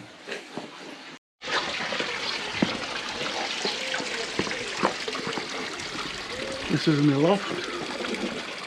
Yeah. Small stock loft at one end, another one at that end. 2 outside kit boxes and 4 bigger kit boxes in there. Kit boxes have 30 perches, but rarely have that many birds in. Probably 23 or 24, I'd probably be nearer to the mark. There's a lot of birds in at the moment because I've been away for a week judging with David. And to make life easier for my wife, I've emptied these outside ones and put them in there in kit boxes. So there's a lot more birds in kit boxes than they normally would. But it's only for a week and a half, so I think we'll be able to cope with that. These are my cocks. There's some flyers in here for the same reason I've just said about that.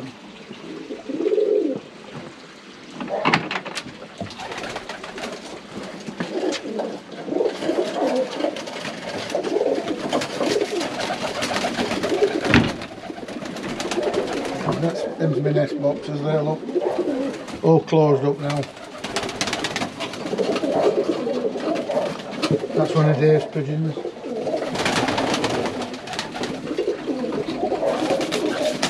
In fact, they're both Dave's pigeons. There they are. As you can see,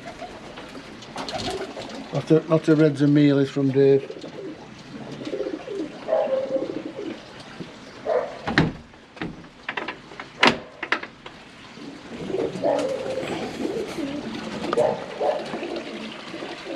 These are my small kit boxes for outside. So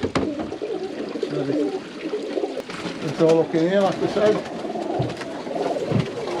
There's more birds in these boxes than there should be. There's room for them, there's perches for them. It was just to make it easier for my wife to feed them while I'm away.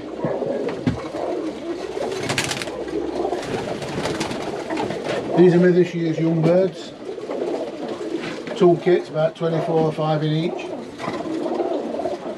Some showing a bit of promise, but they're generally late starters, so I'm not worried. They'll be alright.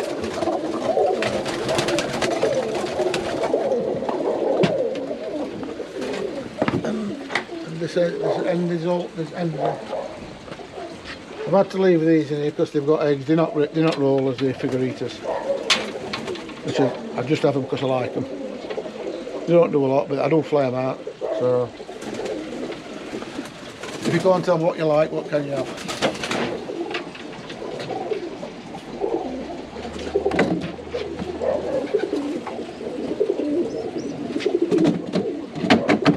That's an old figurita, look. Lovely little things. I think so anyway.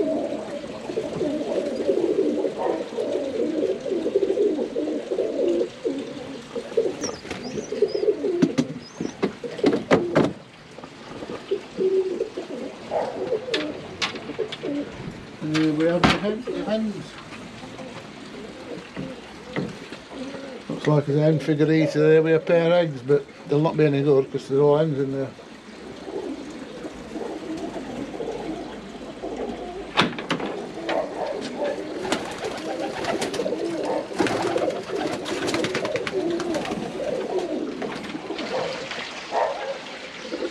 Well, that's how many I breed, right? Well,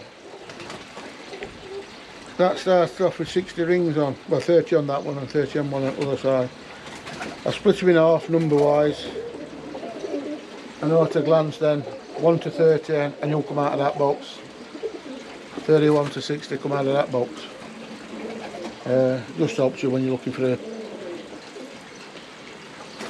bird. I generally breed about 50, maybe 55, something like that. Some's gone already, Oaks had a couple. I've had one roll down and I killed one because it just wouldn't fly. It would go and sit on roofs and come in with rest time after time. I gave it a lot of chances. It didn't come good. So it went in ferret hutch. Every pigeon flyer should have a ferret because you're always looking for something to eat and it stops you saving rubbish. That's one, a little gem from below Callahan. Who's a great mate of mine, as you'll know from earlier. Like I say, I've known Bill 40 odd years. Done a lot of things with him. Pigeon flying being one of them. I'm no great professor about pigeons. I don't need to be. If I need to know about pigeons, just ask Bill, because he's top man.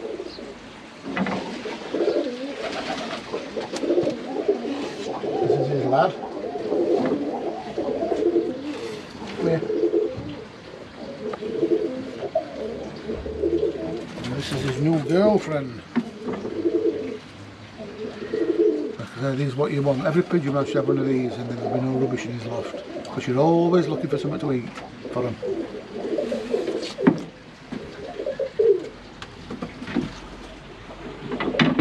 Bloody fly. I'm not like you, a man of leisure. Well, if you're at the allotment, you must have plenty of time. I've all my stock to see to. Get them out. Get them up here, bro. I can't get them out while 5. I didn't feed them while 5 to 5 last night. Rollers were made on my place. I spoke to DFD earlier, and he said he was expecting to get into Sheffield at 3 something. What you flying first, old bird? Yeah. And what you got second? Old birds. You're flying with the first team first. I will do fly the first team first. No, you know what I mean? Because we're fishing now, I wanted to see you and I wanted to see Barney, and then we're going to shoot off and won't come back. Yeah. All right.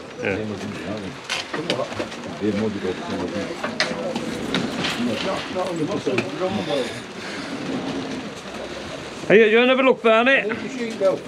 Oh, chuffing it. Just hang out of the way because if you turn that here. Has you got it?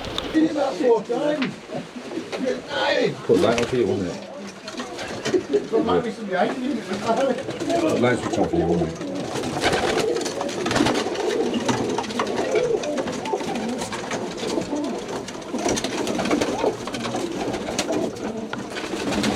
Just should do so they won't look now. You can see him there. Now, just looks like black. Yeah. He's alright. Yeah. What's another one? Yeah, it's just a case of beef to be seen to do. There's that coffee in the first Look at the mold in the cover spread as well. Just dropping off them, aren't Oh, God. Is that it? And you ready? Oh, when there's It's my... Oh. What time is it now? 5 o'clock.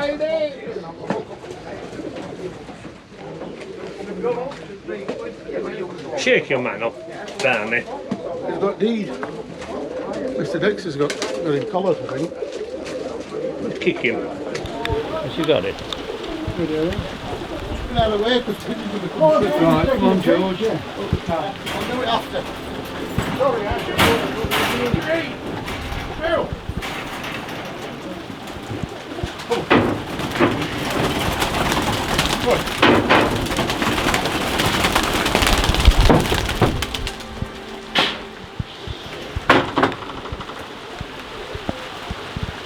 Are they all up?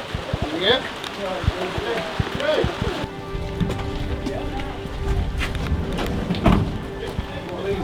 Old bird.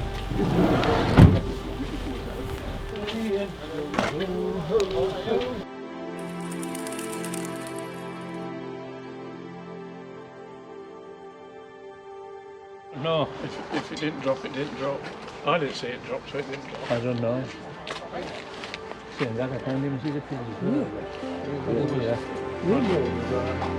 The wind's dropped now, isn't it? Yeah, they could do it from breaths if they wanted. Could have dropped that. Maybe 5.5. Can you get 3 and a 2 and a 2 and a 3? No. 4 3/4. 4 3/4 and then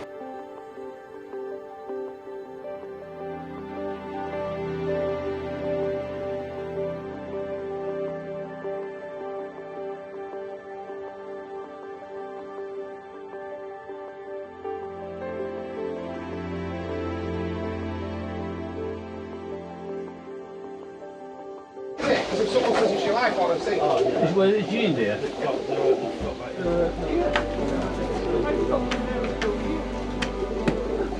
I told him he had cancer again, he was starting. Off phone. No idea about it.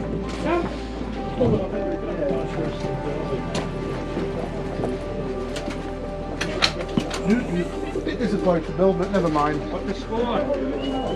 Ernie. Not for me, though. Yeah. But I come down to scratch because I thought them races had gone in with. I seen the races, I thought they went in with him. I could see him going across the bottom. What makes him do that walk like that, all erratic? I don't know. Didn't fly that on Wednesday, did they? No. No. They do. We got him. Where's Doper? No, yeah, sat there. Well, I walked past him. No, I can see him. Come on, let's do this, Bill. I'll be getting done. Hey, lads.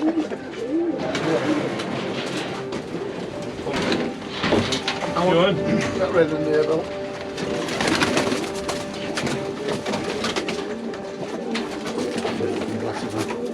Just hang on, Bill. 25. Sorry. You don't need that. 66.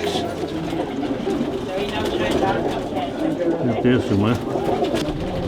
Yeah. Are you going to get him out now, sharp? You didn't shake it properly, she said last time you shook it. Brian, done as much practice as me. It's only a Friday that we do it.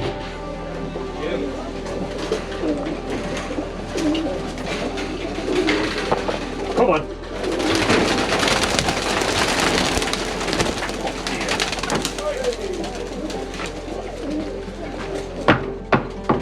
Are they all? That was a nice break.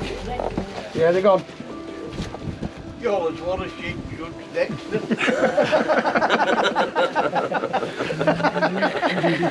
Let's see if we can wreck this chair.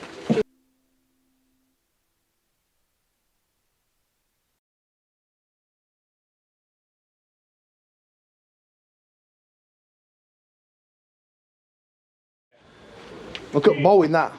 That's a writer in that is. I'll tell you what, Nice to see you. What's that, eh? What's it all about? What? Whose bottle is that? Is that one of yours? Yeah. An old ring that. That is an old ring. Yeah, we got I didn't do it right at all. What's this about telling Bill I didn't do it right when I did No, it? these, I'll tell you what. We got, Gee, I'm we got surprised these at you. 2 here on trot, and then we got them 1 year, and they only put the numbers on. They were no good, like.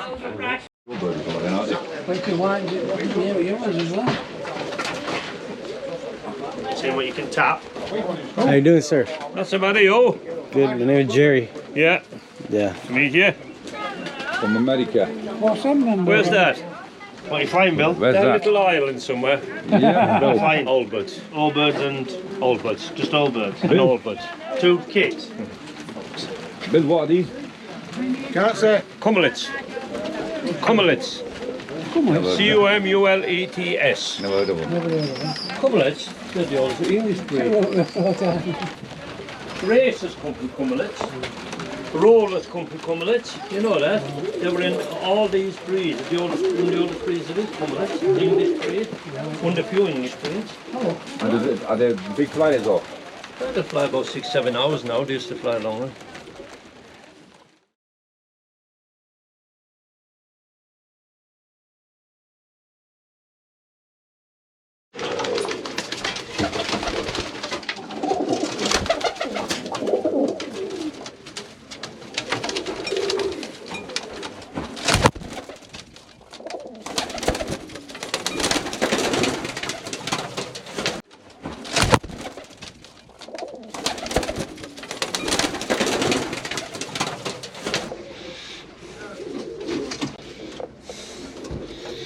Those birds right here.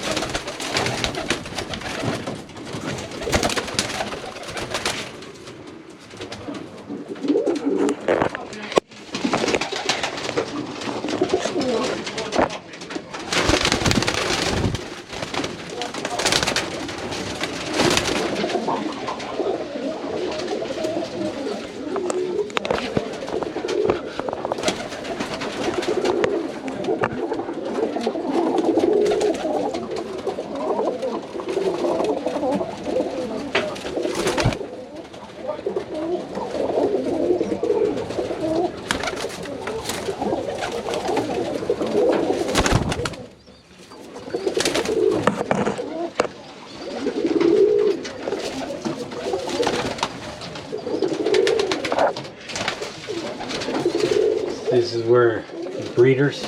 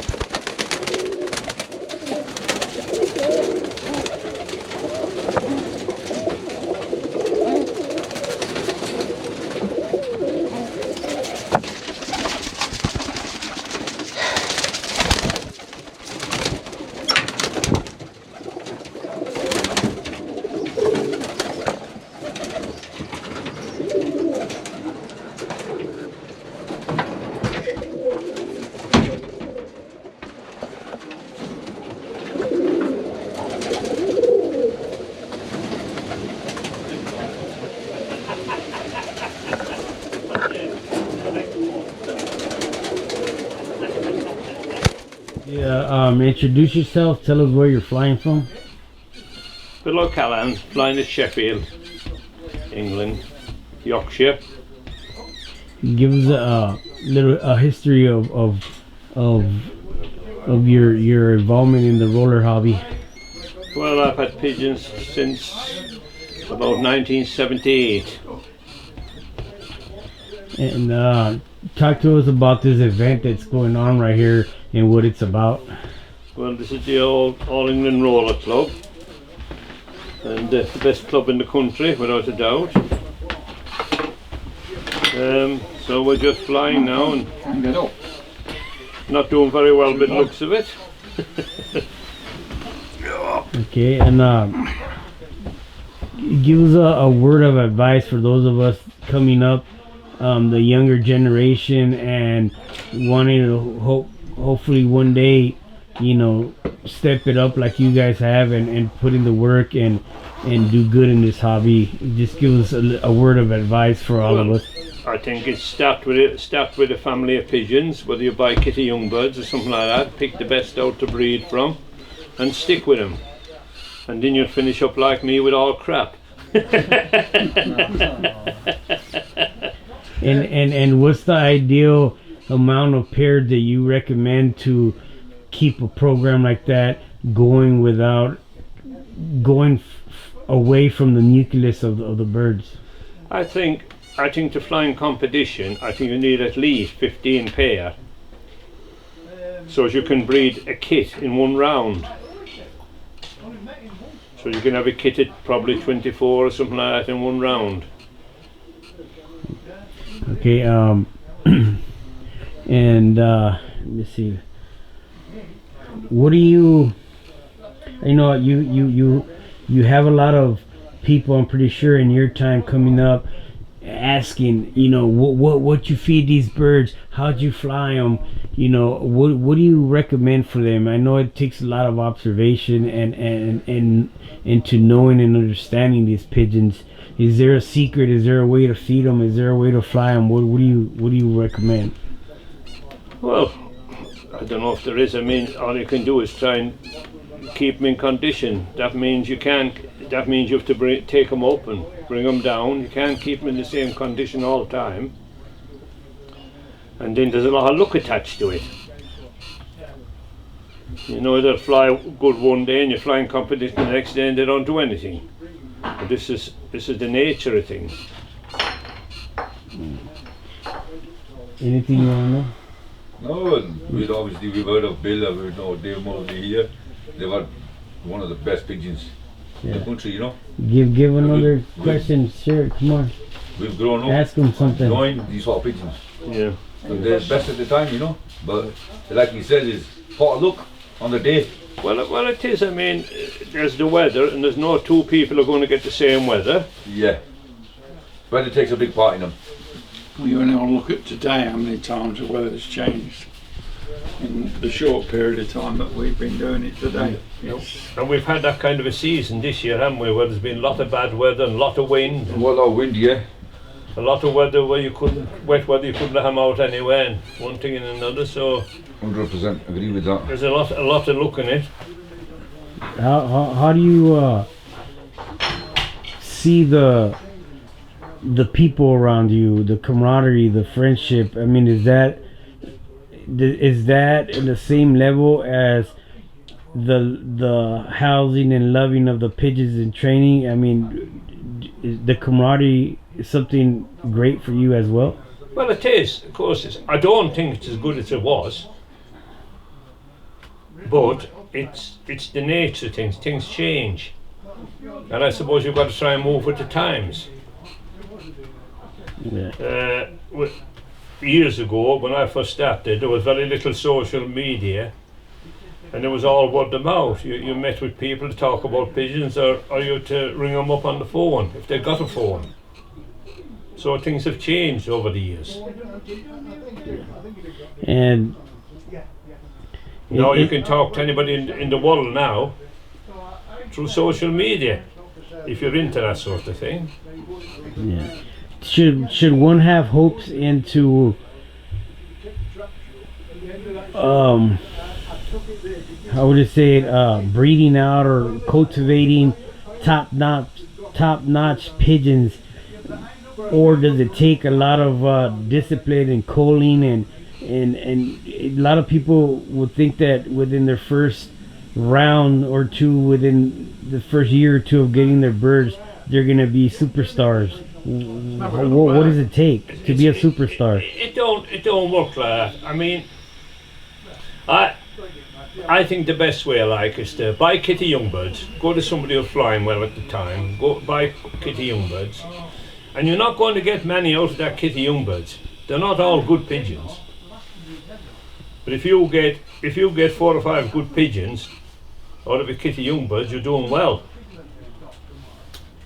Yeah. And then if you can get 2 or 3 that's good enough for stock birds, breed off them. The main thing is to cultivate a family. A lot nowadays they swap and change every year. They swap them pigeons, they get something else, and that's no good. You never get nowhere unless you're very, very lucky. And when you say cultivate a family, what type of breeding program do you recommend from the beginning to the end of the creation of that family? Well, you've got to line breed, but you haven't got to go too close. I mean, you wouldn't go brother and sister, but you go half sister and half brother, grandfather to granddaughter, and so on.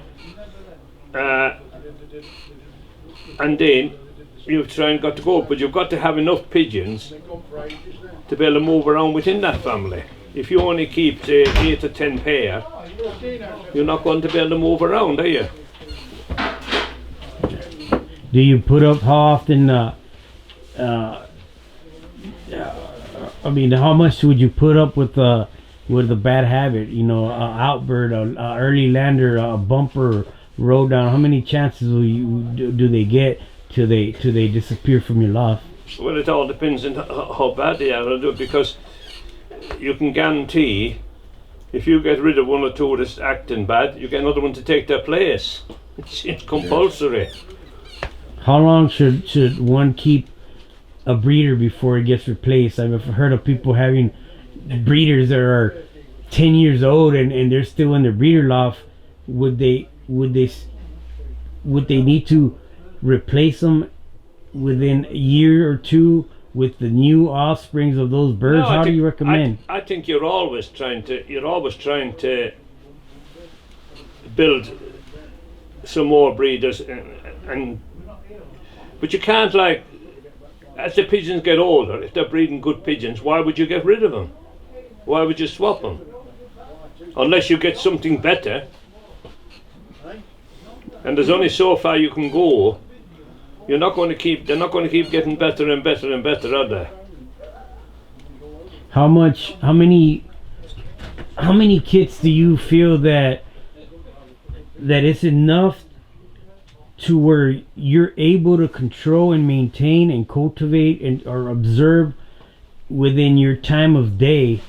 There's guys with 2-3 kits, there are guys with 6-8 kits. What is manageable for someone that wants to go forward and become somebody in this hobby? Well, probably 2 or 3 kits is enough for anybody to manage, but I'm afraid I'm one of them that I'm a bit of a hoarder. I'll admit it, like. You know. Yeah. There's a lot of people. It depends on how much time you've got. If you're a working man and you're actually working, you haven't got that much time. It's only at nights, evenings and weekends if you're lucky. And talking about time, how much time do you give a bird to show you that it's gonna move forward in your program, show you that it has the ability to become in your top team, to where you're gonna give him the chance? When do you give up on the bird, like saying it's not going to be a performer? I gave it too much time.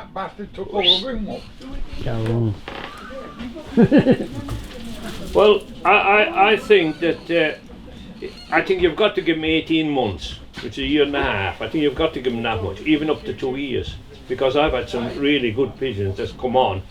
And I was just about to give up on them, and then all of a sudden they've just turned out. If they come into roll too young, there's a good chance they're going to kill themselves anyway, because they're not developed enough to be able to control it. What's too young to where they haven't gone mature to control it? Well, I think they've got to be like 12 months before they can control it. I mean, the majority, probably 50%, will come on the roll before that. Some will come on the roll at 4 months, 5 months. But you lose some of them pigeons. And for some reason, if they come on the roll young and they're good, then they seem to lose it as they get a bit older. I don't know why. The pigeons, the most stable pigeons are the pigeons that start rolling, I think, about 18 months. 12 to 18 months. They seem to be the most reliable. What's your oldest pigeon in your main kit? Oh, not about 4 probably, but with the birds of prey now, they never get old. They get eaten before they get old. Give us an example of what I hear here. I'll hear a lot. You guys call it a proper roller, quality roller. What is that to you? Well, a pigeon's got to roll straight, it's got to roll deep enough, which is probably, I don't know, what would you say, we're only guessing, probably 15 foot. It's got to be able to stop and go back to the kit. And it's got to roll fast, it's got to roll tight. Fast and tight. What is a clean, scoreable break for you? Well, they've got to break more or less together. They're not going to break. They're not going to break bang. It's not as clean cut as that. You never get them kind of breaks. They're always just a little bit drawn out, but they've got to be as close as possible. So it's just like you go. They've all got to be rolling together at some point in the roll. What's more important, the quality of the roll or the frequency? A lot of people are looking for the big breaks. In America, they give you big scores on doubles and triples, and they still have multipliers on quality and depth. What would you think would be most important to breed for? Quality. Without a doubt, quality is the most important. You think frequency, you lose quality? I think you do. I think you do a little bit. I mean, if you can get them fairly frequent with quality and all, is what we want, but it's getting it, isn't it? Yeah. Well, I want to say, you know, I've seen a lot of quality top flyers out here, and it's definitely an eye opener coming down here from what I see back home. Do you feel?